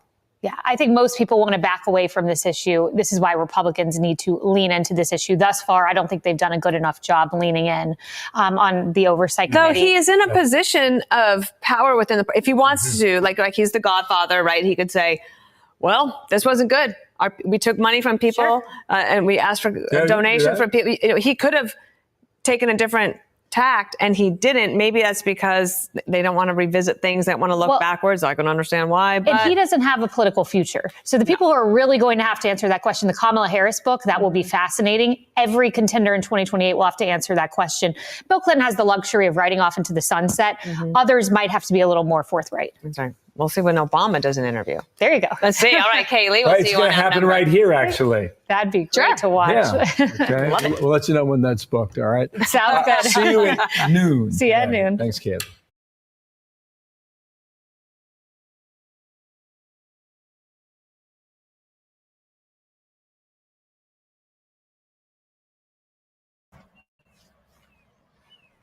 I'm hetero. As a heterosexual, this is the month that everyone should recognize and celebrate my sexuality, which has always been a fantasy of mine. It's kind of hot. What do I take the most pride in? My values, my accomplishments, my morals, how I treat people? No. I take the most pride in where I stick my penis. Women. I think vaginas are terrific. Yes, I think corporations should do special hetero logos for this month. I mean, it's their job to make me feel sexually validated.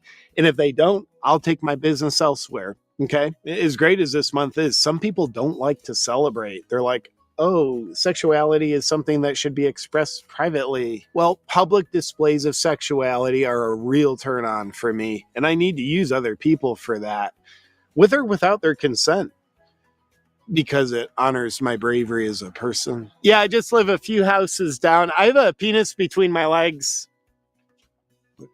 This is locked. Sexuality is the last thing that should be private. It's not that hard to celebrate Hetero Pride Month. All you have to do is ask yourself, how can I sexualize everything I do? It's appropriate. This is the month to be loud and proud. Last night I told this lady, I'm hetero, like aggressively. Vaginas are just where it's at for me. And she was like, I'm just trying to sell you Girl Scout cookies. And I was like, how can you when you don't know this about me? So she started crying and I was proud. So empowering. Hey, how's it going, neighbor? I'm aroused by women. I honestly don't understand why some people have to be so heterophobic and not be interested in my sexuality this month. It's like when a guy goes to a park and exposes his private parts to a stranger. What's wrong with that? It makes the stranger feel violated. Violated? Why can't they be interested? Show some solidarity with me, bigot. Wonder why they call them private parts. Doesn't make sense. You'd think they'd be called public parts. I think they should do a remake of Brokeback Mountain for my community. Little hetero representation would be nice. It's one thing if you make everything about you, that kind of makes you a narcissist. But if you make everything about your sexuality, what's that? Perverted. Brave. Oh, hey, do you want to know where I like to stick my penis? No, not at all. Well, I want you to know. Get away from me, creep. In women. I'm calling the cops. I'm being brave. That's discrimination right there. Because I'm hetero. Well, not watching the NBA anymore. Her logo's not catering to my sex drive. Yes, sexuality is a basic physiological function that all animals in nature have. But I take pride in my other physiological functions as well, like bowel movements. Like a month for that too. My penis is attracted to vaginas. This is what I base my identity on because I want to get the most out of life. And hopefully this month can inspire many others to do the same. It's no mystery, we're living in a world where you will not be healthy by accident. And I think one of the most potent things people can do to increase their overall health, manage their weight, reduce their stress, sleep better, ultimately feel happier, is infrared saunas. For example, a study out of Finland showed that regular sauna use reduces all-cause mortality by 40%. But one of the biggest obstacles in the way is it can take a long time to drive to a sauna facility, or having your own sauna can be super expensive and take up a lot of valuable space in your home. But not anymore, because all those problems are solved with a BondCharge infrared sauna blanket while delivering all the benefits. This is the sauna system I use in my home and that I rely on. The infrared sauna blanket is super powerful, heats up fast, and is convenient. When I'm using it, I just take it out of the closet, roll it out, use it. When I'm done, I wipe it down and put it away. On his podcast, I recently heard Joe Rogan say he takes his BondCharge infrared sauna blanket everywhere he goes when he travels. I need to up my game. Bring all the benefits of infrared sauna into your life with the BondCharge infrared sauna blanket. Go to bondcharge.com/JP and use discount code JP for 15% off. Also, for extra savings, know that all BondCharge products are HSA, FSA eligible, offering you up to a 40% tax-free savings. That's bondcharge.com/JP. Enjoy.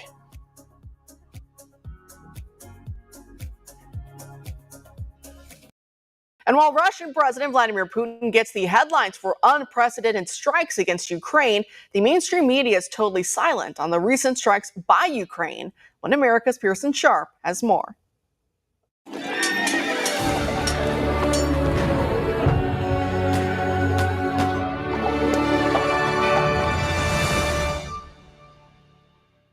There are a few hard, irrevocable truths the mainstream media clings to, and you've probably heard them before. First and foremost, Vladimir Putin is evil, no question. And Ukraine? Well, that's a shining beacon of democracy, an example we should all worship and praise. And if you question either of those, well, you're probably a Russian asset. What other explanation is there? See, that's the official narrative, straight from CNN, NATO, and the same geniuses who gave us Iraq, Libya, and the Taliban takeover of Afghanistan. But what if that narrative is backwards? Right now, President Putin is the world's boogeyman, and he's taking flack from all sides. Literally, they're trying to shoot down his plane. President Trump recently warned Putin that he's playing with fire. And look, I understand what he's saying. Trump wanted to come into office and put this war to bed on day one. That would be a major win and, frankly, a great thing. He wants to stop World War III and usher in world peace. And right now, he sees Putin as an obstacle to that. So naturally, he's frustrated. But there's a lot the media isn't reporting. The narrative is drowning out the truth. All we're hearing is that Putin is launching unprecedented attacks on Ukraine, killing innocent civilians. But that's not the full story. Ukraine isn't some innocent choir boy begging for peace and getting bludgeoned by a tyrant. April 9th, Ukraine launched a massive drone strike across Russia, including Moscow. May 3rd, Ukraine directly attacked the Kremlin itself. Not just government offices, but the presidential palace where Putin lives and works. This was an assassination attempt. Less than a month ago, 3 weeks later, May 20th, Ukraine tried to kill Putin again. Putin's helicopter over Kursk was attacked by a swarm of 46 strike drones. He barely escaped alive. Barely a week ago, Zelensky's forces were actively trying to kill the Russian president. Is that supposed to make him want to come to the negotiating table? How would Trump react if the Houthis fired missiles at Air Force One?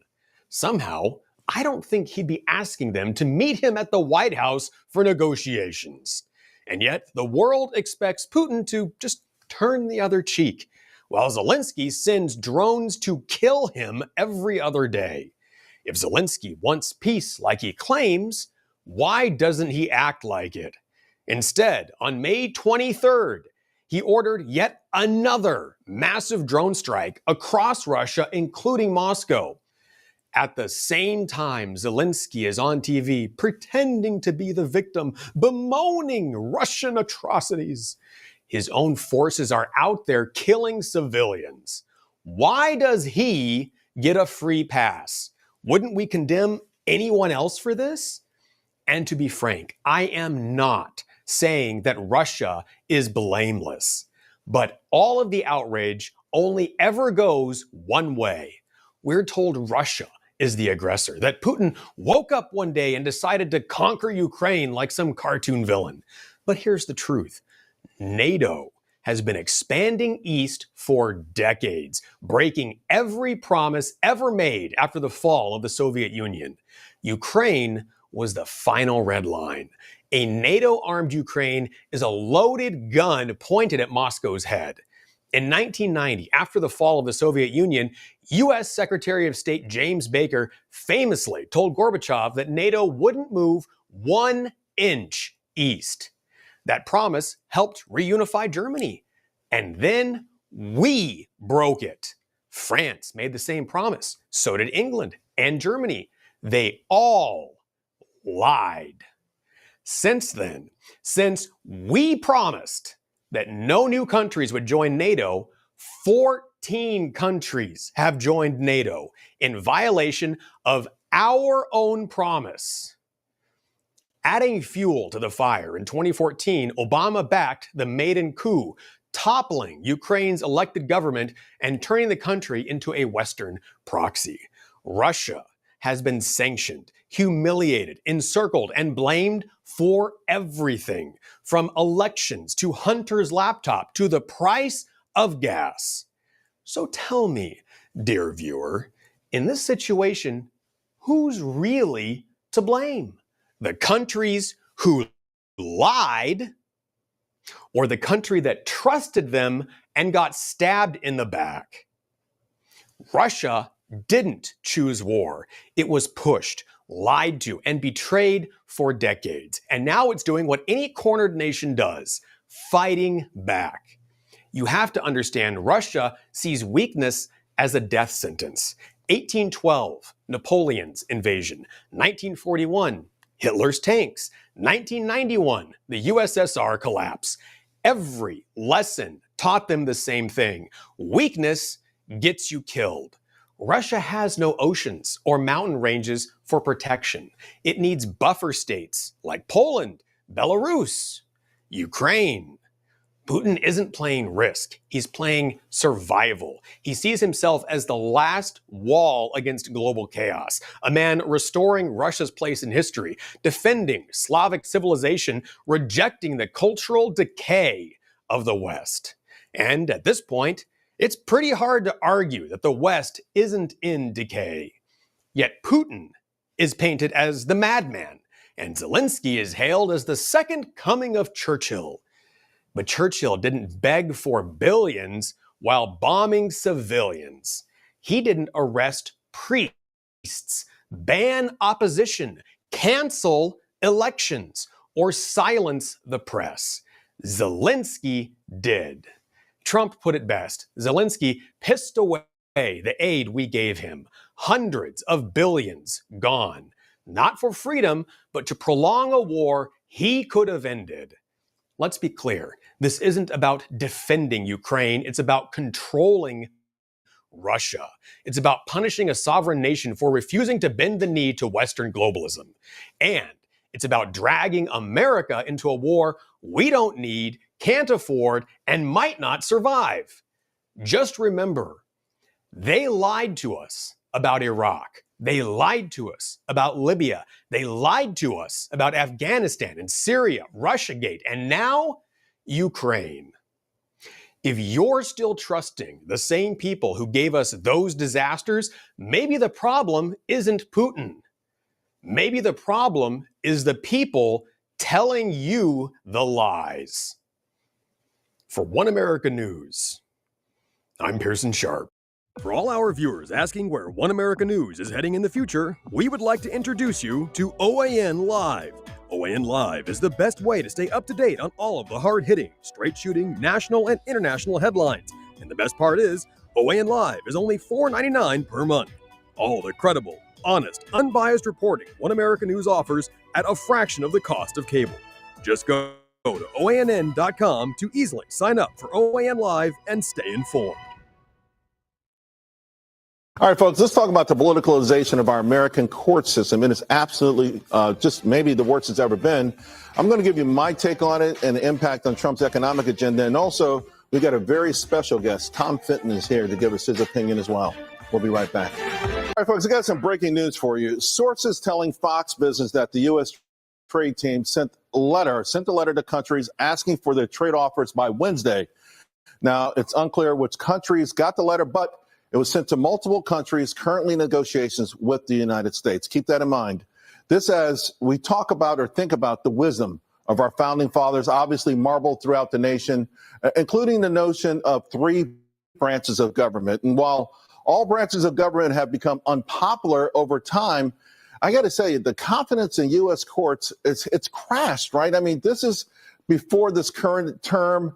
And it really started a while back. The trajectory lower and lower, and it's taking an interesting path because if you look at this chart behind me, diagonally straight down, right, under President Obama, straight down under President Biden, actually started to turn up a little bit under Trump's first term. But why is it happening now?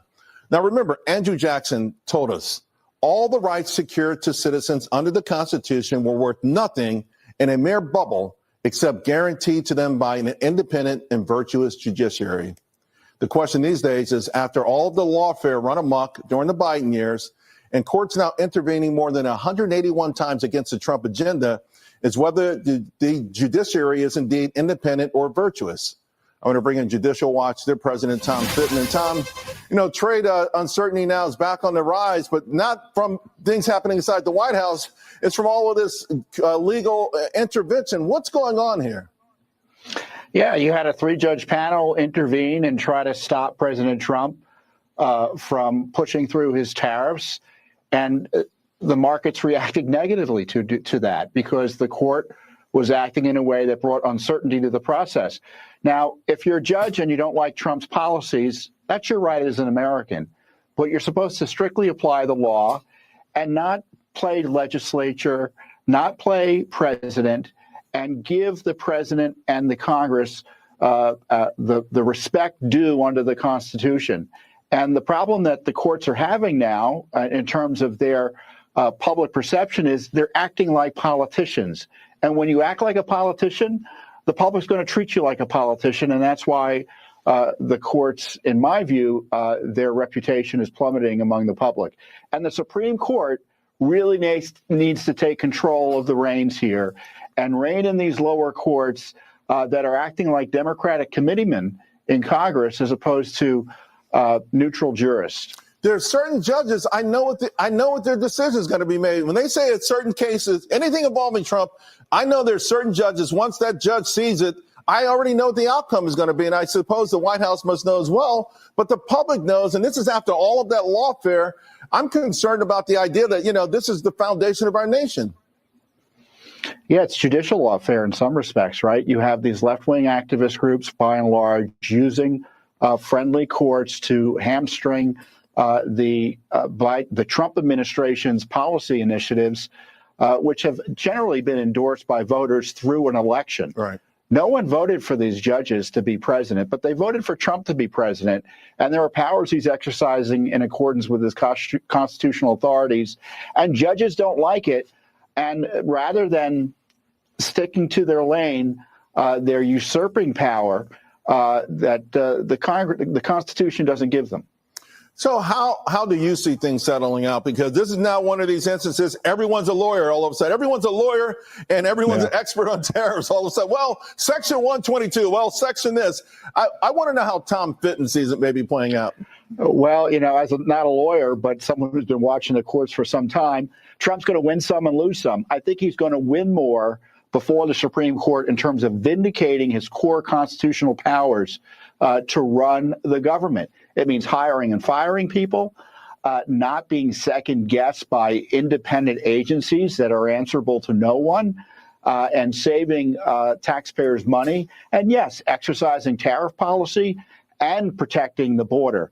All core powers to the presidency in terms of national security, protecting our country from invasion, and matters like that. Right. And it's going to be a bumpy road. And I hope the court doesn't undermine its legitimacy in the meantime. Speaking of second guessing and presidencies, a lot now over President Biden and the auto pen and, what was legitimate, what wasn't legitimate. These are the kind of things I know Judicial Watch is usually out in front on. It feels like right now, just, it's being looked into and investigated. But it feels like we could have some court dates here real soon on the legitimacy of the last part of the Biden administration. Yeah, I think given the crazy nature of the pardons, the fact that they were for no crimes, just general pardons that we have never really seen before in American history to a great extent like this, suggests there was something up in the Biden White House. And given his obvious and evident dementia, now we're all able to talk about it now that the media has blessed the discussion. People are going to ask questions about how policies were made at the White House at the presidential level. Was someone essentially guiding his hand as he signed specific orders, or were they guiding his hand indirectly by taking control of the auto pen and making policy without presidential approval? And the other big question is, was he able to give the approval in terms of having the dementia challenge that he obviously has? Yeah. Hey, Tom, it's always a great catching up with you. Thank you very much. Appreciate it. You're welcome, Charles. Well, the point is 19 states count ballots that arrive after Election Day. And a candidate can't challenge that. That's what the judge in Illinois said. That's what the appellate court said. And we hope the Supreme Court fixes that as soon as possible. So we're going to know next week, or maybe we won't know next week, but typically it will be announced next week if it is decided whether to take the case up. And what happens is the Supreme Court has conferences that are private where they consider whether to take up cases or petitions for cert, as they which is what it's called. And as I told you, Judicial Watch has been suing in courts across the land to ensure that ballots that arrive after Election Day are not counted, because federal law sets an election day, not an election week, not an election month. We sued in Illinois, where they count ballots that arrive for up to 14 days after Election Day. We sued in Mississippi, where they count ballots that arrive for up to 5 days after Election Day. And we just most recently sued on behalf of Congressman Darrell Issa in California, which counts ballots that arrive up to 7 days after Election Day, and creating a situation in which the Republicans in Congress lost 2 seats to Democrats due to solely ballots that were counted that arrived after Election Day. So in our view, unlawful ballots. So that case just started. In Mississippi, the case went up on appeal to the Fifth Circuit, and we won. The Fifth Circuit found that counting ballots that arrive after Election Day is unlawful. In Illinois, we didn't win on the merits because the court found that there was no standing to challenge the rule by our client. We're representing Congressman Bost in Illinois and 2 electors, 2 voters. And the court found, oh no, they don't have standing, which with all due respect is absurd. Why wouldn't a federal candidate have standing to challenge the illicit counting, as alleged, of ballots? It doesn't make any sense to me. I'm not going to spend a lot of time explaining the court decision why, but we're hoping the Supreme Court considers taking up this issue. So the court won't necessarily address the issue on the merits, but will hopefully rule or consider that why are candidates being frozen out of election challenges, some of which to me is tied to Trump and anti-Trump animus. Oh, Trump challenged elections, therefore we can't let any other candidate challenge elections. And I think there's that politics and that anti-Trump animus taints this decision-making process by certain courts. Even appointees appointed by Trump, it's not sensible what they've been doing in this case specifically. So we filed the writ of certiorari, the cert petition, and the Supreme Court considered it this week. Despite Congress's clear statement regarding a single national election day, Illinois has expanded Election Day by extending by 14 days the date for receipt and counting of vote-by-mail ballots. And as I said, in our other case in Mississippi, the Fifth Circuit already found the counting of such ballots is unlawful. And the court in our case in Illinois, 2 weeks. And my understanding is they don't even necessarily have to be postmarked. And remember, a candidate for federal office can't challenge that lawlessness. For over 130 years, we asked the court, or tell the court, this court has heard claims brought by federal candidates challenging state time, place, or manner regulations affecting their federal elections. Until recently being, 2020, boo, right? It was axiomatic that candidates had standing to challenge these regulations. Look up axiomatic. You'll see how important that is. It's almost without question. It's like a truth on its face. Indeed, it's hard to imagine anyone who has more particularized injury than the candidate has. And that's a quote from a case. That is because a candidate who pours money and sweat into a campaign, who spends time away from her job and family to traverse the campaign trail, and who puts her name on a ballot has an undeniably different and more particularized interest in the lawfulness of the election than some random voter. Petitioners are a sitting multi-term congressman, Congressman Bost, B-O-S-T. Thank you, Congressman Bost, for being willing to fight with Judicial Watch here. We're honored to represent you. And 2 federal electors.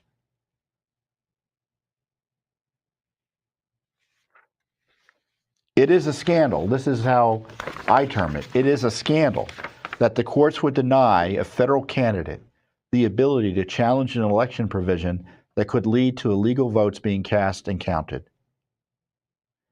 Illinois' 14-day extension of Election Day thwarts federal law, violates the civil rights of voters, and invites fraud. The Supreme Court should take up the case and reaffirm the right of federal candidates to challenge unlawful election schemes.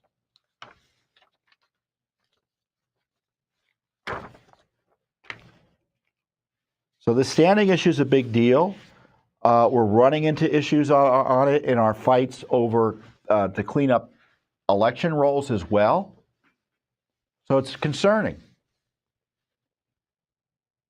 But 19 states count, well, maybe now it's 17 because Mississippi's law was overruled.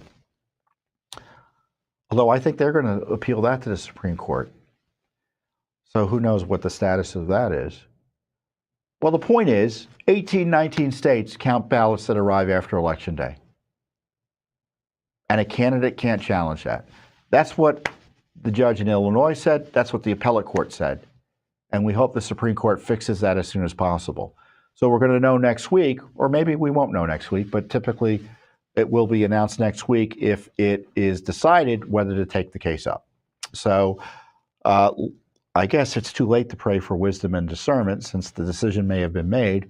But, who knows? Maybe they put it off and they will consider it another day. Either way, we're hoping for justice from the Supreme Court on this important issue.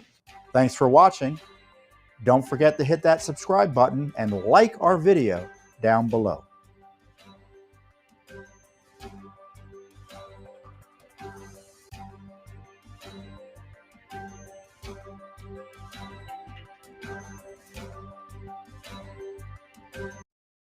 Yesterday, a terrorist open-flamed, if you will, Molotov cocktails and used a makeshift flamethrower to attack a peaceful protest, not even a protest, a peaceful vigil, if you will, in honor of the Israeli hostages that are still in captivity, are still being held. We can't let this continue on. This can't be the way America continues on. This is, you should not have a problem walking down the street showing your Judaism, honestly, showing any of beliefs, showing if you're a Muslim or whatever it may be, a Christian wearing a cross, wearing a Star of David, wearing a yarmulke, wearing a hijab. Because we have built a different kind of country. But unfortunately, here we are, where attacks are happening in Colorado, in Washington, D.C., and these are just sort of the top headline ones. Of course, we remember even the governor of Pennsylvania, Josh Shapiro, his house was essentially firebombed also, destroyed over Passover. And it all coexists and combines in a moment where you feel like there is this misunderstanding because so many people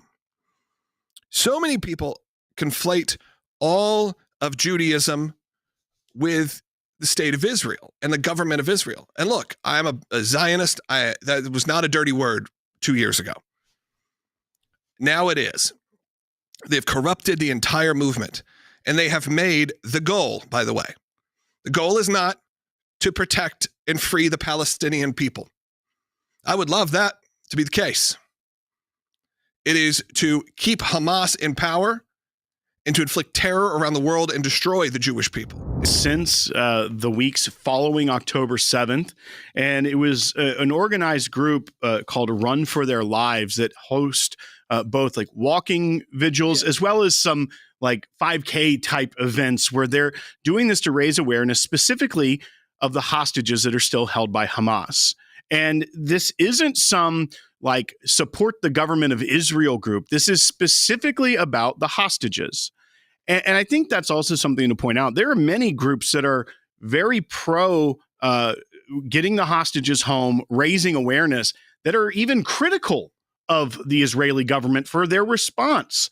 So even in that light, the hostage issue is in many ways politically been separated from support for the Israeli government. But this individual was an Egyptian man. He was here illegally. He had overstayed a visa under the Biden administration, came here on tourist visa, overstayed, never went home, has been here for years now. And he was shouting free Palestine, some things that we're unable to say on the air about Zionism and about you killing children, so we will kill you, things of that effect. And this was at a crowd of people where the 8 injured were ages 52 to 88.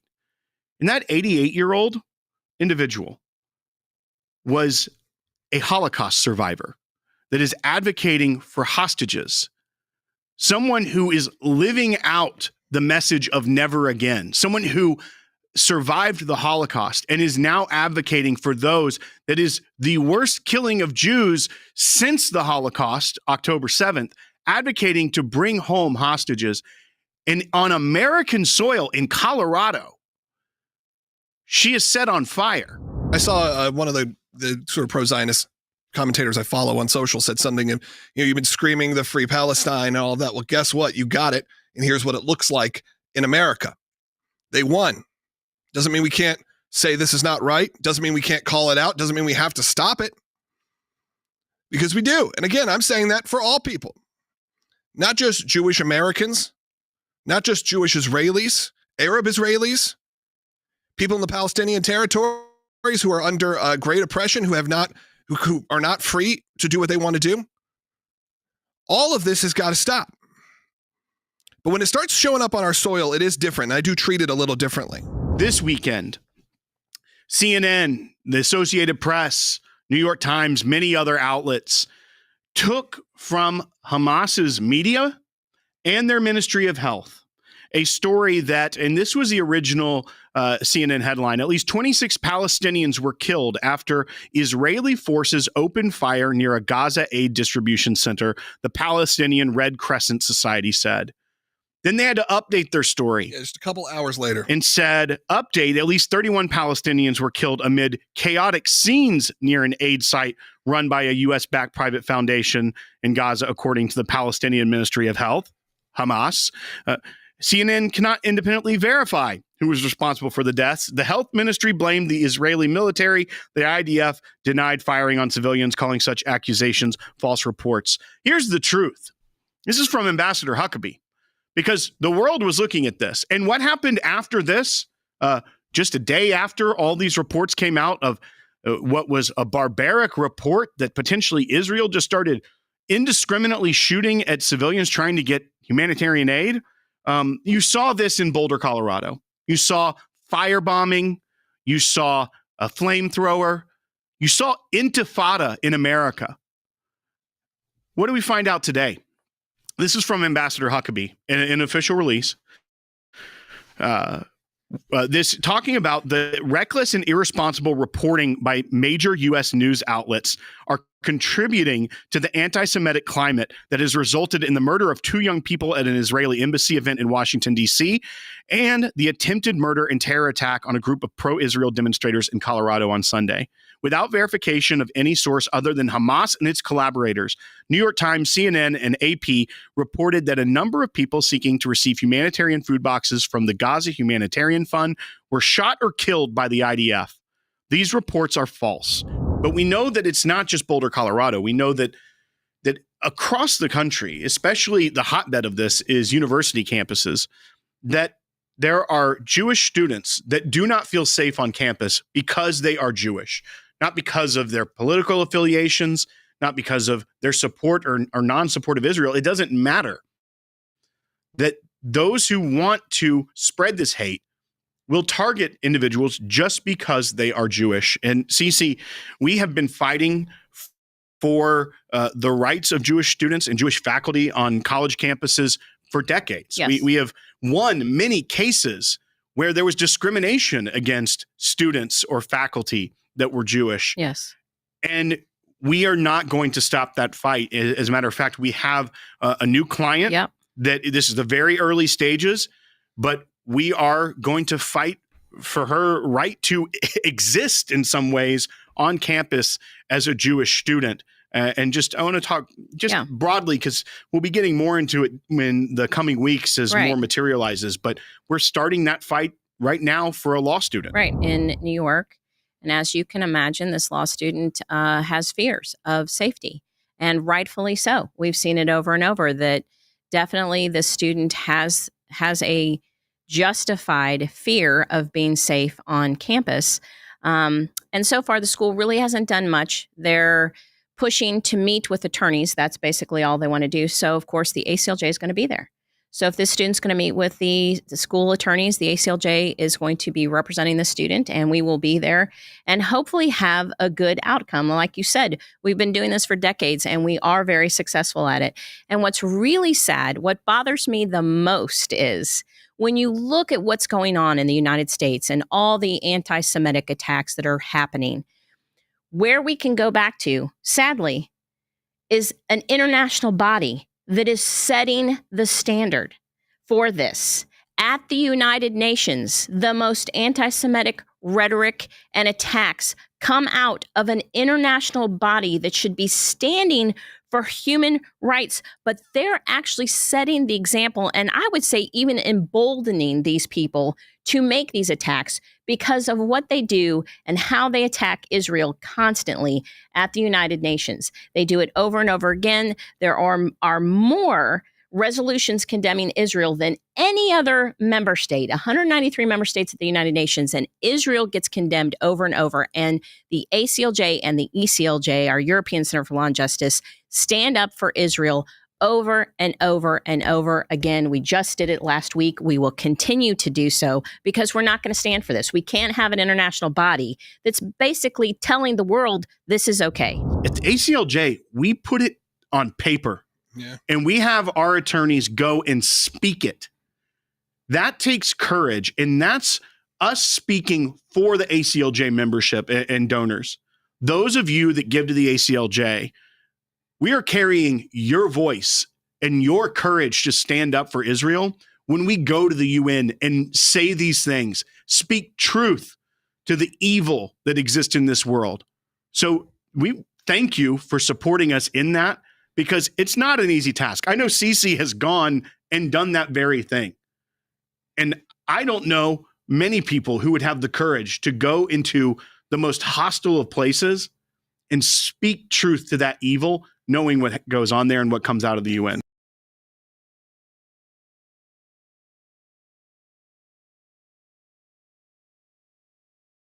The GOP, the so-called party of fiscal responsibility, the party that's supposed to stand for small government, low taxes, and the American dream, is letting us down. Again, I'm sick and tired of watching the Republican establishment twiddle their thumbs while our nation drowns in a sea of red ink. America's not the wealthiest nation on earth.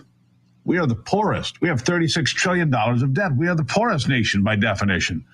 We're a nation living on borrowed time, maxing out Uncle Sam's credit card while the GOP is sitting there sipping their DC cocktails, doing nothing to stop the bleeding.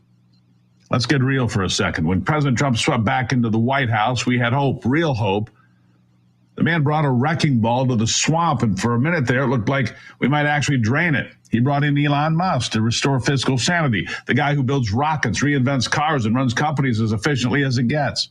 He was ready to bring the same ruthless efficiency to the federal government with DOGE, the Department of Government Efficiency. It was a bold idea, a MAGA idea. Make government work for the people again. But what did the GOP do thus far? Nothing, really. They've hemmed, they've hawed, and now with Elon stepping back, I'm starting to wonder, did we just let our best chance, our best last chance to fix this mess slip through our fingers? I have no idea where I am or where I am going. Oh, looks like my son left a baggie there. Oh, wait. What is this? Come play with us, Daddy. Forever. What's up, guys? It's Benny. Everybody has a crummy part of their life they want to forget. Maybe it's an abusive relationship. Maybe it's something that happened in your family. Maybe it's something that's bad that happened professionally. You just want to repress all of it, not remember that. Move on. Bulldoze it all away. Good. But then you'll see a text message or a photo. It'll just remind you of that. Everything will come rushing back in a moment. The abusive relationship that we've been in on this channel has been the Biden administration, where we've had to constantly cover and scream into the wilderness and that this jackass is clearly mentally and physically unfit to be president. And we had to watch videos like this. Like this is abuse. We were watching live on MSNBC, and we're the first ones to notice that mid-question, Joe Biden just got up and walked off set. And the ones that didn't vote for your bills but run on them. That's right. Mr. President, thank you. Thank you. Thank you very Nicole, much. I appreciate It's great to have you. It's Thank great to have you. Thank you. Thank you. Don't go anywhere. It's a very exciting day around here. We'll have reaction and analysis to everything. And she just like grins like a Stepford wife into the camera as though nothing had happened. The person who deserves an award here is the camera operator who jibbed out and showed Joe Biden just wandering off into the middle distance. What the hell was happening here? And everybody acted like this was normal. Everybody acted like this is like it's so totally normal for the resident of the White House. Look at this. The Secret Service agent points Joe Biden where to go. First off, you've never seen this with Trump. You've never seen a Secret Service agent point Trump, right? And then here's Joe Biden just walking off into the bushes. There he goes. Nobody's sure what the hell's going on. Here's Joe Biden. He can't find his way off a stage. Just finished the speech. Where's he going? Nobody knows. Where the hell is Joe Biden going? Here he is at the G20 with all the global leaders. They just watch some dork parachute in, and Joe Biden just wanders off, right?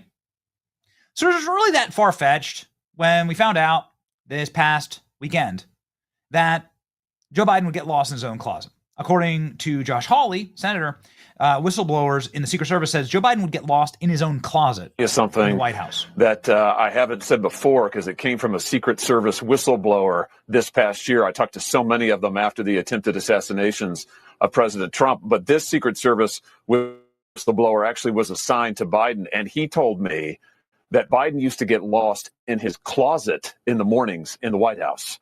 I mean, the guy literally stumbling around in the White House residence couldn't find his way out of his own closet. The president of the United States. I mean, this is outrageous. We were lied to. I mean, if you checked in on some of Hunter Biden's content on his laptop, you could see that Biden's clearly in the closet. But no, not Joe. The physical closet here for Joe. Jill knew. Who else? Who the hell knew? Secret Service whistleblowers, Joe Biden would get lost, had struggled to find his way out of the closet. Who was running the country? What did the call sound like? Like Joe Biden, like yelling from inside the closet? Joe Biden is lost in the closet. Tim Walz needs to come out of the closet. Joe Biden's getting lost in the closet. The White House is hilarious. Maybe he found Harry Sisson in there and Joe Biden. So Joe Biden would get lost in the closet. Okay. Got it. Well, ladies and gentlemen, this coming on the heels of Donald Trump saying that Joe Biden was executed and replaced with clones or a robot. In case you missed this weekend, that's what President Trump posted on Truth Social. Here's the post. Donald Trump posted this, a photo of himself, and there's no Joe Biden executed. Biden clones doubles as robotic engineers, soulless, mindless entities. That's what you see. Biden clones and doubles. Oh, yeah. So the Biden family is finally having to respond to this. And they leave it to Ashley Biden, of all people, to do so on Instagram. I am so grateful, too grateful to be angry about all the bullshit, she says. Hit the jackpot with these two. Well, yeah, you sure did hit the jackpot with these two. Remember when Ashley Biden left her diary talking about inappropriate showers with her father? And Joe Biden used the DOJ to kick in the doors and attack James O'Keefe. The FBI raided James O'Keefe because of this. If this happened to any of the Trump kids, it'd be front page news forever. Trump would have to resign, I think, right? But the Biden, Ashley Biden gets to just be a degenerate, drugged out weirdo, which she is. And that's why she was in rehab. I'm not trying to be mean. I guess I'm glad she's clean, I suppose. Although nobody knows whose baggie of cocaine was in the White House. What privilege? That's what you call white privilege. Trump amplified a conspiracy theory suggesting that Joe Biden was a clone. Ashley Biden posting a photo with Joe Biden number 4 there, I think. Or Joe Biden number 3. It's all in the ears, Yeah. Okay. Well, this is her response. But she ain't done yet. Ashley Biden is going rage posting on her Instagram. Here we go. Ashley Biden rage posting about her family. It's clearly making them snap the Jake Tapper book and everything. Here we go. The only cover up of the Biden family is the beach cover up. The truth is Dad gave it his all. America continues till this day. He never gave up on you, and he listened to all of you, and he acted like the man who led his life by actions, not words. He aged, yes, as we all do, and the stress of the presidency accelerates, but he was always more than capable of doing the job, and a damn good one. He worked harder than anybody else I ever knew, and he took his duty, sacred obligation to the country very seriously. The noise is so damn disrespectful, and it's untrue, and it's just that the noise static created by those committed to perpetuating and profiting from some real BS. Get lost with your anonymous sources and fake news. This is a shout out to Jake Tapper in his book. Ghost, and I am super grateful for the love and support over the past few weeks. We, like any family, chose hope during times of great despair, uphill battles. Someone of us would consider your dad's residency in the White House and stealing the election from the American people. Great despair, but whatever. And we continue to choose hope. And that's why Dad taught us and gave us. And all your love and support continues to give him hope for the healing and for this country, love and world united. Please note, if you are disrespectful in the comments, you will be deleted and blacked. I'm so glad that Ashley Biden is just scrolling through her comments. She's got not many likes on this. She got 1,400 likes, which is kind of crazy. All right. She's no Kai Trump. You know what I mean? All right. So that's the official response? Ashley Biden posting this. Ashley Biden just released this photo. Is this normal? No, this is not normal. This is like really weird. What are you doing? What is this? Showers with daddy. Yeah, they did that, right? Here's more Ashley Biden, like as though she's like dating her father. There's no safer place than in my father's arms. Oh, okay. They tried to break us. They tried to break us with a photo of Hunter. Okay. But they never will. Just made us even stronger, closer, and even more grateful for one another. You know, this really smacks of? This smacks of a PR operation, right? This smacks of somebody saying like, well, you better drum up like the positive family image kind of thing because you're all going to be thrown in prison. Joe Biden, for his part, has taken a slightly different tone than his daughter in saying that he's going to physically attack and beat up the reporters who wrote mean things about him. There's also been a lot of discussion recently about your mental and physical capabilities while you were in office. You can see that. I'm mentally incompetent and I can't walk and I can beat the hell out of both of them. Do you want to reply to any of those reports, and also to the fact that there are some Democrats who are now questioning whether you should have run for re-election in the first place? Why didn't they run against me then? Because I'd have beaten them. Do you have any regrets? No, I don't. No. What do you say about reporters who have a whole book out that about like everyone seeing you being incapable of like doing anything other than shitting your pants? I'm going to beat them up. What do you say about Democrats? I'm going to beat them up. Dude, we just watched you. We have videos of you. We have videos of you like right here. This is a good one. Here's you being incapable of going down the stairs. With your nurse ratchet ass wife having to physically carry you down the stairs. Yeah. Ladies and gentlemen, if you think that the worst days for the Bidens should be ahead and not behind them, please like, share, and subscribe to this video. It's your boy Benny. More investigations into the Bidens, please. Jail sentence.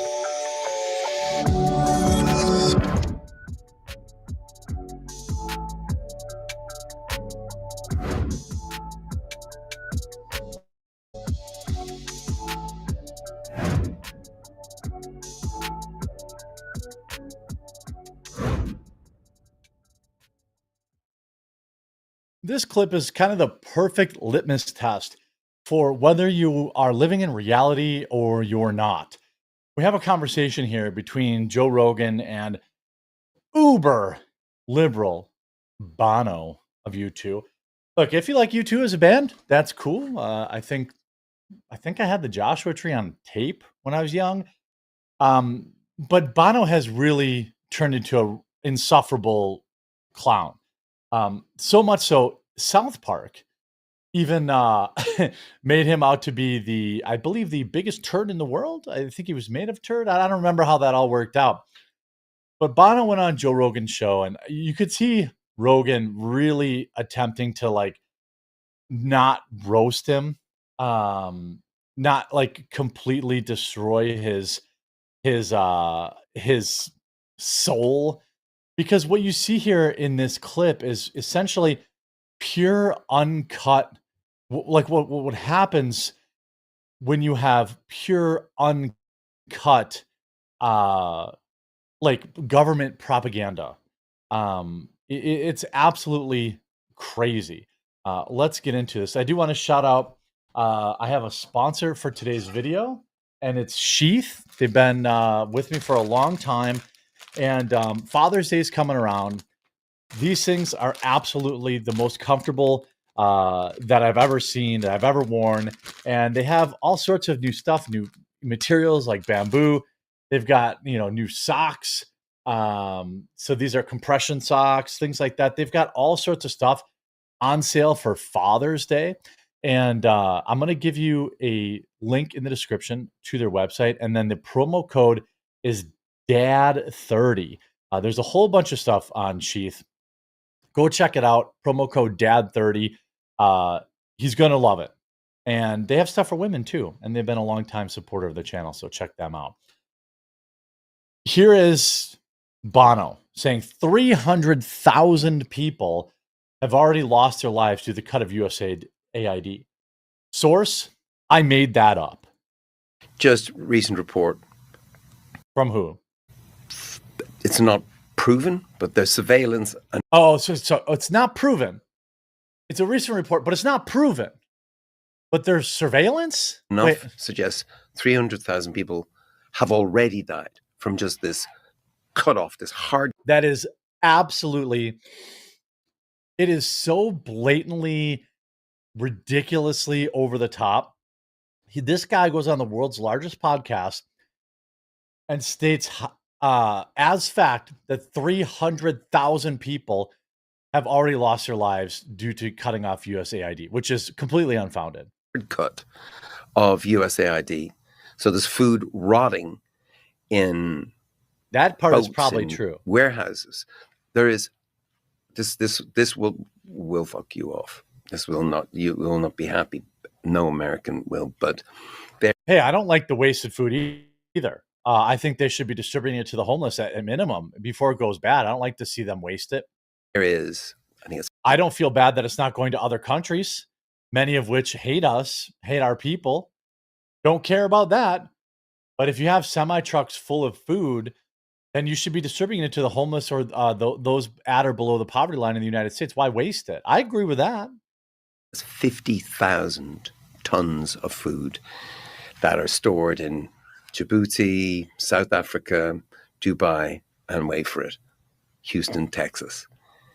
I don't get it. Why is Houston, Texas supposed to make me mad? Is it because it's USAID is supposed to be helping people in America? The only trailers I care about are the ones that are in America.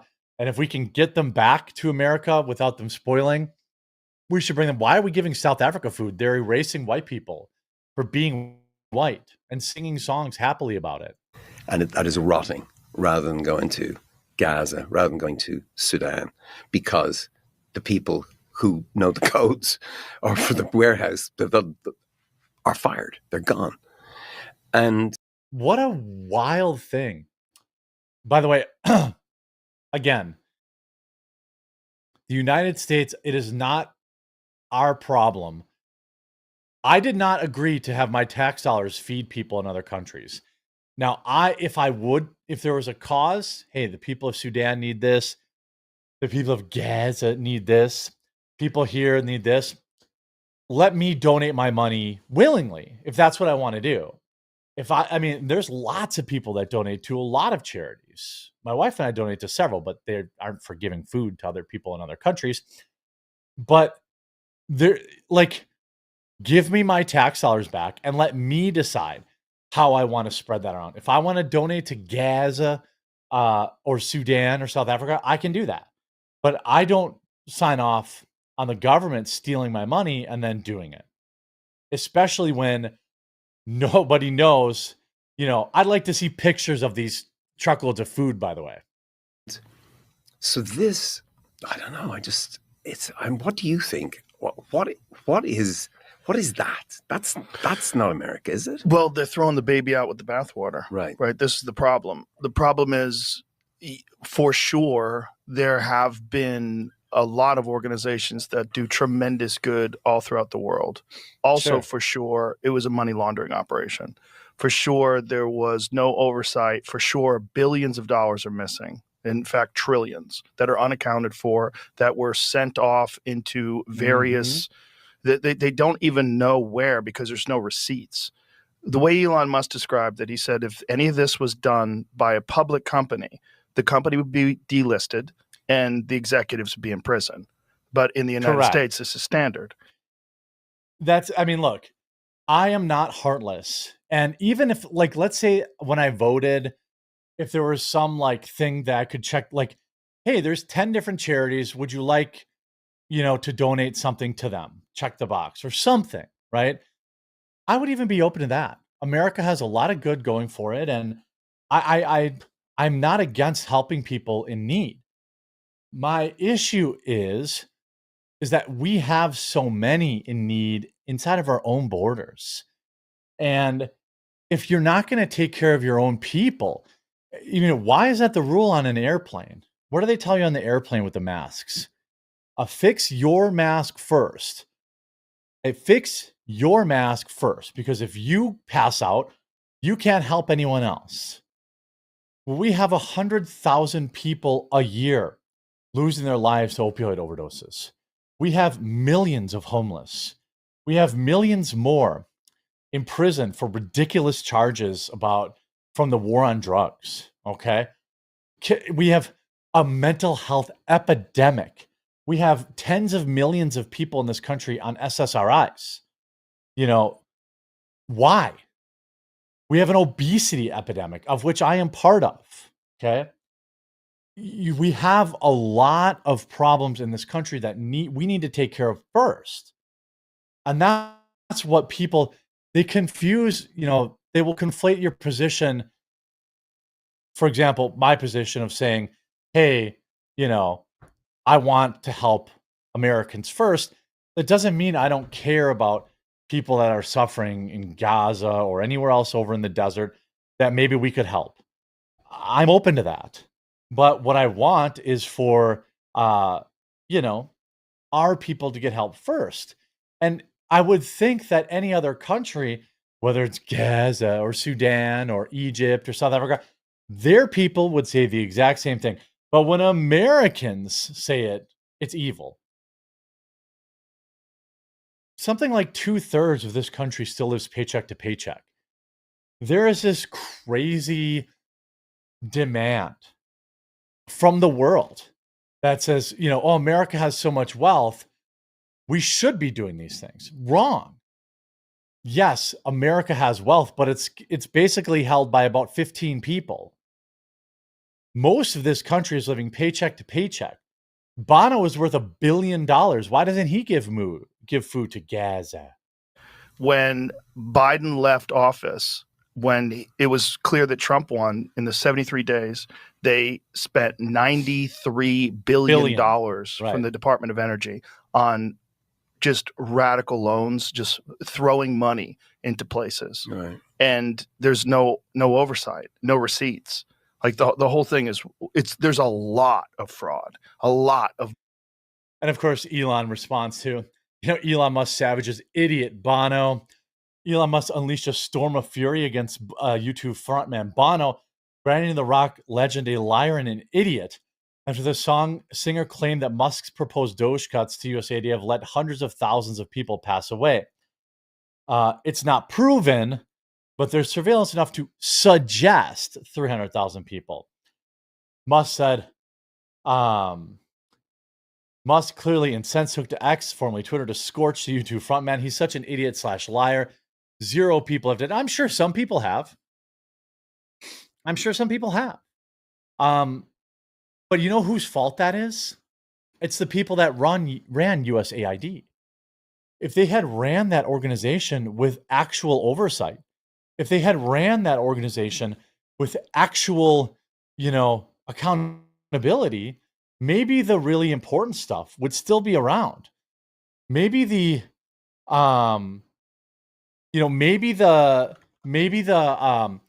life-saving, medicines and foods and this and that would still be flowing if you didn't instead also send trillions to, an Afghani Sesame Street, right? He didn't stop there. Musk followed up with, I've got a big one here. And then you take the iFindTards account, which is an AstroTurf account, by the way, too, that had, crypto, was advertising crypto stuff. Anyway, stay away from that account. Later, he posted the clip from South Park titled, "Is Bono the biggest piece of crap in the world?" with the caption, "Bono." I mean, look, there's a lot of, I think that there are definitely good things that America can do, but they ruined it for themselves. Bono ruined it for themselves for not demanding accountability. The fact that they're going to put it, Bono educates Joe Rogan on Doge's pure evil USAID cuts from leftist rag Rolling Stone. Even Rolling Stone, did they offer to do any research and prove it? No, they didn't either. Don't forget, Sheath. Sheath.com. It's going to be linked in the description with the promo code to save 30% off. They are an amazing, amazing sponsor. Some of the most comfortable garments you're going to find anywhere. All sorts of, they've got the pouch to keep all your man parts separate. They've got the moisture wicking technology. They've got bamboo. They've got a whole bunch of other fabrics that you've probably never even tried. Check them out. Link in the description. And we'll talk to you again real soon. Elon's, full-time work as a special government employee is now over. On schedule, you only get 130 days. It can be renewed, by the way. That's what they kept doing with Anita Dunn. That's a way of getting around having to give your financial statements, because when you work for the feds, you have to give all your financials. But you can just keep renewing one of these special government employee things, and you never have to renew them, Anita. Anywho, he left and is going back to his many, many companies. And here is how the folks over on MSNBC described his departure. SOT 29. He didn't just leave. He's not just slipping out of Washington. He was chased out of Washington by democracy, by people saying no, by people protesting so much around his cars and dealerships that he lost billions and billions of dollars, by people raising their voices, by people filing lawsuits. Adnan Giradias, who's also an NYU professor and MSNBC contributor, chased out of Washington by democracy, Emily. Oh, that is so funny. Actually, Elon Musk was a huge part of the Democratic get out the vote effort in November. So, I mean, that would have been a fun conversation to have on MSNBC as well. But it's just funny. I mean, there's actually some really interesting things that you can talk about when it comes to Elon Musk. But part of the Trump era, Trump 2.0 era attacks on the administration itself had just been to flatten Elon Musk into a caricature. And I mean, they are celebrating now. They say democracy when they just mean themselves. Like anytime they're talking about elites, they say democracy. Like it was chased out by democracy. It was the people. Yeah. So there is a great example of that my team queued up, Eliana, of Nicole Wallace, not content to have a failing show on MSNBC, has now launched what's sure to be a failing podcast. And her first big get was Rachel Maddow. Okay, her nightly pal for the past 10 years or what have you, over at that network. And would you take a listen to these two navel gazers talking about their role in society? Listen to this. It's SOT 10. Friend sent me a meme the other day. It was like a Paddington meme, and it was the caption was "Born to dilly dally, forced to fight fascists." Really, you had me at dilly dally. The election was coming to an end, and the stories that we covered became so real. And in my scary moments, you were my lifeline and the person that I've always called. And I feel now like we're doing the actual work, and I feel a little less scared. It's just kind of a reminder that we've been talking about and worrying about the edge of the cliff for so long. And so now we have experienced what the edge of the cliff is like and what it's like to be in midair. And we are now in the canyon on the other side of the cliff, and we are seeing what life is like there. In the middle of a fascist takeover, what happens is there's a fascist takeover and you have to keep still doing the work. Then you are a person who's fighting an existing fascist authoritarian government and not just warning about it. Okay. Got it? Born to dilly-dally, but forced to fight fascists. That's what they're up to. It's too painful. I mean, that's probably the best guess she may get. I mean, Rachel is the highest rated anchor on that network, and I have a feeling it's downhill from here. But they seem to be in pretty good spirits for fighting a fascist takeover. Maybe she can get Steve Schmidt, and they can, since the show is called The Best People, they can talk about how they orchestrated a misogynistic takedown of Sarah Palin behind the scenes of the McCain campaign. Since this is a show about good people, virtuous people, I think that would be a great point. Yeah, I like that. Yeah. Or like The Best People. Maybe she'll book Doug Emhoff, her colleague at MSNBC, interviewed and didn't see fit to raise the allegation made by a woman who had dated him for a long time that he beat her. He denied it, but would have been something some might have considered newsworthy. Is he one of the best people? I don't know. Maybe Kilmar. But they're busy. We talk to them too. I want to know how to get paid. I want to get paid like Rachel Maddow for fighting a fascist takeover one night a week. Yeah, it's good times. Podcast appearance. And then you can go out and you can rip your network to shreds. Yeah, talking about how want that gig. terrible they are when they cancel racist people like Joy Reid. You can just lament how bad your network is while you're cashing their checks, not actually doing anything to it. By the way, note to you guys, MSNBC's new primetime lineup, because Rachel, she couldn't do that 5-day-a-week thing. She couldn't fight the fascism 5 days a week. It's a 1 day a week kind of job. It's just like, it's so exhausting.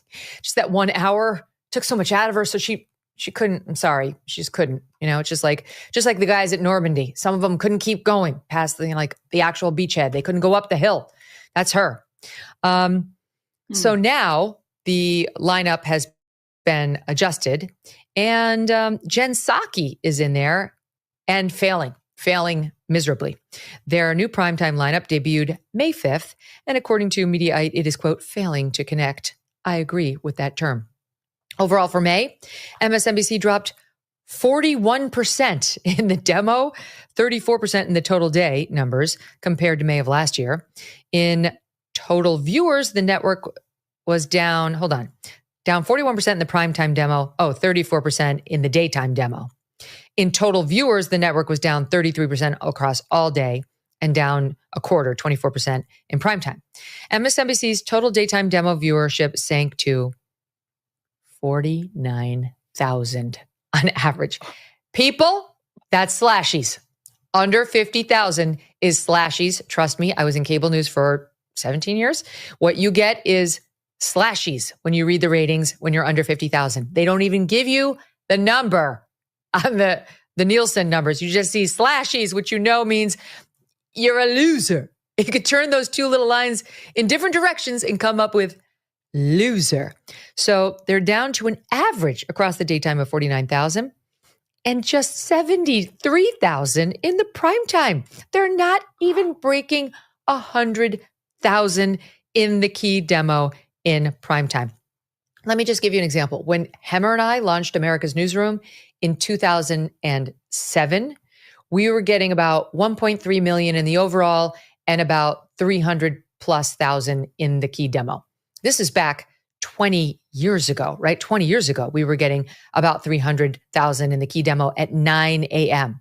And now here they are in primetime, not even breaking 100,000. In the primetime, my friends, her show is not even breaking 1 million in total viewers at 9 p.m. I was at 9 p.m. Trust me, it's a great place to go for ratings. She can't even break 1 million. That's unbelievable. 973,000 total viewers she's averaging since launch, which is 46% less than the average that the people had been watching to see Maddow. So Maddow she's beloved by those leftists, and Psaki is not. Psaki's number is actually even down 20% from that absolute moron, Alex Wagner, who, as far as I can tell, was literally only put there because she has a pleasant face. 20% down from Alex Wagner's average during the same period in 2024. CNN primetime, but for what it's worth, moving to networks now, CNN primetime dropped 18% in total viewers, 21% in the total demo year over year. The CNN primetime average. Okay, now when I was there, we were like 4 million, 5 million, whatever, definitely 3 million. They're pulling those numbers now under Trump. CNN's primetime average, 426,000 viewers. Holy shit. That's terrible. People are definitely going to get fired. They're going to get salaries slashed. You cannot continue to exist with these numbers. Eliana, thoughts on whether it should? Well, it's interesting. You know, I was at Fox for a few years starting in 2008, and I remember the talk, that was the beginning of the Obama administration, being that it's really great to be in the opposition. Now, fast forward to 2024, Fox's ratings are up anyway, though they're not in the opposition. And what should be a boon for MSNBC and CNN being the opposition, and CNN, of course, experienced this in 2016, their ratings are in the toilet. And Jen Psaki, by the way, was their big recruit out of the Biden White House. She was supposed to be the primetime star, and they got rid of Alex Wagner. And it does look like their programming experiment has been a complete and utter failure in this regard. And I think it's a combination of the cable news business collapsing because people just aren't watching cable news anymore, and just bad, uninteresting programming. And it's hard to get beyond that.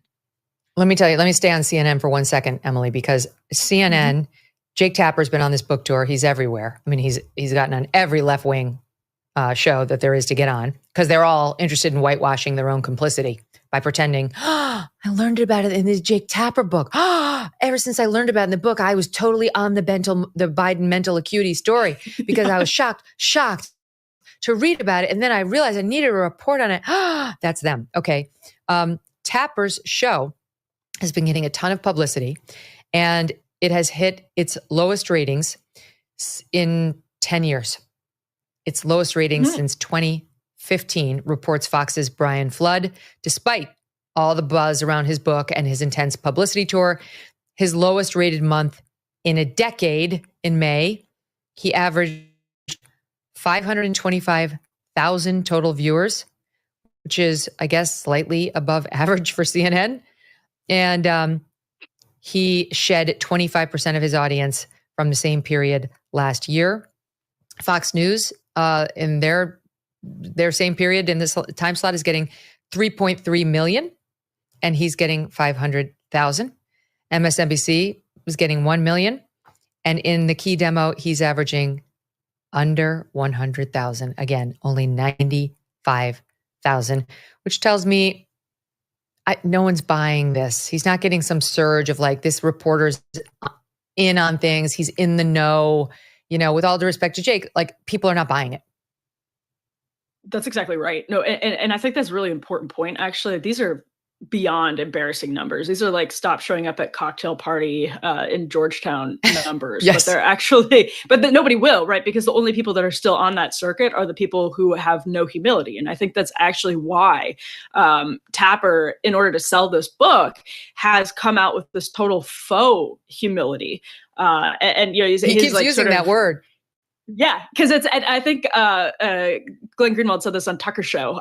He was like, it's clearly coming from the crisis PR firm that just planted it in his brain to use the word humility. And the reason is, that is why CNN and MSNBC are currently getting their butts kicked by like progressive YouTubers and progressive X users, whatever it is, that are just bringing in podcasters that are bringing in, still behind the right on some of this stuff, but bringing in more and more viewers. It's because so many people realize that actually Rachel Maddow's coverage of Trump 1.0 and the lawfare was bad. Like, it has aged really, really poorly. MSNBC, CNN, their coverage of COVID has aged really, really poorly. And it's just these sort of hardened inner cultural progressive circle. It's just those people left, the people who are still like masking up, who are watching CNN and MSNBC and thinking like, this is, yes, oh, it's so wonderful when Rachel Maddow and Nicole Wallace talk about fighting fascism, whatever it is.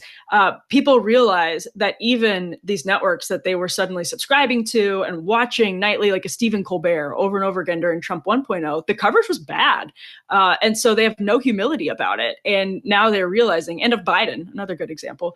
And now they're realizing it, and they're trying to pretend that they have some authenticity and humility, but they actually have none. And That's really unappealing to viewers who, like, left or right, you just want to feel like you're getting decent information. You don't want to feel like you're being lied to. So people feel like that with these guys. You don't feel like you're being made dumber as a result of watching the show.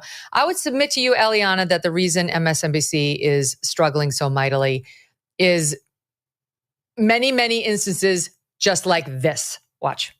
He might misplace a word here and there, but you talk to him for hours at a time. Is he slower? Does he move slower? Yeah, he's moved slower. Is he stiffer? Yeah, he moves stiffer. Does he have trouble walking sometimes? Yeah, so did FDR. I've said it for years now. He's cogent. But I undersold him when I said he was cogent. He's far beyond cogent. In fact, I think he's better than he's ever been. Start your tape right now, because I'm about to tell you the truth. Okay. And F you if you can't handle the truth. This version of Biden, intellectually, analytically, is the best Biden ever. Not a close second. Okay. And I've known him for years. We got it. That's enough. That's the reason, Eliana, those examples Emily just gave, and that, like, you don't survive that. You just don't. This July, there's a global summit of BRICS nations in Rio de Janeiro. The bloc of emerging potential superpowers, including China, Russia, India, and Iran, are meeting with the goal of displacing the US dollar as the global currency. They're calling this the Rio Reset. As BRICS nations push forward with their plans, some worry global demand for US dollars could decrease, potentially bringing down the value of the dollars in your savings. While this transition will not happen overnight, the Rio Reset could mark a pivotal moment. So learn if diversifying your savings into gold is right for you. Birch Gold Group can help you move your hard-earned savings into a tax-sheltered IRA in precious metals. Claim your free info kit on gold by texting MK to the number 989898. With an A+ rating with the Better Business Bureau and tens of thousands of happy customers, let Birch Gold arm you with a free, no-obligation info kit on owning gold before July and the so-called Rio Reset. Text MK to 989898 today. Thanks so much for watching. If you like what you just saw, hit the subscribe button for more clips and full episodes. Bring in the White House Press Secretary Caroline Leavitt for more on this and a couple of other items of pressing importance. So here's what the Deputy Director, Caroline, welcome to the program, Dan Bongino, said about this Boulder Act. He called it an act of terror. He said this act of terror is being investigated as an act of ideologically motivated violence based on the early information, the evidence, and witness accounts. We'll speak clearly on these incidents when the facts warrant it. He's been charged with a hate crime. The FBI is investigating terrorism. What's the White House's perspective on this? Well, FBI Director Kash Patel is absolutely right. And the president just put out a very strong statement condemning this attack. This terrorist came into our country under the previous administration. Joe Biden's administration foolishly gave him a tourist visa and that allowed him to unlawfully remain in our country. This individual should have been deported. Instead, he was welcomed here. And now, 3 years later, after coming to this country under Joe Biden's administration, he is lighting Jewish people on fire who were simply trying to peacefully pay respect to the hostages in Israel. This absolutely is an act of targeted terrorism. The FBI and the Department of Justice are investigating it as such. And the president is going to ensure that this individual is held to the fullest extent of the law. And not just this individual, but any individual, especially illegal criminals who engage in acts of terrorism, will be held accountable under this president. Caroline, the details that we are now learning, as Alicia just reported out of Boulder, they are chilling. They found 14 unlit Molotov cocktails at the scene of his arrest. On his victims, he said he targeted them. He knew they were there. In fact, when he confessed to the attack, when he was being taken into custody, he told the police he would do it again. So how do we make sure there are not more people like that out there in our streets in this country? How do we keep people safe? Well, this is, again, an act of despicable evil. And this administration has already done so much to ensure that we are deporting individuals who seek to do harm in our country and who are in our country illegally. In fact, ICE Boston just announced the arrest of more than 1,100 illegal aliens who were in Boston in the surrounding suburbs in Massachusetts, which was a sanctuary city for a state for illegal aliens. The only place this country should be a sanctuary for are law-abiding American citizens. And that's why the president has taken historic, unprecedented action to secure our nation's territorial borders, but he has also signed an executive order to streamline and make stricter our legal immigration process and our visa process. And I would remind anyone here who is on a visa, like this individual in Boulder, Colorado, came to our country. It is a privilege, not a right, to enter the United States of America. And we are not going to allow people who are pushing anti-American values and especially engaging in acts of violence to remain in our country. Your visa will be revoked and you will be deported. Yeah, you mentioned the fact that this person's status or lack thereof. This is what DHS said. The Colorado terrorist attack suspect, Mohammed Solomon, is illegally in our country. He entered the country in August of 2022 on a B-2 visa that expired on February of 2023. He filed for asylum in September of 2022. We've got the timeline that we want to put up on the screen after we read the statement there from Tricia McLaughlin. So he came in August 27th, 2022, September 29th, 2022. He filed a claim for asylum. February 26th, his authorization to stay expired. That was in 2023. But look at this. March 29th, 2023, a month after that, he's granted a work authorization by the Biden administration. What does that say, Caroline, about their vetting process? They had no vetting process. This is something President Trump has been calling attention to for years. He talked about this on the campaign trail, how the Biden administration was allowing illegal aliens from all over the world to come into our country illegally, unvetted, untested. We had a wide open border policy, and the president was right to point that out in his statement this morning. All of that has come to an end, though, John, and this administration is focused on deporting as many of these illegal aliens who entered our country as possible. Again, this is not going to be a place of asylum for those who seek to do harm in the United States of America. We have a legal immigration process for a reason that this administration is focused on strengthening. But in the meantime, we are conducting widespread deportation operations across this country to remove terrorists like this individual from our communities every single day. All right, we will continue to bring our viewers and listeners any new details from Boulder as we get them. Caroline, meanwhile, I want to ask you about the president and this big, beautiful bill. Rand Paul, the senator, seems to be a holdout, says the math doesn't add up, although he could support it if the debt ceiling hike is removed. Here he is in his own words on the Sunday Show over the weekend. The math doesn't really add up. It's about $320 billion in new spending. To put that in perspective, that's more than all the DOGE cuts that we found so far. I think there are four of us at this point, and I would be very surprised if the bill at least is not modified in a good direction. All right, so President Trump did take to Truth Social to respond to the senator and said if he votes against our great, big, beautiful bill, he's voting for, along with the radical left Democrats, a 68% tax increase and perhaps even more importantly, a first time ever default on U.S. debt. So how do you win over Rand Paul, and what changes is the president willing to see to this bill? Well, anyone who votes against the one big, beautiful bill, including Senator Rand Paul, will be voting for a tax hike of more than $4 trillion on the American people, and their voters will know about it. That is unacceptable to Republican voters and all voters across the country who elected this president in a Republican majority to get things done on Capitol Hill. And this bill is the most historic piece of legislation to ever move through Congress in modern history. Not only does it save nearly $2 trillion, but it also delivers on the president's key priorities. No tax on tips, no tax on overtime for our law enforcement officers and all those who are putting in extra hours to make ends meet for their families. It also ends taxes effectively on Social Security for our seniors who are dependent on that Social Security income. It also has historic investments in border security, historic funding for the Golden Dome and our national security, and so many other incredible things are packed into this bill. So now it is before the Senate. Those discussions are ongoing, but the president is not going to back down from those key priorities that he promised the American public, and they are expecting Capitol Hill to help him deliver. We made the bill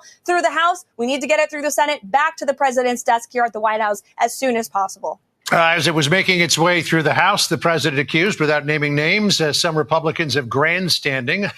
I imagine that we might hear similar language in the days ahead.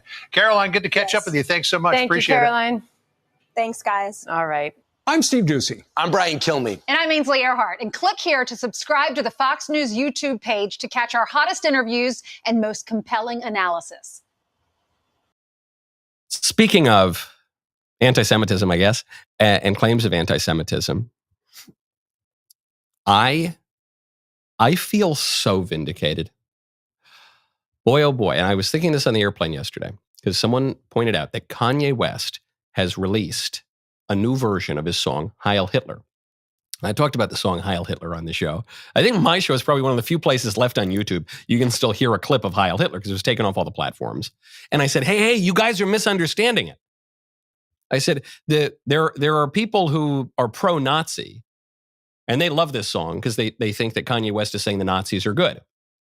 And then there are people who are criticizing Kanye because they're an anti-Nazi, and they think Kanye West is saying the Nazis are good. And I said, I think both of these groups are misunderstanding what Kanye is saying because they're not listening to his words.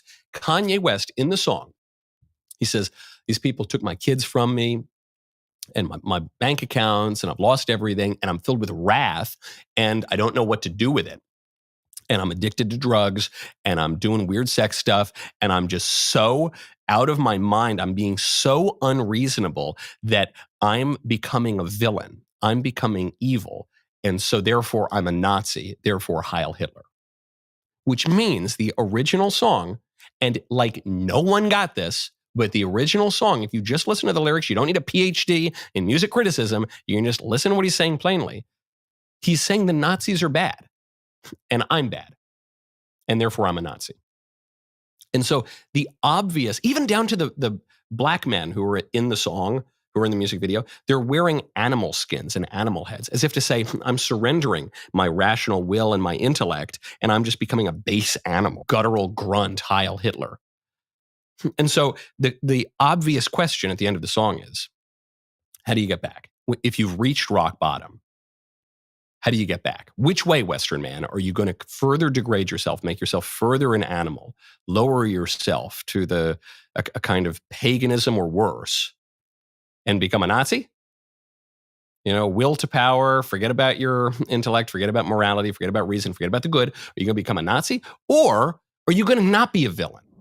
Right now, go to expressvpn.com/Michael Knowles Show. The internet of the 1990s promised a world where individuals, not governments or corporations, held power. Today, that vision, it's distant. Big tech dominates our digital lives with companies not just serving ads, but potentially influencing our political choices through controlled content delivery. The original internet promised personal freedom and control over your information journey. There's a way to reclaim it, ExpressVPN. When you browse the internet, your service provider tracks everything you do, building a profile that data brokers sell to advertisers and government agencies. This constant surveillance means that we're being watched and manipulated online. With ExpressVPN, my entire online traffic flows through secure encrypted servers, preventing even my ISP from monitoring my activities. It means that I can browse without surveillance. I've used ExpressVPN for years. I can get it on all my devices, even me. I'm a little bit of a Luddite. You just download it, load it up, click the button, boom, you're done. ExpressVPN masks your IP address, which is the digital identifier that the companies use to track and manipulate your experience. Super simple. One click, ExpressVPN works seamlessly across your devices. Find out how you can get 4 months free by scanning the QR code on screen, clicking the link in the description box below, or by going to expressvpn.com/Michael Knowles Show. Can you be a good guy again? How can you be a good guy again and go up and worship God? And there was a sign that I was right about this from about a week ago when Kanye West tweeted out, he said, look, I'm done. He goes, I'm done with anti-Semitism. I forgive everyone who's hurt me. I'm sorry for the people that I've hurt. I love God. Thank God. And he explained why too. He said, I just got a FaceTime call from my kids. And now life is great again. And I'm back on top. And this is wonderful. And it was this huge shift. And then I think no coincidence, shortly thereafter, he releases this version of the Heil Hitler song. So I became I'm the villain. Hallelujah. Hallelujah. We bleep that word now too. Hallelujah. They don't understand the things I say on Twitter. Oh my God.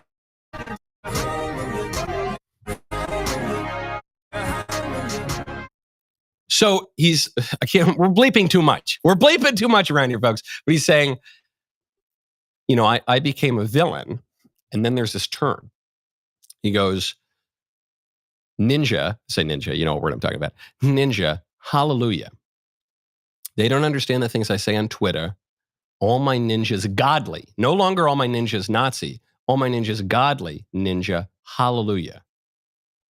So even this, though, because Kanye is an interesting artist, there are two reads on it. Either it's Kanye creating an equivalency between God and Hitler, right? It's either Kanye saying that to say Heil Hitler is the same thing as saying hallelujah, which is to call Hitler God. I guess that's one read you could have of it. I don't think that's really supported by the narrative that Kanye has given on this, which is, I'm a villain, my life's terrible, everything's bad. Then on Twitter, which is part of the performance of this song, for goodness sakes, he references Twitter in the chorus repeatedly. Twitter's obviously in this performance he's giving. And he says, oh yeah, I've given it up. It's over. The narrative in that song, I'm changing it. Then he literally changes the song. And he answers the question that I observed was implicit in the song in my commentary on it, which is, okay, what do we do now? How can I become a good guy again? Are we going to keep going down into being a villain and being a Nazi and being Hitler? Or are we going to worship God? Or are we going to become the good guys again? And Kanye does it. Kanye actually does it. He does it so clearly that he re-released the song as Hallelujah. I absolutely love saying I told you so. And on this one, this is one of the faster vindications I've ever had on it. Some people doubt that I get pop music and rap music. You should not. You should. I am the most vindicated rap critic in the world. That was a great clip. Now stop what you are doing and ring the bell. Thank you. Okay, so in today's news, CNN drops another bad poll on Democrats. And ICE officials just completed the largest deportation operation in history. And lastly, it looks like federal agents made a mistake when they detained a Democrat staffer. Yeah, you would think after all of the waves, Kate Baldwin, after the last few months, the first 5 months of the Donald Trump presidency, right, the first 4 months of the Donald Trump presidency, that you expect that Democrats would have this massive lead on the economy. It ain't so. It ain't so. The party that is closest to your economic views, in November of 2023, it was the Republicans by 11 points. Now it's still within that range, still within that margin of error. Plus 8-point advantage for the Republican Party. How is that possible, Democrats? How is that possible after all the recession fears, after the stock market's been doing all of this, after all the tariffs that Americans are against, and Republicans still hold an 8-point lead on the economy? Are you kidding me? Well, we're picking up where we left off yesterday, and that is this damaging poll that continues to show bad news for Democrats, great news for Republicans. But let me be fair here. I don't trust Republicans either, because we know they don't get anything done in Congress. They're in control, and what have they accomplished up to this point? However, the American people still trust Republicans more than they do Democrats for good reason. Let's not forget what happened under Joe Biden: high record inflation, high cost of living, and a mass invasion at our southern border. What more else do you need to explain why that poll says what it says? Well, according to Democrats, they're not reacting to this very well, especially on CNN. This is what they think about the numbers. Take a look. The poll also asks which party best reflects their view on a range of issues. And when it comes to crime, the economy, immigration, Republicans still hold an advantage, although actually those numbers are starting to slip. How did you think about this poll as you were looking through? I couldn't help but be reminded about a big problem in my part of the world, the econ part of the world.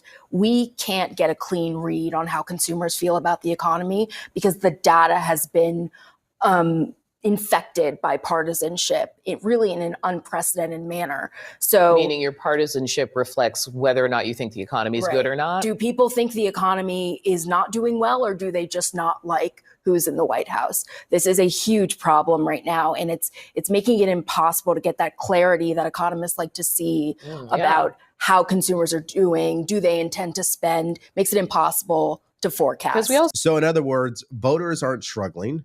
They're just biased. That's what she's chalking it up to. And I would actually call that a very disrespectful take. And I think it's ignorant. And I say that because what she's not doing is acknowledging the damage that was done under Joe Biden. The American people have not forgotten that. You have to think about just one metric. Let's just use a simple one: gas. It used to be $5 a gallon under Joe Biden. Now it's $3. The American people remember that every single day, but she doesn't, and people like her refuse to. So it's no shocker why the polls are what they are, regardless of her own take, chalking it up to just political bias. Come on, give me a break.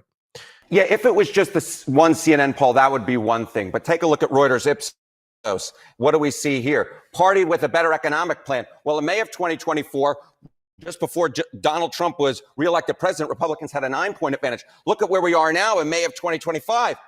The advantage actually went up by 3 points. Now Republicans have a 12-point advantage when it comes to the party with a better economic plan. And again, this is after months of supposed economic uncertainty in which the stock market's been going bonkers, in which the tariff wars that Americans are against have been going on. And yet, despite all of that, the Democrats are down by 12 points on the economy. This speaks to Democratic problems on the economy better than basically anything that you could possibly look at. The Republicans still hold an advantage on the all-important key issue of the day. And that is the reason why, even if Donald Trump's approval ratings are a little bit lower than they used to be, Republicans are not out of the ballgame because they still have a clear advantage on the economy, whether you look at CNN's polls or whether you look at the Ipsos poll right here, in which they have a 12-point advantage on the economy, Kate. Yeah, so the bottom line, folks, is that Democrats do not have anything to say when it comes to the economy at this point because nobody believes them.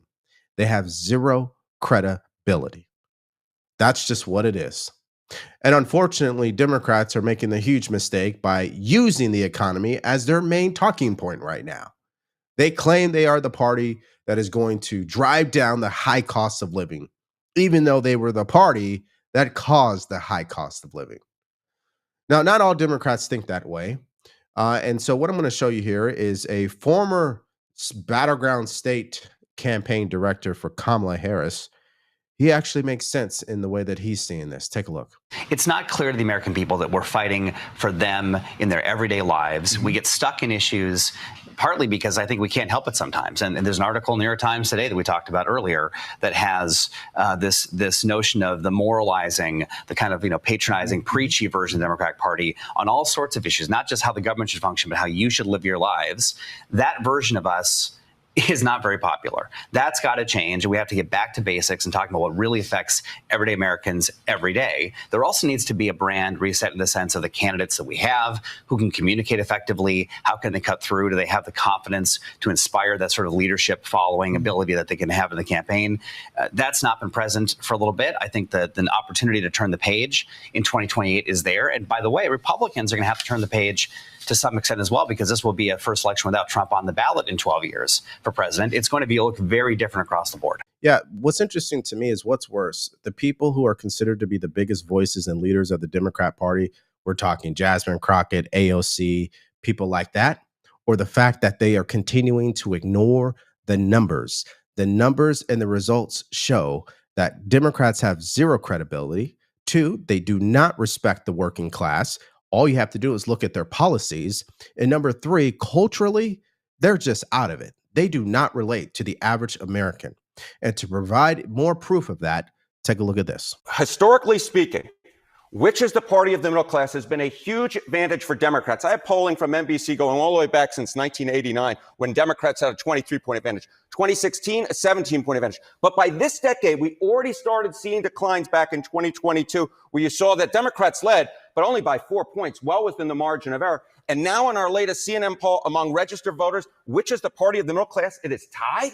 This, I think, speaks to Democratic ills more than anything else. They have traditionally been the party of the middle class. No more. Donald Trump and the Republican Party have taken that mantle away, and now a key advantage for Democrats historically has gone adios amigos, and now there is no party that is the party of the middle class. Republicans have completely closed the gap, Kate. Okay, so while Democrats, I guess, are lying about these polls and trying to complain that it's skewed due to political bias, the Trump administration, particularly ICE, they're doing what they were elected to do, which brings us to our next story.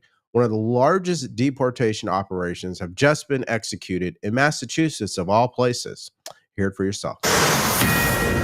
Welcome back. Fox News Alert. You're taking a live look in Boston, where any minute now we are expecting a major news conference in that sanctuary city of Boston, where ICE is going to give an update and announce what turned out to be their biggest immigration operation enforcement ever.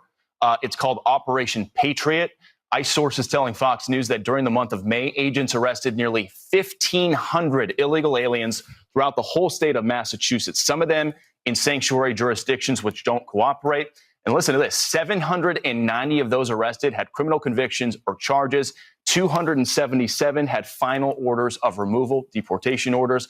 Last week, I had the chance to exclusively embed with ICE agents while they made some of these arrests. Many of them illegal aliens with very violent, egregious criminal histories, like this Salvadoran man who's on his country's most wanted list with an Interpol Red Notice warrant for aggravated murder and aggravated kidnapping, and another Salvador native convicted of child rape. We're told he was deported back in 2017. He snuck back in illegally and was found living right next to a children's playground.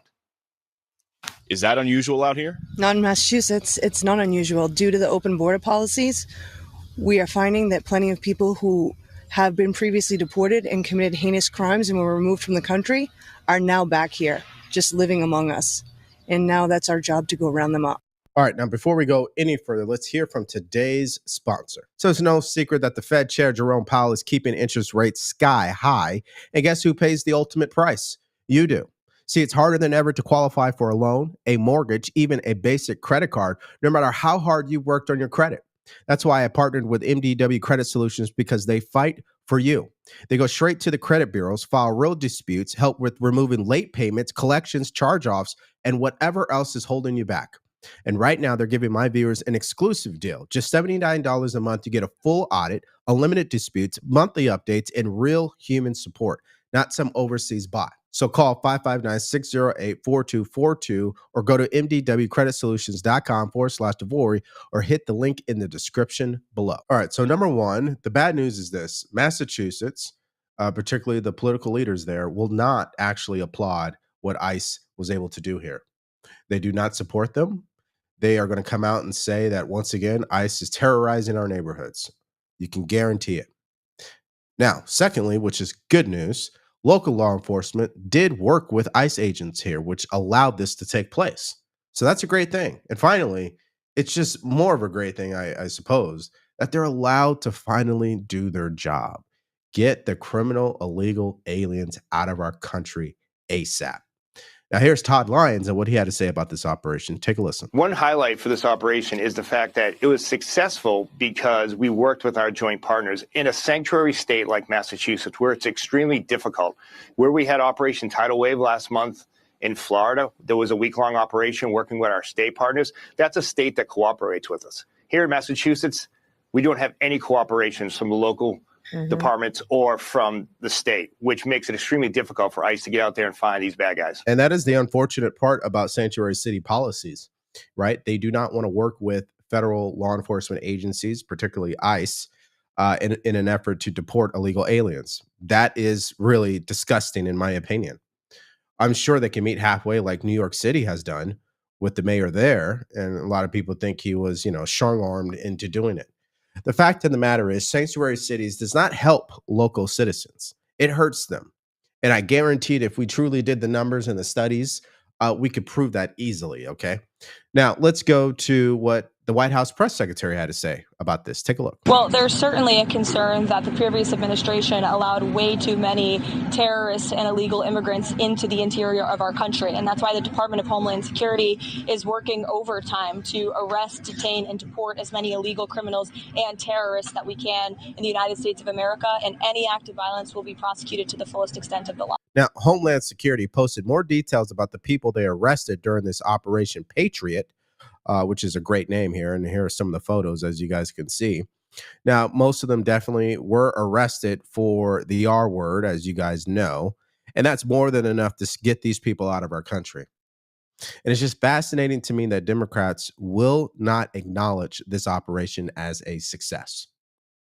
And all of it is usually they're assaulting children, right? There's battery. They're committing crimes against American citizens. I mean, it's just ridiculous. But I guess for Democrats, compassion is much more important than the rule of law. And that's why in our next story, both sides have a compelling argument here in regards to enforcing immigration law. It is being reported that a staffer from Congressman Nadler in New York was briefly detained by federal agents inside the congressman's office. This happened last week, and now it's blowing up, and so we're going to talk about it. Let's first hear the details. Take a look. All right, we're learning new details about an incident in which New York Congressman Jerry Nadler says federal agents forcefully entered his New York office. Footage of the incident shows one of the congressman's aides being handcuffed by a federal agent from the Department of Homeland Security on Wednesday. CNN correspondent Gloria Pazmino is following all of this. I mean, pretty alarming video. What's the story behind it?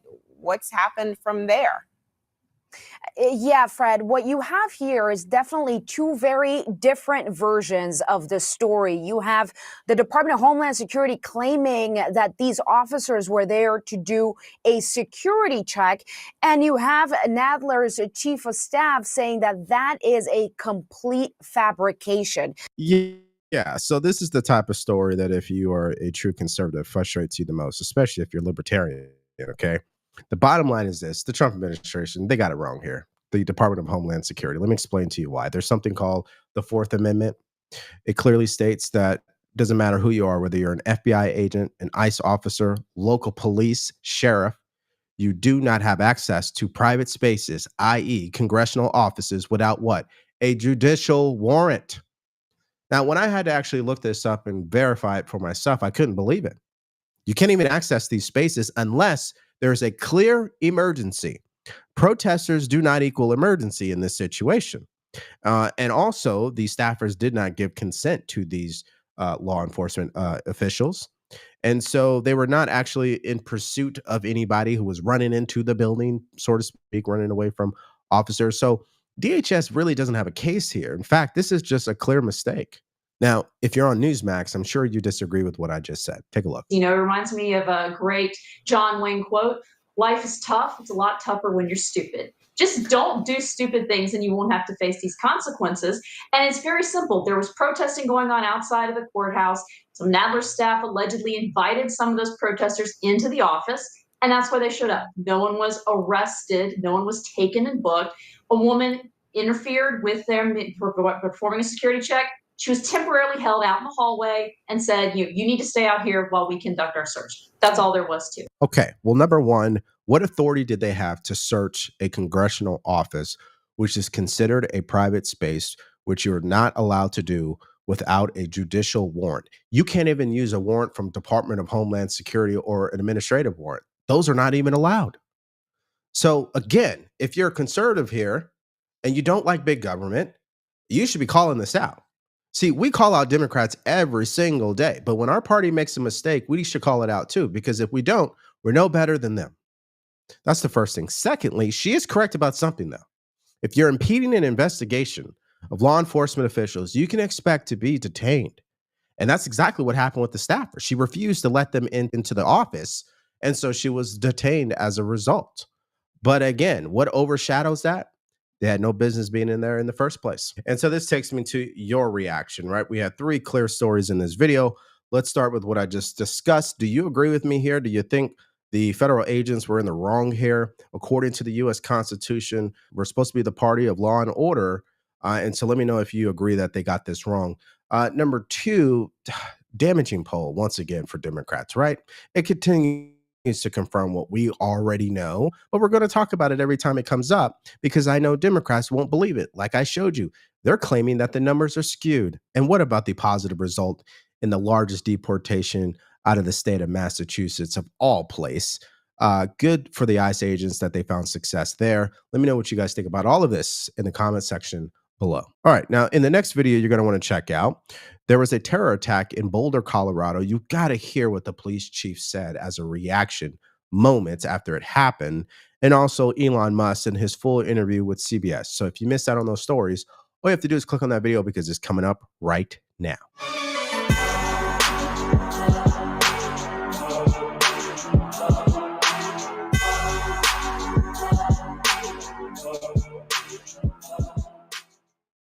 Are both sides evil? Are both sides corrupt? Are both sides violent? That's the argument that the left is falling behind. Well, anytime you catch someone doing something wrong, you go, "Oh, I caught you red-handed," and we, mankind, says, "Oh yeah, what about when you did this?" It's how you keep from apologizing. All my married people know this too, but especially in politics, where Scott Jennings is on this leftist lady's show, and she's going to use the both sides argument over and over against Republicans. And it's false. I'm going to show you how it absolutely does not apply to us, that in general, we are not violent. Welcome to Doug in Exile. In the comments, we're fighting with a fire in our soul for God and country. That's how we roll. Doug in Exile, hear the patriots sing. MAGA hearts, we've got this thing. Get rid of these violent tendencies, like this manifestation of anger and firebombing Tesla dealerships and come on, January 6th. Okay, wait. Hold the phone. You cannot say it is just you can't just say it's the left that is violent. We had an insurrection at the Capitol.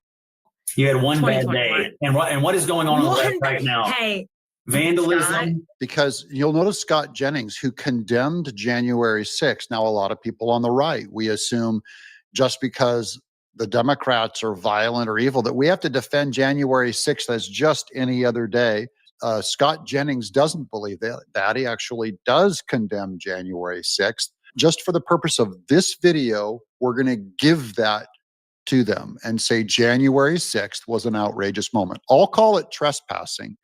I won't call it a violent insurrection. The only person that dies was Ashley Babbitt. I won't say that it's widespread. It was widespread vandalism. They tore down structures. They broke glass. They trespassed and went in, even though they were not largely violent inside. They walked between those velvet ropes. You still have to say, at the very least, that's trespassing of some kind. Luigi You called it an Mangione, insurrection worship. perpetrated by the president. Unbelievable. I mean, and the adherence to trying to keep these violent, illegal aliens in the country. The left has a problem with violence. It is in its heart right now. I don't We need to think get it rid is of it. only the left. I mean, you have literally seen people on both sides committing violence. I Both think sides. the problem is not the left. I think it is the extremes on both sides of the party. And that is what's happening. Like those. Okay, are there extremes on both sides of the party? That's where I think she goes so far, so as I can call her wrong. Obviously, there are violent extremes on both sides of the party, but are they equal in size? So I'm going to say violent extremists on the right, 1%. Violent extremists on the left, I would say at least 5%. If I go to the very farthest crazies, people who would do an assassination, people who would key a Tesla car, I'm not talking about advocacy. I'm not saying the ones that have jokingly said that it's okay to take out Trump, because that's speech. I hold that different than people that actually do things. I would say the people on the right that actually do things, way less than 1%. The people that actually do violent things on the left, I believe, is about 5%. They're the loudest voices, whether the leaders want them or not, and they're the ones who tend to be the most violent. I don't think that's fair to say it's only the left. I mean, But why is it happening? Why do late night comedians go on TV and encourage or coddle or give lip service to this vandalism of what went on with Tesla dealerships and so on? Why are there so many prominent people? People who are didn't like, get well, hurt, I at totally least. get why I mean, Luigi someone Mangione. Okay, so she says people didn't get hurt, and he's talking about speech of late night comedians joking about violence. I'm going to go farther, because we're going to go from actions they do to speech and cultural things that they endorse. That's very different. Did Trump endorse the trespassing on January 6th? I never heard him formally endorse it. But the left formally endorsed Black Lives Matter. And now we're going to get to some real percentages. Now it goes from just 5% that are loopy and violent to, I would say, about the 50% of America that's on the left half of America. 50% of America endorse Black Lives Matter, at least. And that is endorsing their violence, their riots, and their rage, and covering up for them. Same thing with Palestinian protests. Same thing with blowing up Tesla dealerships. So if she's going to go to rhetoric, where on the right do we support violent riots? There's not such a thing as a right-wing riot. I can't even think of one. But even if we did have a right-wing riot or protest that broke windows in businesses or set cars on fire, how many on the right would verbally endorse that? Absolutely not. Even Trump said to peacefully walk over and patriotically let your protest be known on January 6th. So our language is not violent. The left's language is absolutely full of threats and real violence from a widespread cultural standpoint. I'm not for vandalism, but like it's more than and that. They firebomb these things. Like it's yeah. it's obviously it's a dangerous, problem. but it's happening on both sides. What It's not just what one. person on the right is committing violence today? She can't name one. That's a very good question to ask. Just give one example. It should be pretty easy because we've seen Tesla's dealerships with fire. Many, many businesses were burned down under Black Lives Matter. You should be able to point to huge public events where Republicans burned buildings down, let's say in LA, or let's say in New York, where we smash and grabbed, broke into pharmacies, stole items. We, the right, if they were all leftists, 100% of them. She should be able to name one event where, say, more than 5 or 10 people were violent, or 1 or 2 complete psychos that shot something up that were from the right. You can't even think of them. You can't name them. They don't exist for at least 4 years. January 6th is the only one that you could possibly point to. There were still no fires. Oh my gosh. Well, first of all, when you're in power, you don't tend to be the ones that are doing that. But I think after they lost the election in 2020, there was a mob and a person died, and it was a riot at the Capitol. It was crazy. It was a terrible day, and it should not have happened. It was a horrible day. And it was. It's not the Let me only just check my example. calendar, and it was 5.5 Can years we ago. also talk about the fact that someone broke into Nancy Pelosi's house and violently beat up her husband? You're saying that homeless drug addict is a conservative? Well, I mean, why do you think she was targeted? Why do I think a crazy, literal crazy homeless person in San Francisco did something? I couldn't begin to tell you, but I know it's this. They weren't People coming to the on both Republican Party. sides have faced assassination attempts. This is a thing that is not. She's only repeating herself here, just saying both sides, but she can't prove it's both sides. But we have many, many leftists. So the guy that went after Nancy Pelosi's husband, that guy was not a Republican nor of the right. But there are tons of left-wing, formal, registered Democrats taking shots at the president, shot Steve Scalise and all those senators at a baseball game. I mean, their political affiliation is clearly tied. The left trespasses like that all the time, too. They go into capitals when they disagree with votes and they start screaming and taking. That's all illegal, too. They have to get escorted out with police security. They break into stuff all the time. And certainly Tesla dealerships, they're not allowed to do that to a private company. And Black Lives Matter, they burned a Wendy's to the ground. They set whole streets on fire. The body count is like 10 times what January 6th was, if we care about body counts at all. It is not just, it's not just a singular party thing. And I don't buy that. Like, it's just not. It's not You didn't provide one piece of evidence. Singular party thing. Mm-hmm. There are radicals on the left and there are radicals on the right. There is radicalism. And people choose what they want to believe, and they believe it so much that they want to hurt people. I mean, you see it all the time. I think you are discounting the very obvious evidence that this radicalism on the left is more than radicalism. It's anti-Americanism. It's anti-Western civilization. I mean, just look at the coddling and the encouragement of what's going on these college campuses. I mean, this is not just about now he's going to do the Palestinian protests. We're going to end on a recent attack of Jewish senior citizens by a guy named Muhammad. Big shocker. But now how many Democrats have this kind of large-scale anti-Americanism, anti-Westernism in their vocabulary? Nearly all of them. I would say 100%. How much of that is on the right? I don't see it anywhere on the right. Largely political fight of the day. The fight is for the future of the country. The fight is for the future of the West. And the left right now, all these people who are trying to tear down America and tear down the West inhabit the left, and they largely inhabit the Democratic Party. Whether you like it or not, that's where those people's political home is right now. And until they get rid of it, they're going to have a real problem. And I think the country is onto it. I mean, these campuses and what's going on around the October the 7th issue and what's going on around anti-Semitism in this country, it's crazy. I mean, look at this guy that just killed these two people in Washington, D.C. The left very recently has been publicly violent. It's no shocker that it's not an American. Now, he's talked about, what about who's into releasing violent illegals on the American border? Again, almost all Democrats. Yeah, and Sandra, bear with me. We just got these numbers moments ago, but it's a jaw dropper to say the least. So to set the stage here, let me just explain what these numbers mean. ICE has something called a non-detained docket. Essentially what that is it means migrants who were encountered by DHS but are no longer in federal custody. So who's on this non-detained docket? It's illegal immigrants who were caught and released at the border, released with the court date years away. They're in immigration proceedings, combined with illegal immigrants who have already been ordered deported from the country by a judge but are still here roaming the country. So keep that in mind, this non-detained docket.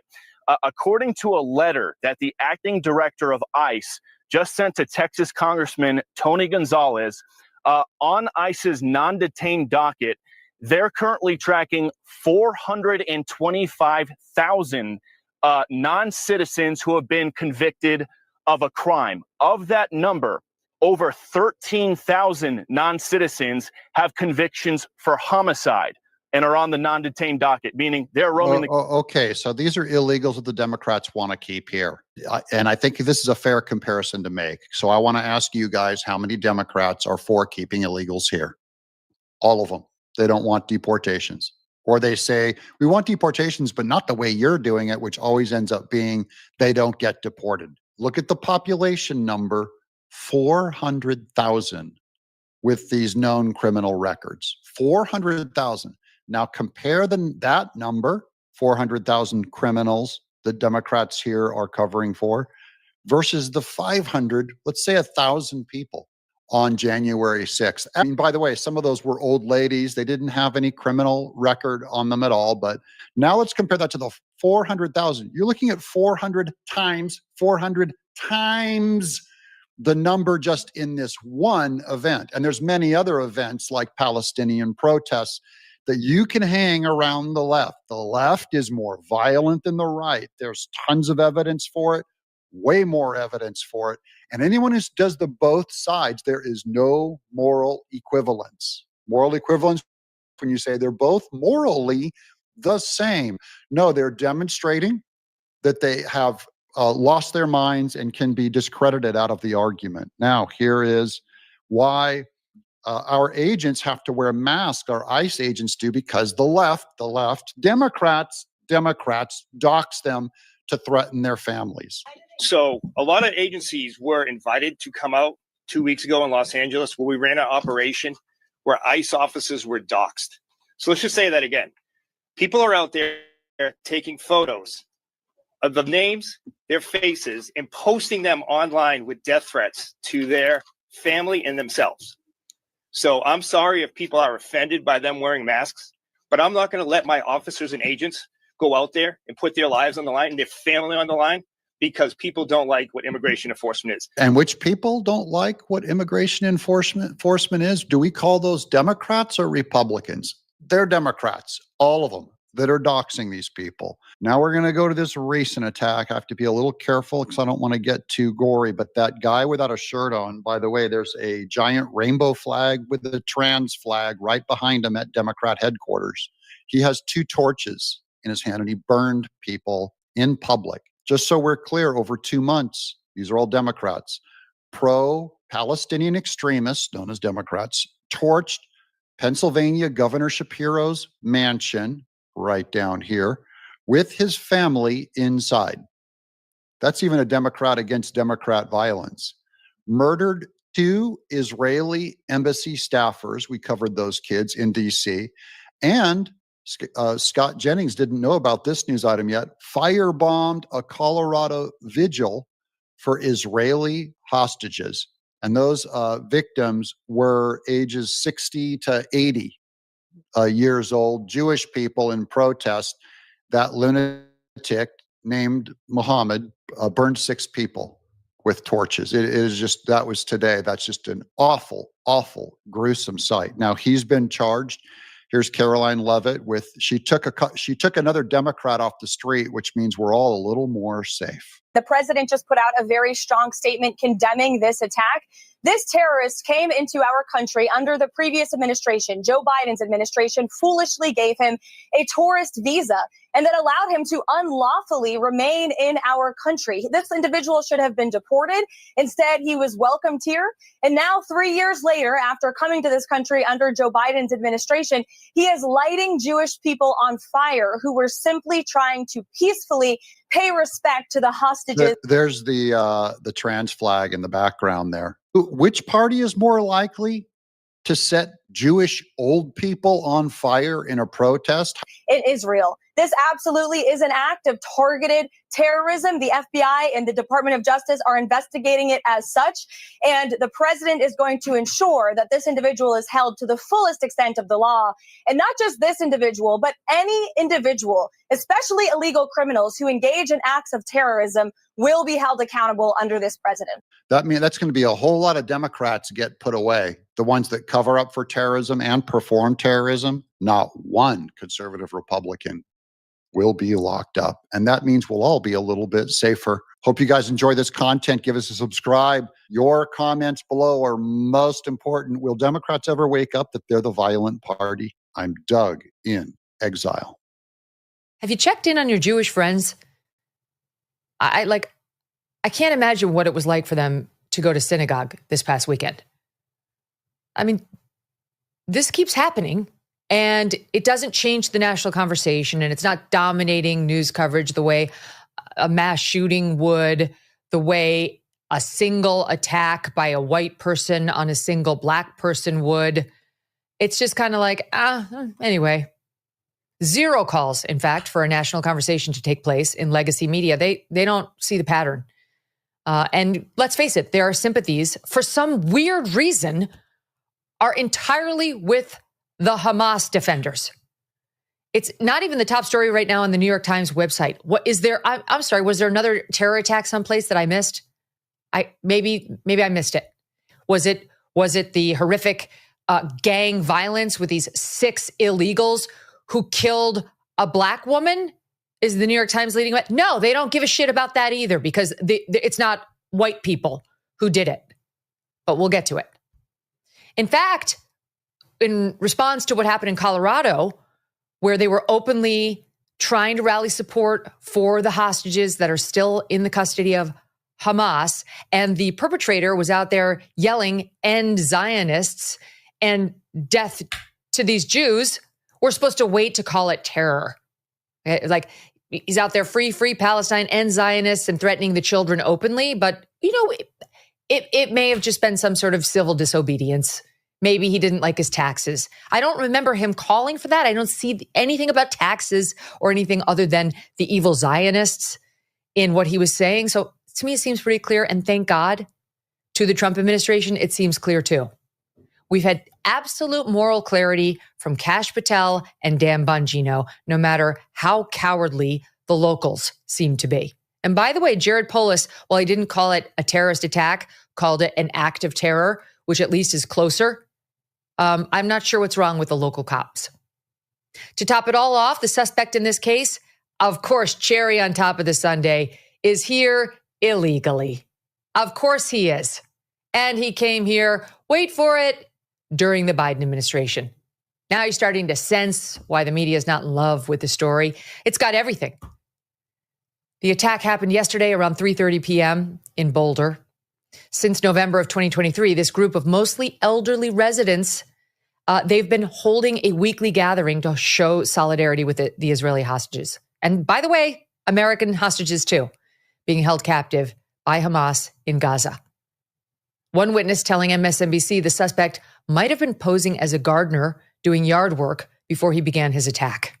I saw him holding them and looking like he was about to throw it at people, and they looked exactly like what I would think would be a Molotov cocktail. There's also a big tank behind him with like a chemical sprayer, and he had initially an orange vest on.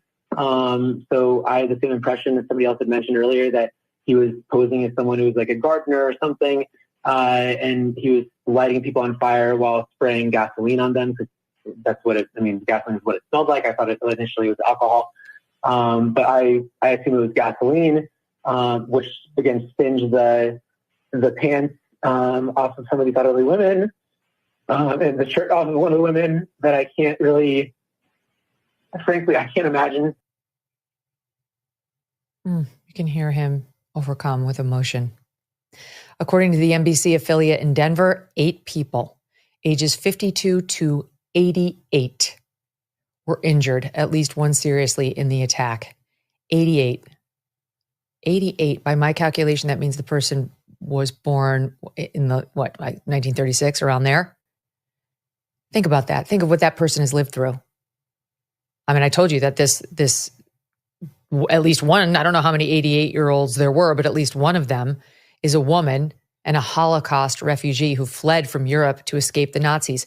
Think of what that woman has seen in the course of her life. And now, at nearly 90, she's burned in America by a Jew hater, by an anti-Zionist. What are we coming to? How does that happen? On the streets of Boulder, of course, one of our most liberal cities. I mean, the guy, not for nothing, is like setting people on fire in front of a pride flag. In this image here, you see one of the victims. Good Samaritans are surrounding her, trying to pour water on her. Oh, her body next to it is what looks like an Israeli flag. In front of her, you see a flyer with the face of a hostage and a U.S. flag lying on the ground. She was out there to remind people that there are hostages who are suffering. And she was made to suffer herself. The eyewitness also describing the injuries that the victim suffered.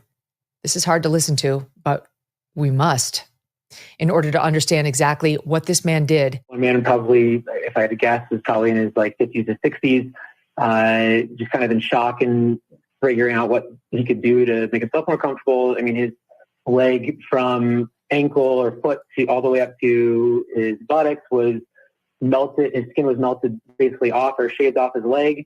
Sorry. It's funny because I've talked about this a bunch in the last couple of hours, and I'm not getting as choked up again as I did when I was there.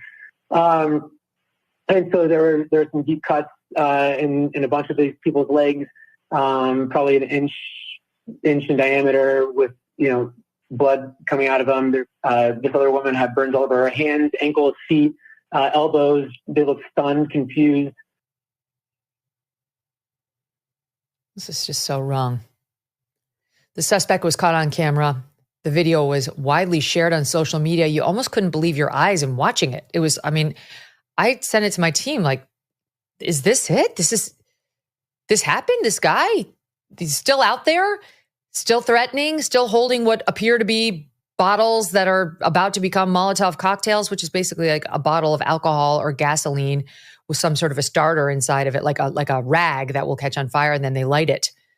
Honestly, we just saw this in the Diddy case. There was testimony about how this rapper Kid Cudi, his Porsche was firebombed by a Molotov cocktail, and the fire chief was on stand explaining exactly how it's done and how that one didn't go off to the extent it could have because they used a silk rag instead of, sort of your bargain basement rag, and the silk, I guess, was less flammable. But it's disturbingly easy for anyone to make one.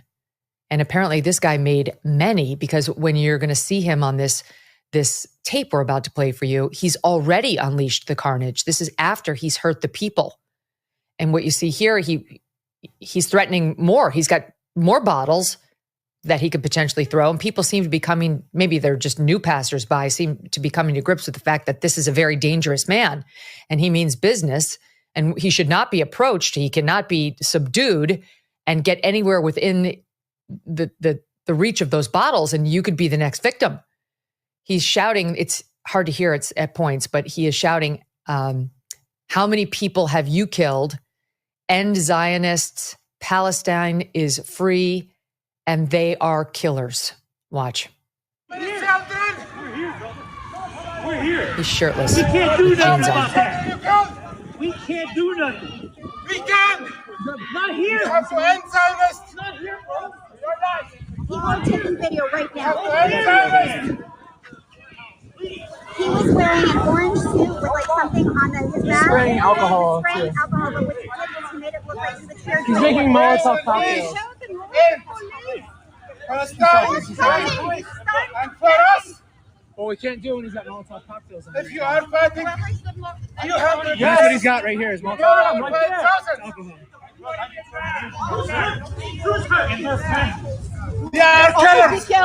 Get back, Mom. Here's what we know now about the suspect. His name is Mohammed Salman. He's 45. He came to the U.S. from Egypt in 2022 on a non-immigrant visa. He was supposed to leave the U.S. 6 months later, but he never did. According to Fox's Bill Malugin, about 1 month after he overstayed his visa, the Biden administration gave him a work authorization to remain in the country until March 2025. March came and went of this year, and he remained once again illegally in this country. Stephen Miller, President Trump's deputy chief of staff, said it best on X, writing, quote, "No more hostile migration. Suicidal migration must be fully reversed." FBI Director Kash Patel wasted no time calling it a terror attack on X because he has eyes and ears. And a few minutes later, FBI Deputy Director Dan Bongino followed up, also calling it terror. Colorado's Democratic governor, again, as I mentioned, called it an act of terror. It's not a particularly controversial thing to say, but Boulder's police chief, nearly 3 hours after the attack and after that video emerged on social media, still wasn't sure whether we could call it terror and really wasn't sure what the motive was. So I've been in contact with our local FBI multiple times. We are in contact with them here. We are not calling it a terror attack at this point. Again, it's way too early to speculate motive. I know there's a lot out there on social media, but I ask people just to give us a little bit of patience while we work through a really complex scene. And of course, that was all some in the national media needed in order to try to downplay this event. Listen to this person on CNN. Her name is Juliet Kayyem. She's CNN's law enforcement analyst. They're using that term very loosely. She worked for the Department of Homeland Security during the Obama administration. It makes the FBI look so juvenile. Like, why are you getting ahead of the police chief who says, I don't know what this is. It sounds, maybe it is what we all think it is, but maybe it's not. And he has no incentive to get it wrong. So we're going to take a step back, not be responsive to tweets by two heads of the FBI who don't have a long history in local law enforcement, and we will wait. You're an idiot. And hope it isn't what we all worry it is, and if it is, then there'll be an investigation. But that's like nothing I'd ever seen before. And until we know that the victims were members of that organ of the Jewish event, we don't have the nexus. Oh my God. And I will believe the Denver police chief that they do not have that nexus now. And if they do, I will be the first one out here saying that that is a hate crime. But until we do, we all need to not follow the FBI's tweets. You're an idiot. You're a partisan hack idiot. It's juvenile to state what everyone can easily see and hear for themselves. Okay? It was death to Zionists, shouting, "They are killers. How many children have you killed?" On and on. Death to Zionists. It seems pretty on the nose. And let's see, did he target a meeting of the NAACP so that we're kind of confused on the motive? No, he targeted a march that has been going on weekly now for years that is in support of the Israeli and American hostages being held by Hamas. seems kind of on the nose. I wouldn't call it juvenile to respond with, this was a terror attack. This July, there's a global summit of BRICS nations in Rio de Janeiro. The bloc of emerging potential superpowers, including China, Russia, India, and Iran, are meeting with the goal of displacing the US dollar as the global currency. They're calling this the Rio Reset. As BRICS nations push forward with their plans, some worry global demand for US dollars could decrease, potentially bringing down the value of the dollars in your savings. While this transition will not happen overnight, the Rio Reset could mark a pivotal moment. So learn if diversifying your savings into gold is right for you. Birch Gold Group can help you move your hard-earned savings into a tax-sheltered IRA in precious metals. Claim your free info kit on gold by texting MK to the number 989898. With an A+ rating with the Better Business Bureau and tens of thousands of happy customers, let Birch Gold arm you with a free, no-obligation info kit on owning gold before July and the so-called Rio Reset. Text MK to 989898 today.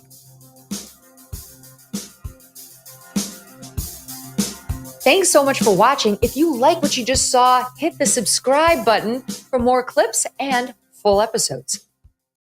This is another heartbreaking incident, another infuriating terrorist attack that's now happening in the streets of America a little too frequently. You know, we're used to hearing these kind of headlines out of the Middle East, but we live in a different country. We live in the United States of America, where you should be able to say what you want to say, proclaim how you want to proclaim, believe how you want to believe, and have civil discussions, or even have discussions that are hostile, but they don't end in violence.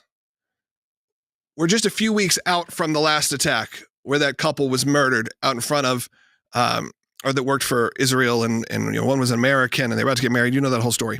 And then yesterday, a terrorist open-flamed, if you will, Molotov cocktails and used a makeshift flamethrower to attack a peaceful protest, not even a protest, a peaceful vigil, if you will, in honor of the Israeli hostages that are still in captivity, are still being held. We can't let this continue on.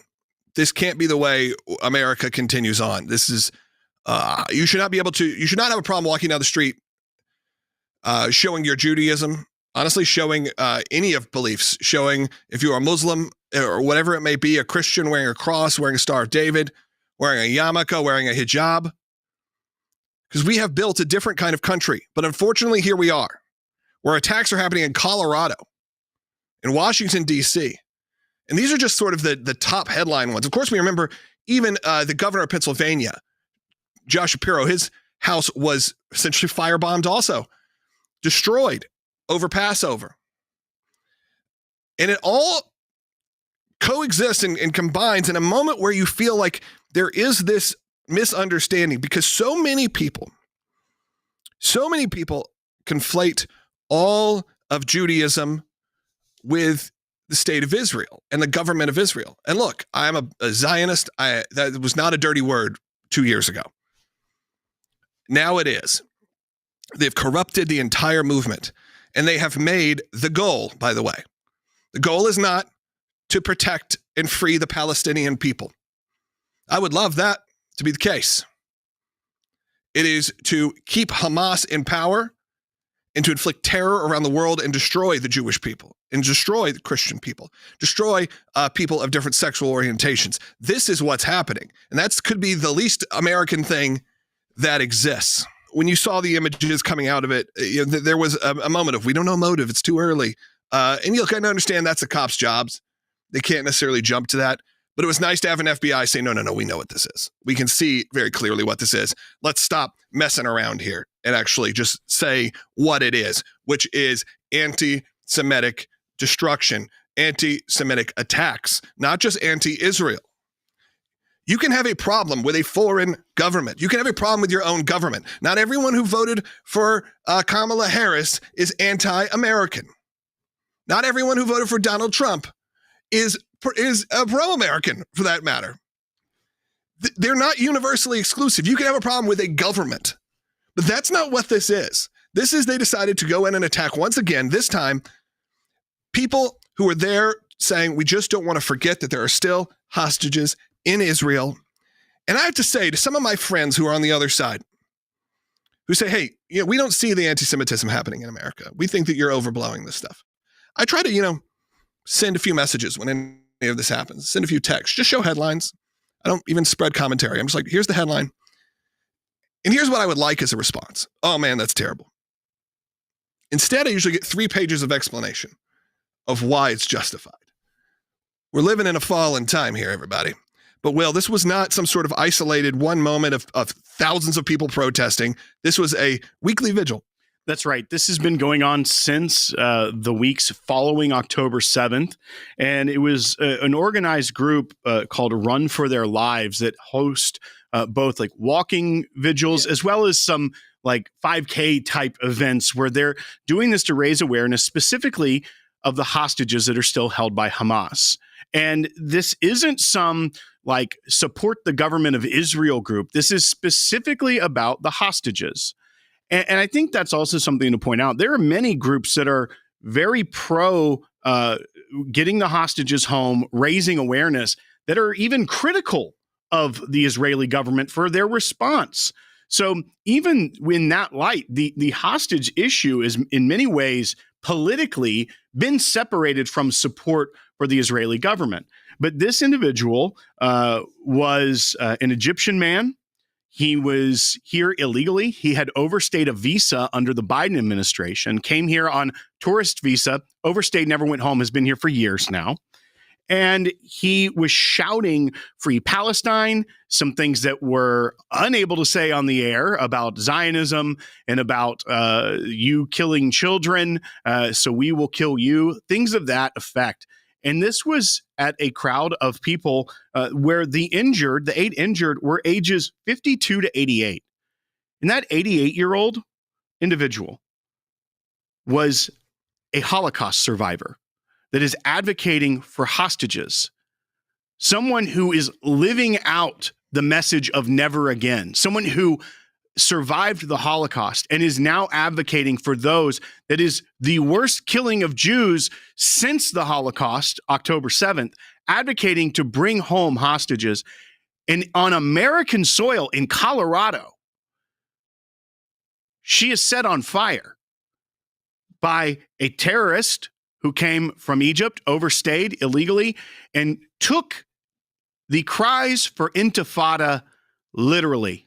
We talk about that intifada word. This is the example. This is the manifestation. Intifada was mass suicide bombings, fire bombings in Israel. Thousands of Israelis killed. Yeah, as of right now, they won. And that's was I saw one of the sort of pro-Zionist commentators I follow on social said something, and you've been screaming the free Palestine and all of that. Well, guess what? You got it. And here's what it looks like in America. They won. Doesn't mean we can't say this is not right. Doesn't mean we can't call it out. Doesn't mean we have to stop it. Because we do. And again, I'm saying that for all people, not just Jewish Americans, not just Jewish Israelis, Arab Israelis, people in the Palestinian territories who are under great oppression, who are not free to do what they want to do. All of this has got to stop. But when it starts showing up on our soil, it is different. I do treat it a little differently. I'm not ignorant to the fact that war is not going to continue on, that people are not going to incite violence, that's not going to be a regular occurrence. Now, targeted violence, I think we can call out. We've seen a lot of that happen over the last 20 years. Hate speech changed a lot. Rules changed a lot because of it. I mean, we can biblically look at this and say, sure, this isn't going to end anytime soon. However, it doesn't mean we don't fight the injustice that's happening. We don't fight for those who are in need. And they're coming for us now. Okay, so now you can't just, you'd say, okay, well, we're not surprised. I'm pretty surprised when in cold blood people are shot down in Washington, D.C. because they are associated with the state of Israel, which, by the way, Republicans and Democrats both have been pretty bipartisan supporting until the last few years. It's never been a real controversial topic until recently. I'm pretty shocked when it then happens in Boulder, Colorado. It's not about violence.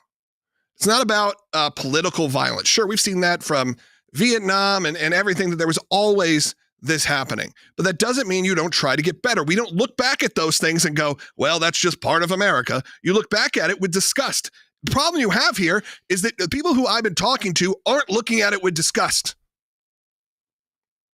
They can't see the forest through the trees. All they see is Israel bad, and they've been fed multiple lies, even over the last couple of weeks. Multiple lies that have said this is what's happening. Even as of the day before this attack, saying that there was an open fire emergency at the Israeli, that the U.S. controlled humanitarian relief center, that there was hundreds of people or 40 people that were murdered, Palestinians that were murdered by IDF soldiers. And then CNN quickly had to take that all back and go, well, we actually don't know if it was IDF. And now Mike Huckabee, ambassador to Israel, put out a statement saying, we've actually reviewed everything. Nothing happened. Not just that this was first they thought it was the IDF. For some reason, they thought the IDF opened fire on random people, but that's not how they operate. Second part was, oh, well, maybe it wasn't the IDF. Maybe it was Hamas doing it themselves. Then the third one, they find out now the answer is nothing actually occurred. No fire was exchanged. No one was murdered. And of course, that doesn't change the headlines. That doesn't just stop the violence that was incited. Same thing happened, Will, the day before, a couple weeks ago, when that couple was murdered, because there was also false information being sent about this. That's right. And to the caller's point, we are surprised because it's disheartening that this is where we're at in the United States. But in some ways, we're not surprised because this is what we've been warning about for years. Because we saw since October 7th, we warned after 2 weeks, if you get that grace period where Israel, in the eyes of the world, had just had this horrific attack and there was some empathy for the people of Israel. And we said, but just watch, it'll quickly change. And then it did. And then we warned from that day forward, this is a growing cancer that is going to manifest everywhere because the anti-Semitism that was boiling out of this was unbelievable. And then we started seeing what was happening on the college campuses, and we saw how the Biden administration was playing word games with the Israelis only to further bolster the claims of the people that were calling for intifada, that were echoing Hamas's claims. What was the comment that and was we like said this would happen? The comment that they asked during that hearing that was like, are attacking Jewish students considered hate speech on your campus? Like, well, it depends. It depends on the context. Yeah, Depends we'll on pull the that up. That was context. Claudine Gay from Harvard. That started so much of this, that kind of rhetoric. And look, and the problem is you also see this sort of bot control from social media where you see so much. If you post anything pro-Israel, you're going to get thousands of comments a lot of times from people. I don't believe most of those are real people. You had Tom York from Radiohead. He came out this week and just said, hey, I don't like Netanyahu. I don't like the Israeli government right now. I don't like what they're doing. But you know what, Hamas? Free the hostages. Let's end this war. And then he gets slammed for that, for saying, I don't agree with the Israeli government. I just want the hostages free. Sorry, Radiohead. That's you're too conservative. Yeah, something no one has said ever. Same with Bono. Said the same thing. He's like, I want us to be the Israelis be free of Netanyahu, and I want the hostages to be freed because that's how the war will end. How dare you, Bono? How dare you be such a conservative radical? This is where we're at right now, okay? And that's thanks to a couple of you, by the way, on the right, who decided to spew this hate speech and create this narrative. We are so excited to announce the ACLJ's brand new app, completely redesigned to provide you with the best tools available to partner with us at the ACLJ. You can watch the daily Secular program, sign the petitions, customize your ACLJ membership experience, donate with the click of a button, and receive up-to-the-minute critical updates that the mainstream media can't censor. Just scan the QR code on your screen or go to your phone's app store, search ACLJ, and click install. It's that simple.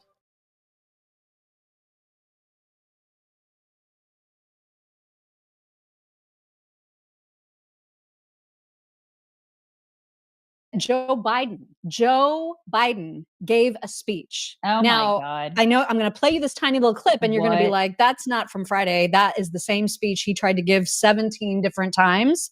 But I guess he only has a certain number of lines, okay, that he's capable of including in a speech. And he's got the anger thing, there's not a crazy whisper in this one, but he did have the anger thing down along with some of his old standby favorites. Our troops don't wear a uniform that says I'm a Democrat or I'm a Republican. It says I'm an American. Oh my God. I'm an American. That's who I am. Why? Why are they doing I'm that? serious about this. I'm not joking. He's not joking, you guys. And folks, our politics has become, as I said, so divided. Yeah. Who did They that? wear the uniform of the United States of America. Okay. The only nation in the world, Oh, God. literally, not fake, the only nation in the world founded on an idea. An idea. With the Every T? nation was founded on geography, ethnicity, some unifying principle, but not an idea. The idea of America was founded on, we hold these truths to be self-evident. What was That the other all thing? men and women are created equal. Okay. Endowed by the Creator with certain inalienable rights, life, liberty, pursuit of that. We meant it. What? That's who we are. Oh, That's what what makes was that? America the most unique nation in the world. Literally, not figuratively. I'm from Scranton. Brr. I can't. Not with that guy. Why are they letting him talk? Why? I Are don't they- know. Are they trying to rationalize the whole? No, he didn't have dementia. No. We know he had dementia. We know he has it. He's in full blown dementia. Stop. Just make him stop.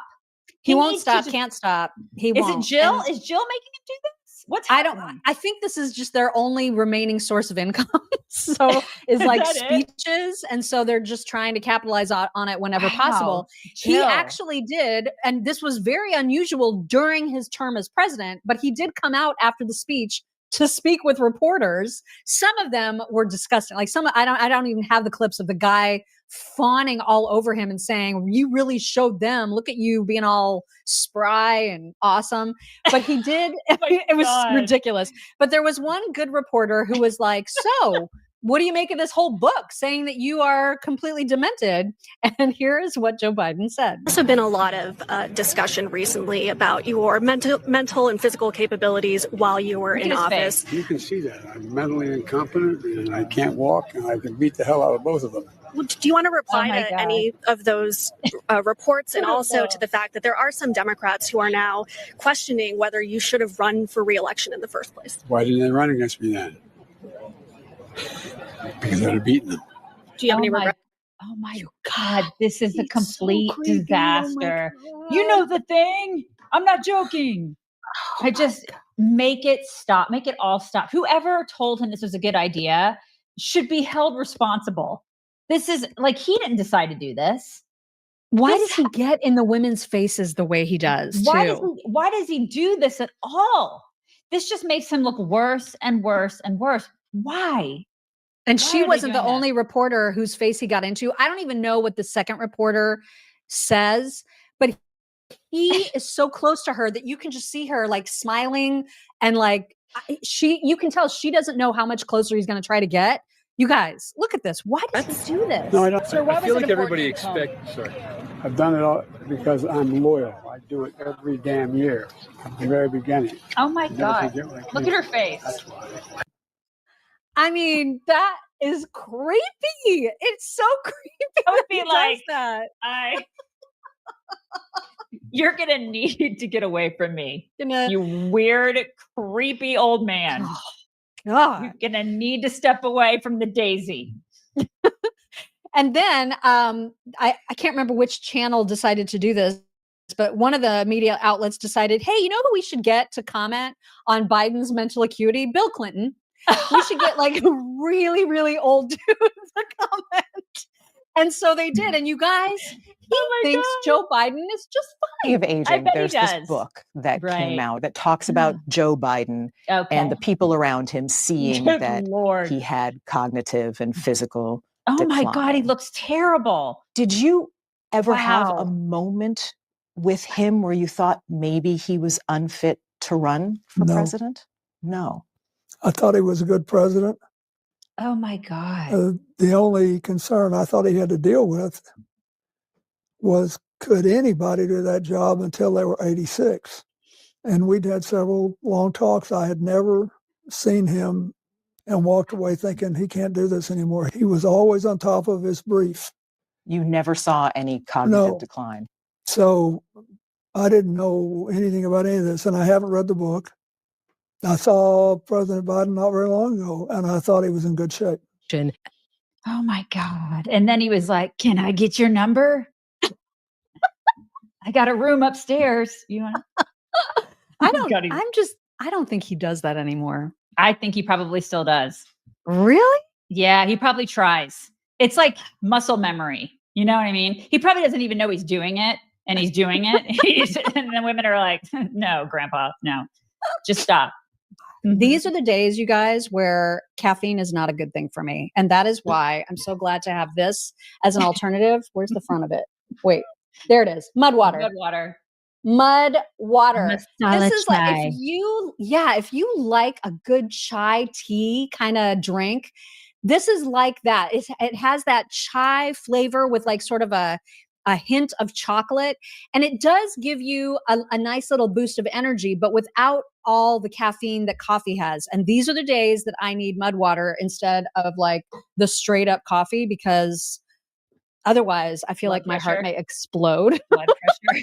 That's what it is. I mean, so it tastes amazing, and it's got all kinds of stuff that's good for you inside of it. So just their original blend, which is what I just held up, cacao and chai for just a hint of caffeine and a hot chocolate chai kind of flavor. It has lion's mane for focus, cordyceps for natural energy, and both chaga and reishi to support a healthy immune system. I do like feel super healthy when I drink it. I don't know if that's just like me, buying into all the like fancy like ingredients or whatever, but I do. It makes me feel really, really good to drink it. And especially because it tastes so good. You can get your starter kit, which includes this really cool frother that's included, and it helps kind of, if you put milk in there, it kind of helps stir up everything all together. You can use code CHICKS for up to 43% off. You will also get free shipping and that frother when you go to mudwater.com, only with just the one vowel. Okay. It's MUDWTR.com. And then use code CHICKS, MUDWTR.com, code CHICKS. Just well, and I obviously I haven't read the book either, but apparently there is something in the book about Biden forgetting Jake Sullivan's name, and Jake Sullivan is his national security advisor. So, I mean, presumably they would be spending quite a bit of time together on matters of foreign policy. But Jake Sullivan was just in a podcast where he insists he never saw anything wrong. Not ask you. The whole world saw the debate on the 27th of June and asked, do we have a problem? I wonder if you, as the National Security Advisor, asked whether there is a problem before. Did you sort of have that moment where you wondered that before the debate? I sat in the Oval Office, I sat in the Situation Room on my issues, on national security and foreign policy, and I watched the president act as commander-in-chief. And I saw that from the first day to the last day.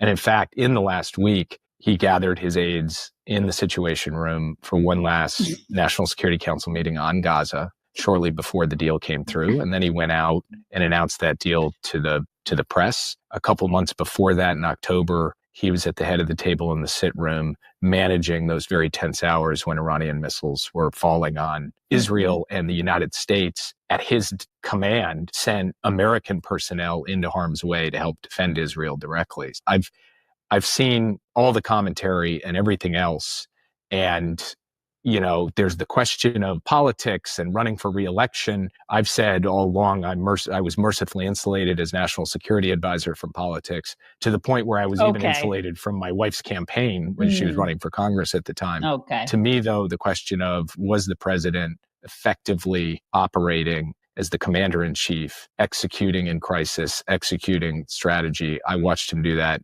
really all 4 years of the Biden administration. He's and this such a story liar. in the book that at one point the president couldn't get your name right and apparently called you Steve. Are you telling us that's not true, or that it is true but doesn't matter? I do not remember that happening. I have no recollection of that. I don't know if it happened. I don't think it did, but I can't say for certain it didn't. But let me tell you something. Joe Biden knows my name. It is absurd to suggest from that somehow he didn't know who I was. To this day, he picks up the phone and calls me. And assuming that, I'm under my name in his phone, he's doing that to this day. A single example of someone calling someone by a different name, to me, is not particularly, effective as a piece of evidence. The question is, did Joe Biden know me as his national security advisor? And on that, it's just ridiculous to suggest otherwise. So when I call you Sarah, that doesn't, it's fine. It's fine. Doesn't mean It's anything. totally fine. It doesn't mean anything when she calls me Brenda. It doesn't. It's fine. It's Steve is so close to his name too. It's an easy mistake. Jake, you guys. Steve. I And mean, it's like, who it's the cares? same. Whatever. Tomato, Steve, whatever. It's the same. You guys, he's lying. Yeah, of course he is. He's totally lying to save his ass. So many of these people lie, and I was above the politics. I was shielded from the politics. You are politics. Come on. We see it. You guys are all politics, which is why you lied about the president having dementia, which is why you would totally come out and lecture all of us on democracy when you were completely destroying it. Shut up. Well, I guess it's a good thing maybe when Democrats continue to lie about it because people know. I mean, it's so obvious. Oh my that they're lying. God, so obvious. And now it's even more obvious when first of all, they'll say, as Jake did, and as you're about to hear Jasmine Crockett do, they're going to say, oh, I never noticed anything. Yeah, I mean, they're aging, but that doesn't mean anything. He was fine. And then immediately in the next breath, but Trump has dementia. This is the new thing. Right. Here's Jasmine doing exactly that. And so there were Democrats that fell for it, and we became divided. And that is how it led to this kind of unprecedented moment of Joe Biden stepping down and Kamala Harris running. And so I think that people should have just stuck to their guns about what it is that they knew. Now, obviously, it's not like I've known Joe Biden my whole life, because I haven't. But I can tell you that I literally have had conversations with him. Literally? Not once, not twice, probably not even 3 times, multiple times. And I never, ever felt like I saw anything that was decline. Now, would I be honest if I said that we don't all decline at some point? There has to be a point, just because we're aging, that there is a level of kind of fall off that we all have. I think that that's the natural part of aging. It's the same thing that happens with our bodies, right? So there is a natural, but does that mean that you're not qualified? Or does it mean that it is so detrimental that it's causing harm? Absolutely not. He understood on a whole other level. And frankly, the rest of the world actually respected him. And it's not true. You know who the world is pissed off at? It wasn't Joe Biden. It's Donald Trump. So let me tell you, if Joe Biden was mentally deficient in some way, and he was still able to keep this sucker on the tracks, then give me a mentally deficient Joe Biden any given day over Donald Trump. If they want to talk about medical issues, we also could have a conversation about Trump, because I don't know what's going on. I know that he's not necessarily the creme de la creme in general. We know that he's not ever been known as kind of the scholarly guy. We know that he will never be known as this amazing orator as some of our former presidents were. Barack Obama, another one of his favorites, right? We know that that's not his wheelhouse, but we also know that he is next level unhinged, and he's been unhinged since the campaign. If we want to talk about something, we need to talk about whether or not he really has the cognitive ability, because he is the current sitting president, and whether or not the 25th Amendment should apply is something that maybe we should be digging into. What a complete loon. I cannot believe that she represents Texans. She's like, Joe Biden, Joe Biden was fine, but Trump. Right. Okay. All right. This is what they're going to do. They're pivoting. That's why this administration, whoever it is that needs to handle it, I don't know. Is it Pam? I don't know who needs to do it, but they need to hold that they have to. Listen, I'm not all about looking backwards. I hate the whole looking backwards thing. I just want to get shit done. But that's one thing that we cannot let go, is what they did with Joe Biden. Biggest scandal in American history. Bigger than Watergate. Bigger than Watergate. Do not let it go. I want to take you to a place where the mountains touch the heaven and the air still holds a trace of frontier decency. A place where over the weekend, evil struck. Not with a drone, not with a bomb, not with a cyber attack or a coordinated cell, but with fire. Ancient, primal, vicious. A man, not a citizen, I want to make that clear, not a citizen, not even a guest of our country anymore, an illegal immigrant whose visa had expired not once, but 2 times.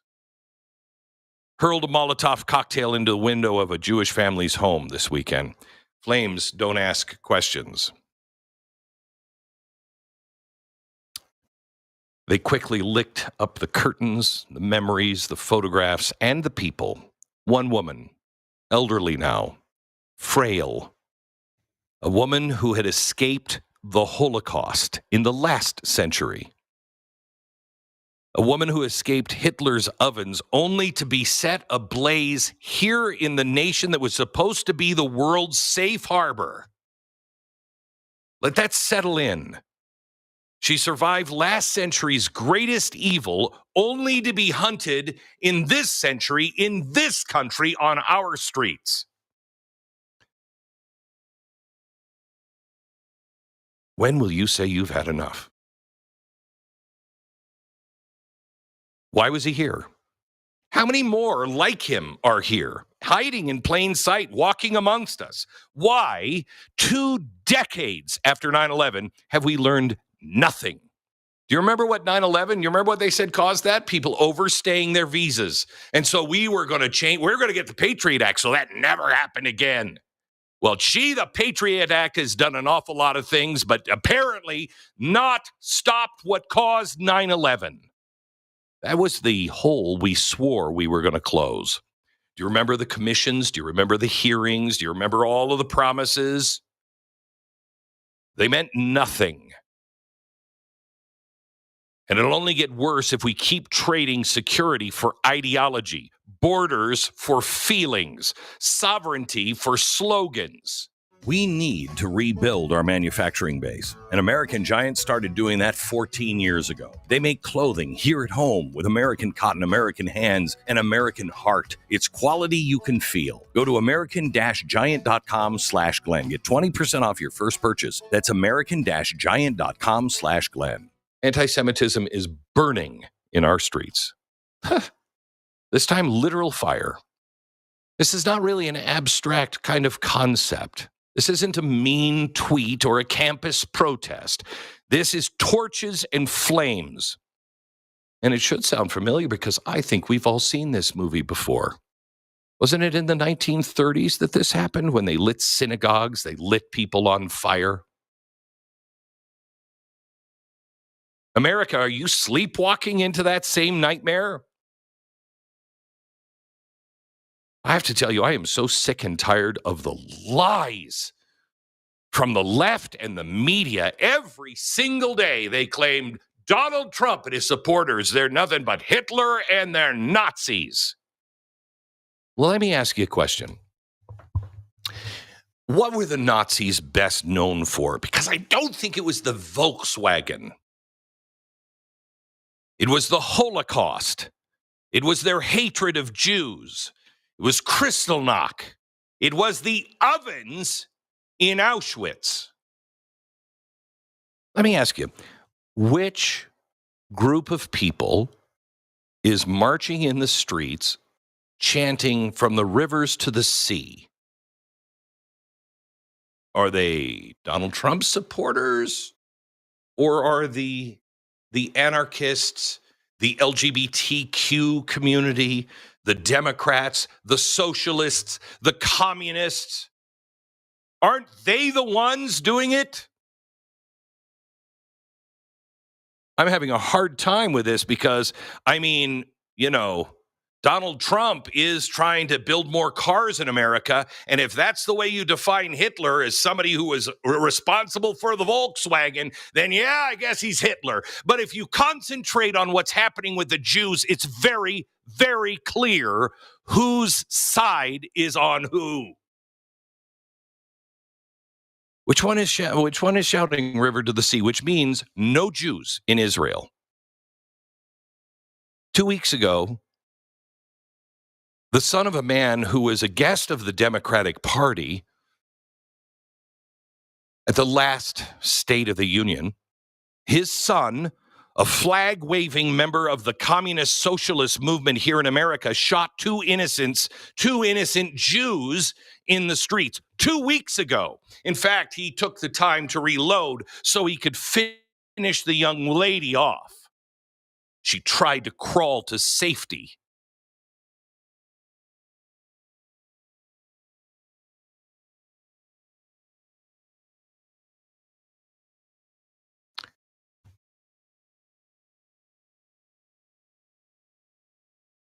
try not to be angry, but I am passionate.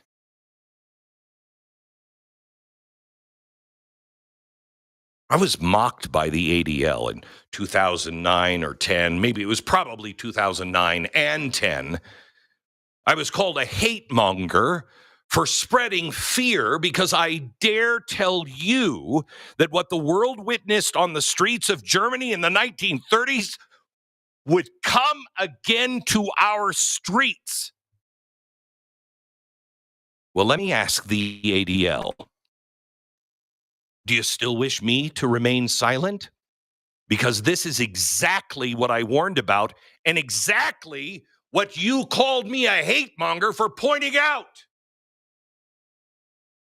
Gee, I'm sorry you don't have the vision needed to protect your own people, but it doesn't require an awful lot of vision, really. This story has been told over and over and over again. What are you saying now? What do you see coming now? Is it still Donald Trump you're really worried about? As bad as it is today, I warn you, you haven't seen anything yet. And this time it is global. And mainly because you on the left, in all of your haughtiness, all of your overeducated boobs that try to preach to everybody about love and peace, have no idea how people actually work. You have cozied up to the very groups of people that wish to destroy the Jew. And you have only made it worse. The hour grows late. And let me ask you,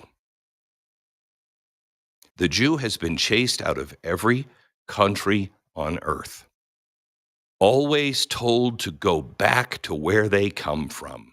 Well, they finally did, and now you want them out of there as well. Where do they go? This time, where does the Jew run? Where does the Jew hide?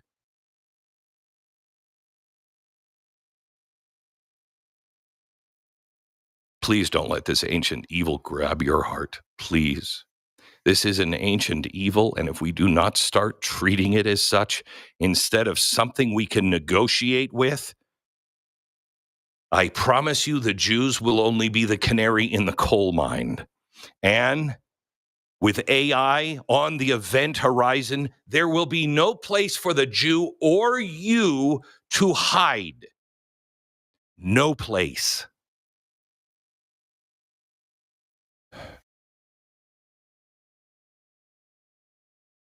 You know, the West isn't a direction on a compass.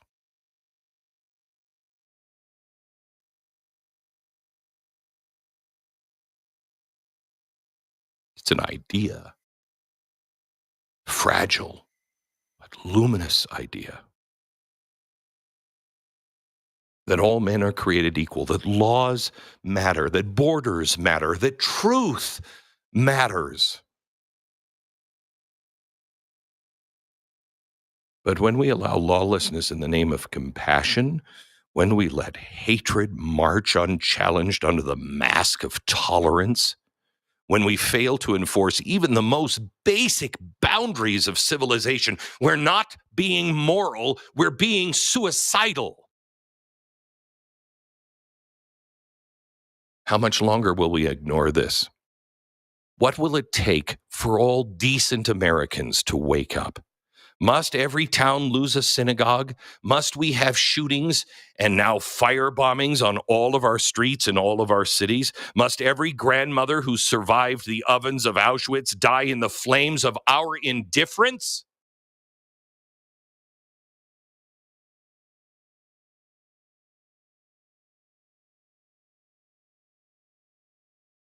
When the people who came here because they were being persecuted for what they believed in, they said, we need to be a city on the hill.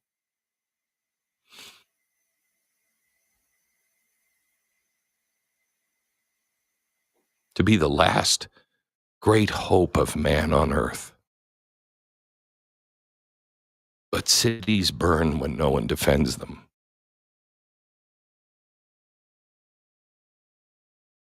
When the watchman abandons their post, when people forget their own history, when people forget who they are.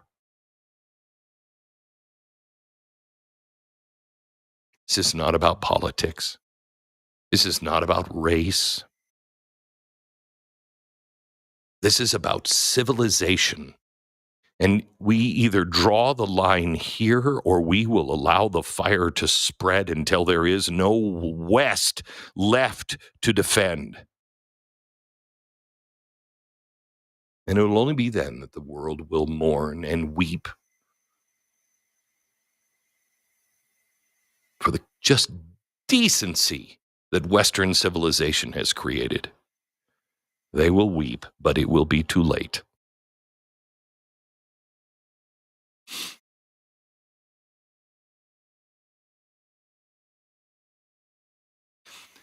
This time, let's not be the generation that remembers freedom only by the smell of its ashes. Rise up, not in anger, but in spirit, in resolve.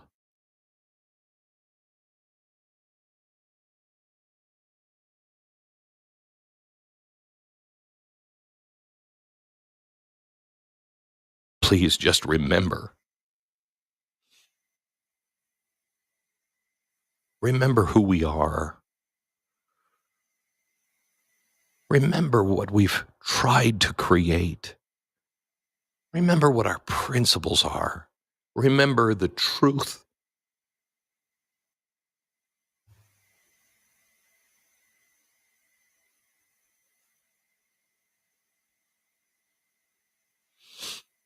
I saw a story today.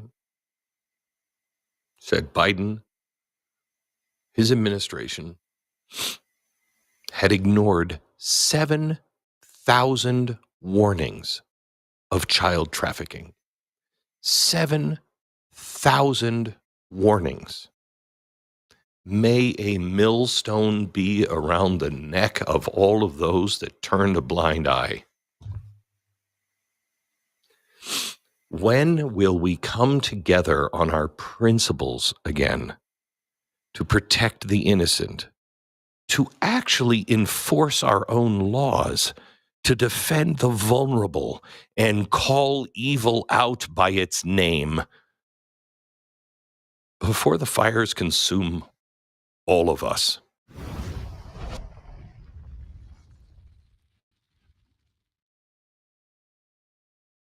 Pennsylvania Senator John Fetterman is back in the spotlight today after sitting down for a bipartisan discussion with Republican Senator Dave McCormick. Fetterman has faced mounting criticism over the last several weeks over his ability to serve, and now new reports detail Fetterman's habit of allegedly avoiding Senate duties to spend hours alone in his office. This from the Philadelphia Inquirer editorial board. They call him out saying, quote, being an elected official comes with public scrutiny. If Fetterman can't handle the attention or perform his job, then in the best interest of the country and the nearly 13 million residents of Pennsylvania he represents, he should step aside. It's time for Fetterman to serve Pennsylvanians or step away. Well, today, Shannon Bream moderated that bipartisan discussion we mentioned and asked Fetterman specifically about the calls for him to leave. Well, no, for me, it's very clear. It's just part of like this weird smear, this thing. And the more kinds of left kind of media continues to have these kinds of an attack, and it's just part of a smear, and that's just not it's just not accurate. I've always been there. And for me, if I miss some of those votes, I've made 90% of them. And we all know those votes that I've missed were on Monday. Those are travel days. And I have 3 young kids, and those are throwaway procedural votes that they were never determined if they were important. That's a choice that I made. And, of course, he did defend me through that. And he actually asked me, it's like, is it okay to defend you? I don't want that to create more political problems. Thought it might hurt him. Yeah, he did. And I'm like, no, I appreciate that. He and people recognize the smear in this process of this. Look, Jeremy, there is zero doubt in my mind that this is a smear campaign against John Fetterman. And I think that's evidenced by the New York Magazine article. All of the criticisms of Fetterman are laced with criticisms of his views on Israel. Here are 3 examples from New York Mag. They talk about his megalomania, evidenced by the fact that he thinks he's the most knowledgeable source on Gaza. Okay, that's the evidence. Then they say his endless fights over Israel coincided with setbacks in his recovery. Okay. And then they say Gaza lured him back on X. So it seems like all of these criticisms are laced with criticisms of his views. That's exactly right. I mean, they're not even trying to hide the ball here. They're being very clear. The only issue they have with Senator Fetterman is the fact that he's pro-Israel. Mm-hmm. That is the number one problem they have with him. And if he were just got along on the bandwagon of all this kind of pro-Hamas type of propaganda, then they probably would leave him alone. Mm-hmm. After all, this was the party that looked the other way when we had a diminished commander-in-chief in the Oval Office for 4 years under President Biden. This is the party that looked the other way with all the octogenarians and sometimes in their 90s, people still serving on the Democrat side in the House and the Senate. So they don't care really about in terms of capacity or ability to lead. What they care about is, are you going to toe the party line? And it's amazing to me that just the hubris of the left, certainly it can't be that maybe some people disagree with what you believe. No, if you disagree with us, then there must be something wrong with your brain. I mean, that's what they think, is that, certainly there must be something wrong with his cognitive functions, because certainly no Democrat senator could disagree with the party line. And, in 2022, Lydia, these publications, they said it was ableist to ask questions about the health and, all the criticisms we've seen. Well, all of a sudden they take this interest in Fetterman's health starting on May 2nd. You can see in our wall here, look at all these highlights. May 2nd, New York Times, New York Magazine, Politico, they all start asking questions coinciding with John Fetterman's tiptoeing towards moderation. Mm-hmm. And so interesting about how that has turned, right? Because after his initial health scare, there was really a rally of support, among the Democratic Party to see him recover and hold this office. But now that it's not convenient for them, they're going to use that against him. It's very clear to me that they're trying to weaponize this issue against him, not just because of his support for Israel, but I think it's his attempt to be bipartisan. The fact that he met with President Trump earlier on, very soon after Trump won the election, the fact that he's having this debate with Senator McCormick there in his home state of Pennsylvania, the fact that he's also friendly to fracking, which is a very smart position for this man to have, given that he's from the state of Pennsylvania, an energy capital of the country. So for all these reasons that he's going against the party is the very same reason that they're trying to get him out, it seems. Without question. And I love when the New York Times says the quiet part out loud, because they often don't do that. They conceal it. His volatile and concerning behavior, which aides noted, only increased since the election. That has coincided with a period when his politics have become more conservative. So they said it, Lisa. Right. And that's the issue. And in addition to some of the things, he was the only Democrat to support Pam Bondi, to vote for her nomination for Attorney General. Bingo. First Democrat to meet with President Trump post 2024. He co-sponsored the Lake and Riley Act. But I agree, his biggest sin is his support for Israel. That's why the left has turned on him. As it's been pointed out, they clearly have no problem with mental decline. They covered up Joe Biden. They thought he was going to have to be in a wheelchair, and they were okay with covering that up. Also, by the way, 8 members of Congress have died since November 2022. All Democrats, by the way. So they're completely fine with that as well. But what they're not fine with is if you don't, completely go along with the Democrat Party and March step, and you defy them and you support Israel. Emily. I'm going to play devil's advocate just for a second, because I thought the same way. 100%. And then I read that email, the alleged email from the prior chief of staff to the medical director that was in charge of Fetterman's care. And it gave me pause, because it wasn't meant for publication. And it detailed a very concerning and very detailed description of behavior. And, when you go through, as I'm sure so many people watching have and here on the couch, when you go through someone that is dealing with a long-term disease or illness, there's a lot that goes on. And when it affects them mentally, there's a lot that goes on. And so I had sympathy and I had empathy in that moment for what I was reading, knowing what it feels like to be really confused by someone's behavior and have alarming questions and all the things. And because of the cover-up that the Dems just participated in, I have a higher sensitivity to make sure that everything is highlighted and identified. So I'll just close by saying that I really hope that this scrutiny is applied to everyone, because I venture and posit that there are plenty of people that we are paying that don't represent their constituents whatsoever and don't show up and have horrible, vile habits that impede their ability to be acute in their their decision making and the like. So I'm not trying to focus on Fetterman, but just to say that if there is even an iota of truth of the concerns for his health and mental acuity at this moment, then perhaps it should be dealt with off camera and out of the But Emily, who would be left in Congress? There's a lot of congressmen women A not big doing their refresh, jobs. like 10 people showing. Well, I like the change in politics, Senator Fetterman, and I like the hoodie. I really like the style. All right. Hey everyone, I'm Emily Campagno. Catch me and my co-hosts Harris Faulkner and Kaylee McEnany on Outnumbered every weekday at 12 p.m. Eastern, or set your DVR. Also, don't forget to subscribe to the Fox News YouTube page for daily highlights. The New York Times, a former newspaper, has obtained a document from the Democrat Party outlining their plan to spend $20 million in an effort to win back male voters. The effort is being hailed as a continuation of the great Democrat tradition of wasting money without even beginning to solve a problem created by their own stupid ideas. The document, entitled How to Make Toxic Men Love Us, Even as We Castrate Their Sons and Turn Their Women into Fractious Whores, includes a collection of ideas from a diverse committee of women, black women, men pretending to be black women, and feminists who are sort of like women, only feminist. The effort is being hailed as a continuation of the great Democrat tradition of forming committees on the basis of diversity and thus laying the groundwork for a hilarious catastrophe that was predictable to everyone except a diverse committee. To add an international flavor to the committee, the Democrats reached out to French President Emmanuel Macron, who said, quote, "I think in order to properly study men, we need to," but he couldn't finish because his wife smacked him in the face.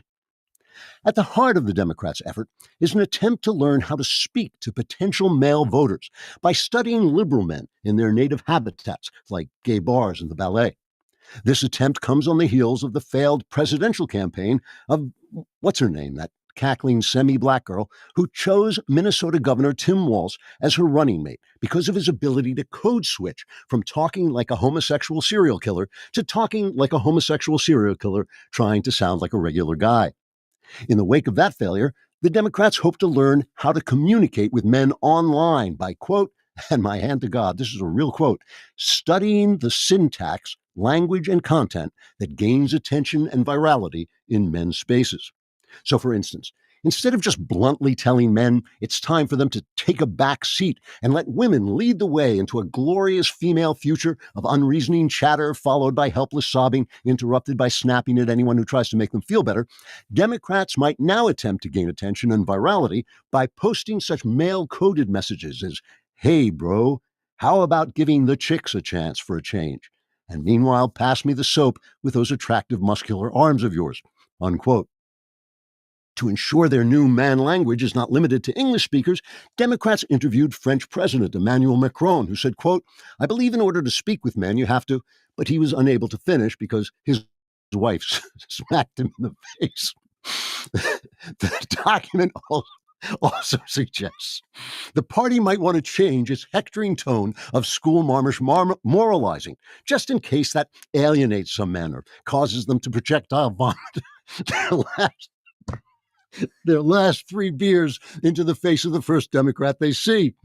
In order to help them stop moralizing, the Democrats have appointed a diverse committee to run a $50 million study entitled, "What is Morality, and How is it Different from Sexually Mutilating Children in Order to Pretend Gender is a Social Construct?" In a further effort to communicate with men, the Democrats are seeking to create a quote-unquote new Joe Rogan to head a popular male-oriented podcast. After a $75 million study by a diverse committee, the Democrats discovered that Rogan actually used to be a Democrat himself until he found out the Democrats were a bunch of communist perverts. The Democrats feel they can fix that problem by replacing Rogan with some other bald man with a lot of tattoos and hoping no one notices the difference. To internationalize the appeal of the new Democrat Rogan, the Democrats sought advice from French President Emmanuel Macron, who said, quote, "The whole secret to Joe Rogan is that," but he was unable to finish because his wife smacked him in the face. More recently, in a controversial move, the Democrats decided to add a man to their diverse study committee, and after a great deal of debate, they finally appointed Emmanuel Macron's wife. If you want more great stuff, and I know you do, like and subscribe. And for even more great stuff, subscribe to The Andrew Klavan Show wherever you get your podcasts.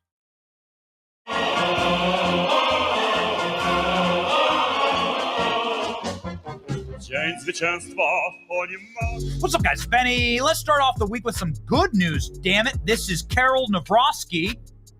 He's a Trump-backed, Polish-based candidate, also a professional boxer, who's a hell of a fighter and just won the Polish presidential election against all of the globalists who were there. George Soros was there, George Soros' kid, and Barack Obama, along with all of the deep staters from America, traveled to Poland to rig the election against the massive tide turn of the freedom movement throughout Europe, a sign of a global shift and the future for Trump win.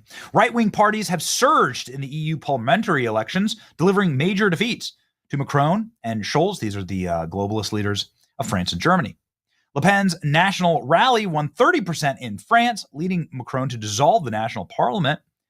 His face is still getting dissolved by his Brigitte, whatever you want to call her. Germany's ADF rose to second place, surpassing Scholz's Social Democrats. Now Germany is trying to ban that party, like the dirty Nazis they are. These results mark a significant and unexpected shift in the EU's political landscape, impacting future of migration and climate policies. Belgian Prime Minister has announced he will resign after losing right-wing parties in European election. Yeah, baby. And what do all of these parties want? End illegal immigration, throw criminals in jail, support free speech, don't sexualize kids, prioritize safety, support peace, be patriotic, be strong, celebrate family and having kids, preserve national cultural identity, put your country first, ban sex changes, oppose DEI, be anti-communist, and so on. Well, ladies and gentlemen, Poland has just done it. They have stemmed the tide. Globalists have tried to make a comeback because of the conservative cucks in Canada. They were able to notch a win. Canada should have also gone to the right, but sadly, the Canadian right is very limp dick. Unlike the Polish nationals, who are, well, hardcore. Karol Nawrocki wins Polish presidential election. Nawrocki won nearly 51% of the vote. It was a narrow race. His opponent, globalist, had 49%. Nawrocki presented himself as a champion of traditional Polish values, aligning with Donald Trump and resisting globalism of the rest of Europe. And now he's officially won. Boom. Been reported. Not able to steal this one. It does make you wonder how many of these, how hard they tried. I mean, they were there. Anne Applebaum, all the people from the deep State Department for Barack Obama and the Joe Biden regimes, which is really just Barack Obama's third term. They were all in Poland. This shows you how they brought in Alex Soros. They brought in George Soros' son to try and rig this thing. Polish nationalist candidate edges out a close victory. Celebrated. Initial exit polls indicated that the globalists would be a massive winner. The projections were wrong. The polls were wrong. The election on a knife's edge. Many outlets saying it was too close to calls. Exit polls suggested a razor-thin margin. The right-wing contender, Karol Nawrocki, was able to win. Hell yeah. This is amazing. Okay, what do we get next? Right-wing candidate. Who is this guy and what is he going to do?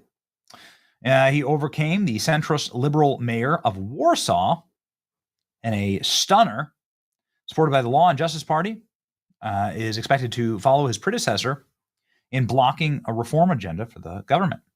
While the presidency is largely ceremonial in Poland, Nawrocki will now have the power to veto prime minister and his pro-EU program or liberalizing policies. Very nice. His coalition government is not large enough. The lib who was able to, I guess, rig power as prime minister doesn't have a large enough coalition to override the veto. So this is like a great check on globalist power in Poland. Nawrocki, a political newcomer, taking inspiration from Donald Trump campaign and a promise to ensure economic and social policies favoring Poles over other nationalities, including refugees from neighboring Ukraine. His election comes at a sensitive time when Poland is one of the leading countries in the EU and one of the few positioned to face down belligerent Russia. Turnout in the second round reached 72%. Wow, that's a lot. It's a high percentage. There are presidential elections that have like 30% turnouts here in the States. Unlike other Eurosceptics in Central Europe, Nawrocki supports giving military aid to help Ukraine fend off Russia's invasion. But he said that if elected, he will oppose membership in Western alliances for Ukraine, a position that seeks to chime the failing support of Ukrainians among the Poles. In an interview in 2022, Navrosky, who enjoys the backing of Donald Trump, said he opposes Ukraine joining NATO. This is very important. That will stop World War III. His backers at home had supported fast-tracking membership of the EU and NATO for Kyiv. Navrosky's critics said that he was fueling. So this is all about Ukraine. Okay. Well, it's also about Poland and keeping Poland for the Poles. My Poland is a Poland without illegal immigrants, he says. It is a Poland where instead of integration centers, there are deportation centers for those who want to destroy our safety. And listen to the cheers when he says this. Moja Polska jest Polską bez nielegalnych migrantów. Tak, jest Polską bez nielegalnych migrantów.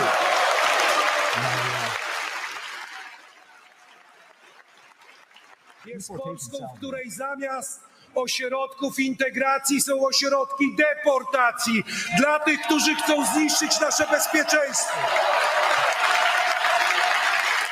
Hell yeah, man. This is amazing. There's this TikTok that I love of this lib that decided she was going to flee America. She was going to flee Donald Trump's right-wing America. And where did she go? Poland. Trump's taking office, so I'm moving my family to Poland. Poland is the safest country in the world, while the U.S. is still ranked in the hundreds. I walk around at night here without a care. Back home, this would never happen.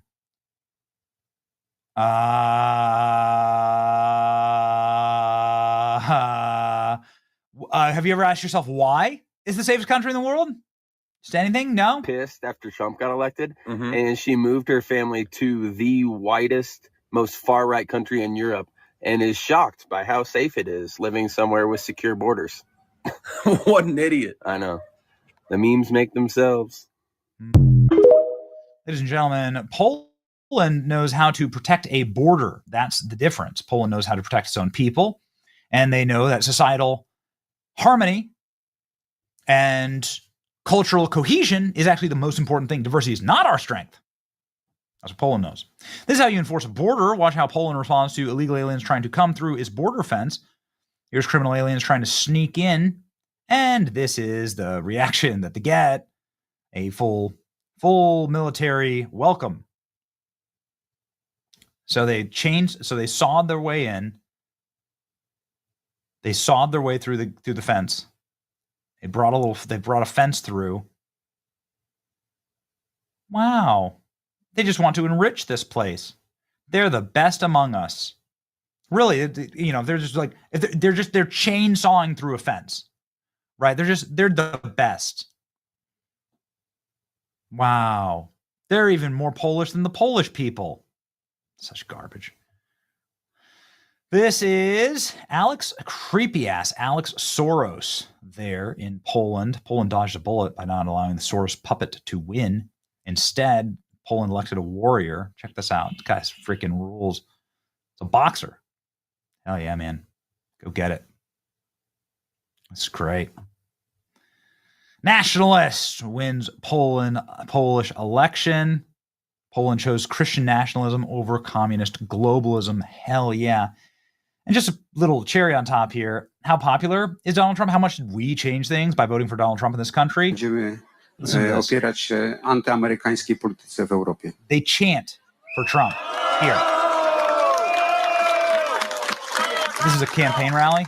Donald Trump! Donald Trump! Donald Trump! Donald Trump! They were talking about stopping illegal immigration in Poland. Donald Trump is not just a person, he's a symbol of freedom that will cover all the free world. Hell yeah, man. Poland's newly elected president, a Catholic, attends this year's Good Friday services. Based.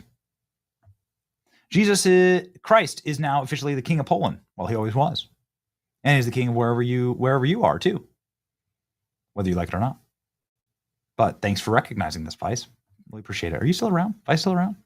We cannot remove crosses from Polish offices. Nice. Take a good look, Poland. Vote accordingly. Right, that's right. This is what's happening in France right now. And they did. And there you go. Another win for Trump. In case you're wondering if this Still, if you're still wondering if this is a good thing, listen to MSNBC. Whinge and moan and bitch about it all on TV. It'll make you happy. Here you go. Years old, a right-wing historian who trained as a boxer and has never held office before. During the campaign, he tried to present himself as a tough guy with posting images of himself at shooting ranges and boxing rings. It's been described as a victory for European conservatives inspired by Donald Trump. Nawrocki was mostly an unknown 6 months ago. In the final days of the campaign, there were numerous allegations regarding his contacts in the criminal underworld involving gangsters and prostitutes, but clearly those accusations did not harm him. A while back on X, he said media slander did not destroy President Trump, and he will not destroy Karol Nawrocki either. He's made it clear that he will be a problem for the Prime Minister, Donald Tusk. Tusk is a pro-European centrist trying to follow through on his more progressive legislative agenda. But now Nawrocki says he will stop him in whichever way he can and cause as much gridlock until the next elections in 2027 so that his party, the Law and Justice Party, can sweep back into power. Donald Tusk will struggle to fulfill his promises like liberalizing the very strict abortion laws in Poland. And Poland, of course, is a key country for both NATO and the EU. And so for its allies, this is not good news. Nawrocki has criticized what he said was excessive interference in Polish affairs by the European Union. Chris. Danielle Hamamjian, thank you. In 90 seconds, how the attack on a local... All the right people are upset. Ladies and gentlemen, if you're not sick of winning, like, share, and subscribe.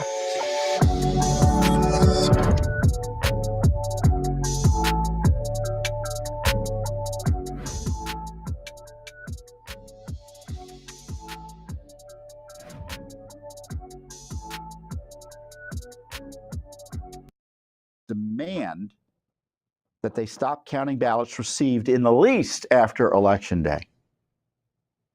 And you'll read in this decision, the logic is irrefutable.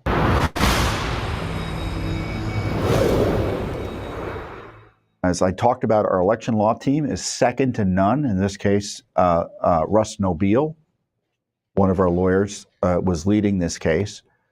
We obtained a massive victory from the Fifth Circuit Court of Appeals, finding that the counting of ballots received after Election Day is contrary to federal law.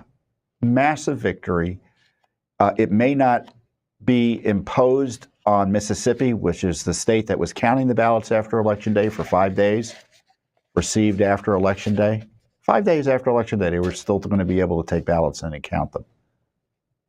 But it's a massive victory in terms of, for the first time, an appellate court has found what I think is an obvious point, that Election Day means Election Day.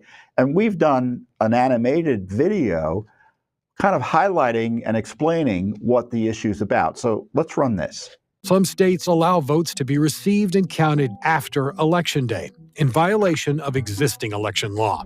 Federal law says the first Tuesday after the first Monday in November of every even-numbered year is Election Day for federal elections. Extending the counting of ballots runs counter to federal law and invites fraud and undermines voter confidence.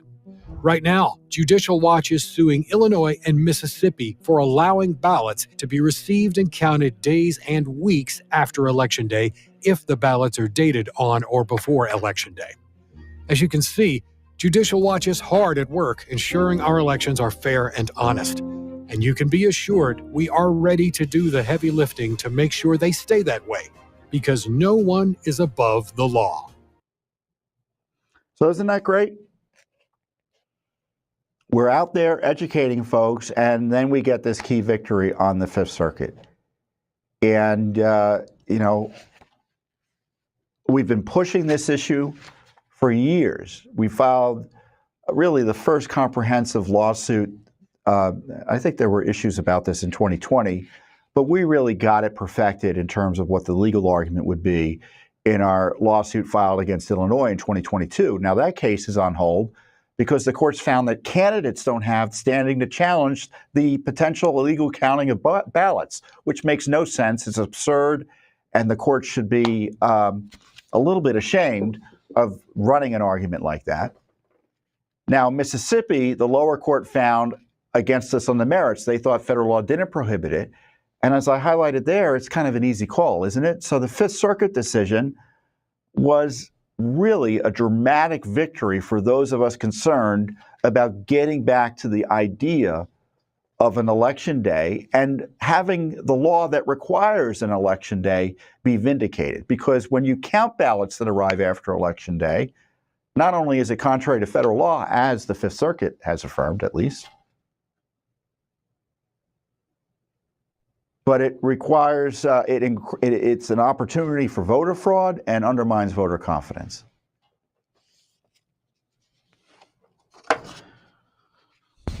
Now, our client in Mississippi was the Libertarian Party of Mississippi, and I'd like to thank them for pursuing justice here. The other plaintiff in the case was the Republican National Committee. Of course, the left intervened to try to stop us down there. They lost. So it's not just the state we sue. We end up having to sue leftists because they intervene to be defendants in the cases sometimes on these election law issues.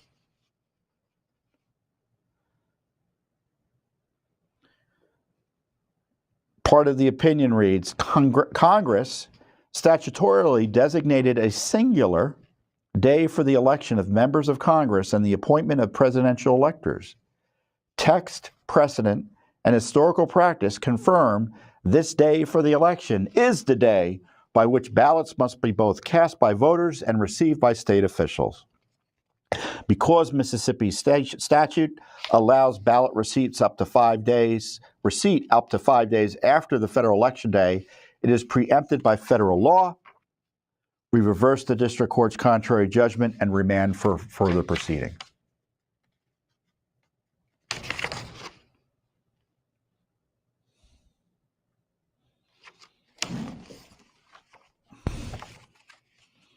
There's something else I wanted to read from here. The state's problem, and this is I encourage you to read the decision. It's educational. The court cites or references, it doesn't necessarily give us the credit, but references many of the arguments and details on the history of election law and our elections in the United States uncovered by our litigation team. So this is a Judicial Watch opinion through and through, in my view. The state's problem is that it thinks a ballot can be cast before it is received. So the government was saying, Mississippi was saying, oh, it doesn't matter if we get the ballots 5 days after Election Day because effectively the vote occurs before Election Day. Meaning it's postmarked, it means that's when the vote occurred. And it's been cast. And the court said, well, that's ridiculous. And here's their example. What if a state changes its law to allow voters to mark their ballots and place them in a drawer? Or what if a state allowed a voter to mark a ballot and then post a picture on social media? The hypotheticals are obviously absurd, but it should be equally obvious that a ballot is cast when the state takes custody of it. And the court made the point that the election is continuing if votes are, quote, being cast and received after Election Day, which is contrary to the plain reading of the federal law at issue there. And so it goes through the history of voting, the history of mail-in ballots or absentee ballots. Of course, a lot of this stuff would be obviated if there was, we got back to the traditional approach on absentee ballots, which was essentially making it rare. I mean, mail-in balloting is anathema, as I said before, to fair and free elections, and it causes issues like this. But what a victory.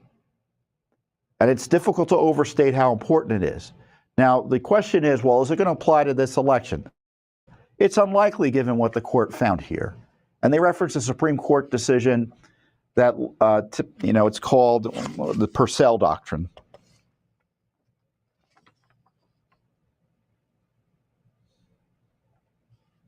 The Purcell Doctrine generally frowns upon messing with election processes in the run-up or close to an election.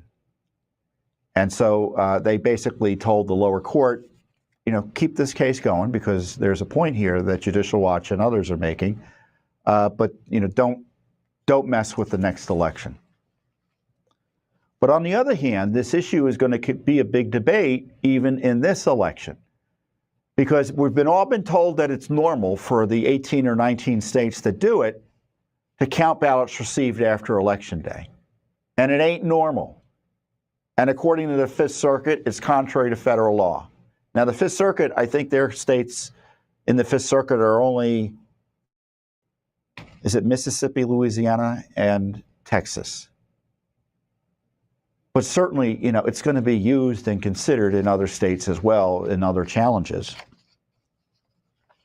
As Justice Kavanaugh, this is the final part of the decision.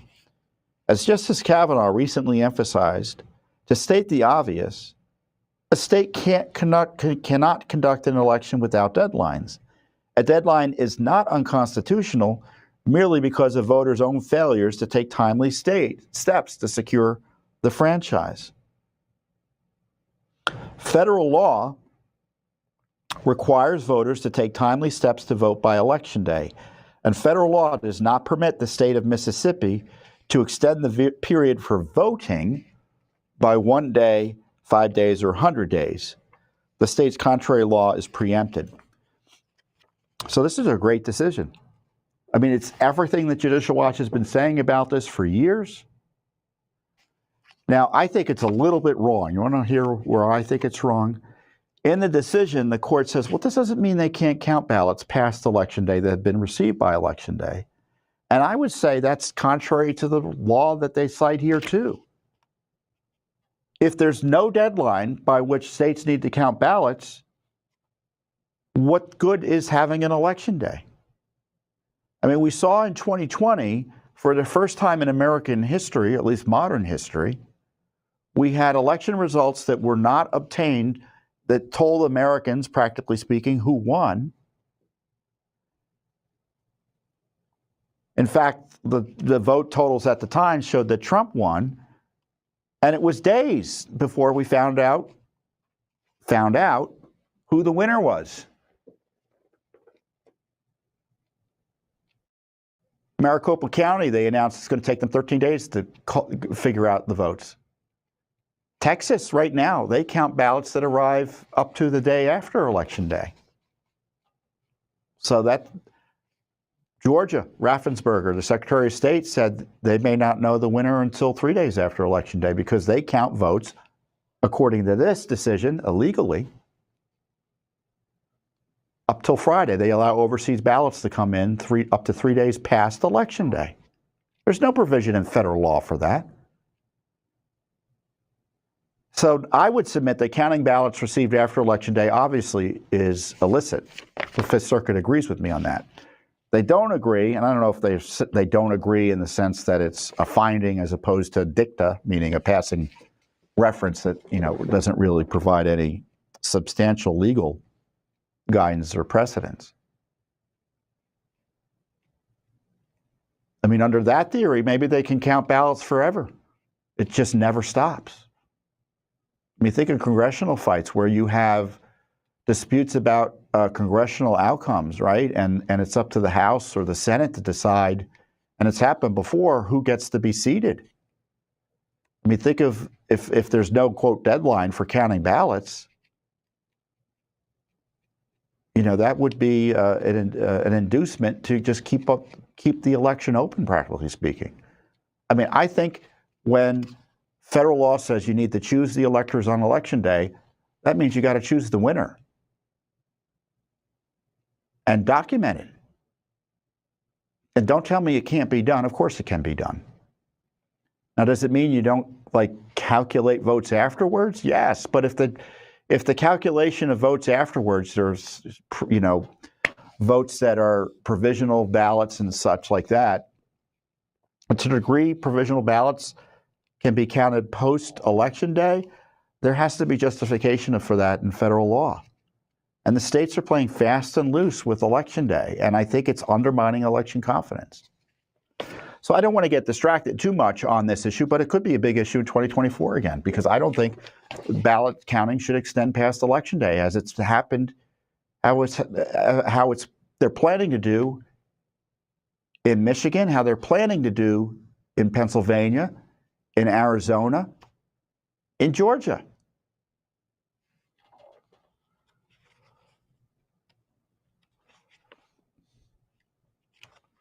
And certainly this decision.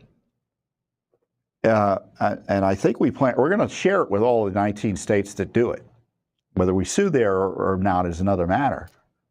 But all the states should be on notice, and you should find out whether your state allows the counting of ballots after Election Day. And this could be a nice little activist opportunity for you, dear listener, dear viewer. Look at this first Fifth Circuit opinion. It's linked on our website. We'll link it below. And send it to the responsible officials in your state. Send it to your state legislator, send it to your, or legislators, right? I guess some states have assemblies and senates and houses. I think there's 1 or 2 states with a unicameral body. So whoever your state representatives are, send it to the governor and send it to the leading election official, which in most states is the Secretary of State, and say, why is our law at odds with the logic in this decision? It means in Texas too. Texas needs to fix its law now. So that's nice little activism for you all to do. Demand that they stop counting ballots received in the least after Election Day. And you'll read in this decision the logic is irrefutable. Irrefutable. You know, it's a great, and they don't want us, to and I just want to say something else, because I was about to get into the censorship of our talking about this. Because I sometimes don't praise Judicial Watch enough. So our election law work has been going on for, well over a decade. I mean, actually more than that, 2 decades. Did you know in the year 2000, I was down in Florida with other Judicial Watch colleagues and a Judicial Watch team generally, counting ballots that were disputed in the 2000 election in Bush versus Gore? Do you know that? So we've been monitoring and dealing with election law issues for 2.5 decades here at Judicial Watch. So there are few organizations with more expertise and experience and knowledge and awareness of election issues than your Judicial Watch. And not only do we have these lawsuits, including this massively successive lawsuit in the Fifth Circuit, but we have lawsuits that have been successful over the years and other litigation, legal action to clean up the election rolls. 4 million names cleaned from the election rolls in just the last 1.5 years or 2. We just filed a lawsuit in Oregon to clean the rolls there, as I talked about last week. And so I know the RNC has been suing on some of these issues now, which is fine. And other groups have been suing on some of these issues now. Like, for instance, our friends, I think it's at American First Legal, sued in Arizona for the list of names of voters who were found to be ineligible potentially to vote in federal elections, if I think I'm describing it correctly. Nice little victory there. So I'm glad there are other groups doing it. But respectfully to everyone else, there's no one that can match our expertise in this regard. There really isn't. And our demonstrated record of success, certainly on election law issues. So it's important that we are able to continue this work. And frankly, we only do it with your support. Thanks for watching. Don't forget to hit that subscribe button and like our video down below.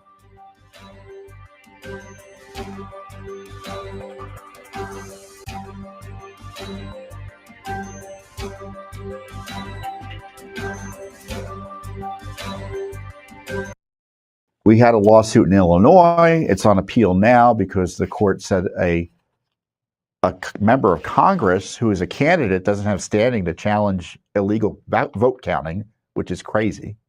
In Illinois, they count ballots that arrive for up to 14 days after Election Day. In Mississippi, they count ballots that arrive for up to 5 days after Election Day. California, 7 days after Election Day. And we just sued in California over that for Darrell Issa. And in our lawsuit, we alleged there were 2 congressional races whose results were changed and Republicans lost as a result.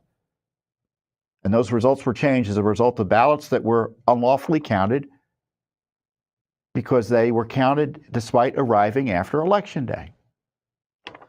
But the good news is that we had an affirmation or reaffirmation in a dramatic way in our Mississippi case.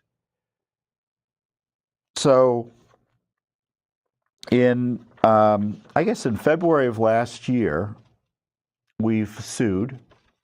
And then in October of last year, essentially the case went up to the Fifth Circuit Court of Appeals. And in that case, we're representing the Libertarian Party. And in Mississippi, the Libertarian Party sued, saying counting ballots that arrive for up to 5 days after Election Day violates the plain federal law that sets Election Day as, quote, a day. And if the ballots aren't there by that day, too late. And the appellate court indeed did rule on October 25th, 2024, that Congress statutorily designated a singular day for the election of members of Congress and the appointment of presidential electors. Text, precedent, and historical practice confirm this day for the election is the day by which ballots must be both cast by voters and received by state officials. Because Mississippi statute allows ballot receipt up to 5 days after federal election day, it is preempted by federal law. We reverse the district court's contrary judgment and remand for further proceedings. So that was a massive win. It was the first appellate ruling finding the counting of ballots after Election Day is contrary to federal law. It's unlawful. So there was an appeal. Now, when an appellate court rules against you, a 3-judge panel here, I'm not a lawyer, so take this for what it's worth, because I'm sure there's a lawyer out there who's going to think of an exception to what I'm about to say. But generally speaking, you can appeal straight to the Supreme Court, or you can ask the full Fifth Circuit Court of Appeals. So the Court of Appeals has more than just 3 judges who hear an individual case. There's a whole slew of them. And depending on the appellate court, they have, the numbers change depending on the size of the appellate court and their jurisdiction. California's got an entire Congress worth of judges, it seems to me, at the appellate court level. But you can appeal to the full court. You can say to the appellate court, take a look at this panel decision, and the full court should consider it. And this is in lieu, at least, or it's one step you can take before appealing it to the Supreme Court if you want. And that's what happened here. They asked the full court to hear it en banc, which is literally what that means, the full court hearing it. And the court rejected the request to rehear it by a vote of, I think it was 5 to 10. So only 5 judges wanted to rehear the case. And the case or the decision is worth reading, because sometimes they just reject it without comment. But here it was a split decision, and the dissent was vociferous, despite the law being clearly on our side. But the Fifth Circuit got it right. So as a result of this decision, that's the law of the land, at least in the Fifth Circuit, is you can't be counting ballots that arrive after Election Day. Louisiana, there are 3 states in the Fifth Circuit. Louisiana doesn't do it. Mississippi did do it 5 days after Election Day, so they have to stop now. At least that's my understanding. Now, they could appeal to the Supreme Court. I don't know what's going to happen next. And in Texas, they count ballots that arrive they let ballots arrive the day after Election Day, and they count them. So Texas is likely going to have to change their law as well. So it's an important decision. It further solidifies our case in California. It solidifies our case in Illinois. And hopefully it sends a signal to the other Mississippi's one state. I think there are at least 18 other states, 19, I think, if you include D.C. They count ballots that arrive after Election Day. It's not like it happens all over the country. It's less than 20 states. And it needs to stop. Either you have an Election Day or you don't. And as the dissent notes, if you don't, all bets are off.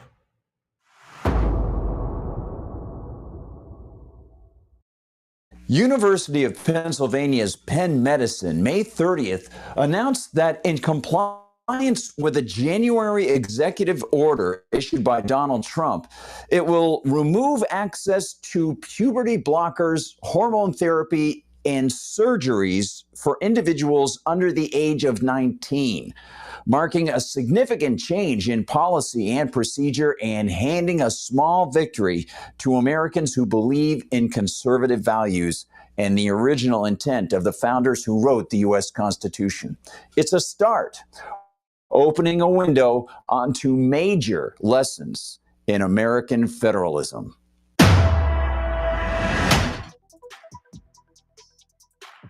Hi, everyone. I'm Gardner Goldsmith for MRC TV. And here's the story. Bowing to Trump's ultimatum to stop the practices offered to young adults and kids under 19 or see their massive federal funding yanked, the Penn Medical Center, established in 1765 as the Perelman School of Medicine, offered this on Instagram. Quote, Penn Medicine will no longer provide gender-affirming surgery to patients under the age of 19 in line with an executive order that prohibits the use of federal funds for such procedures.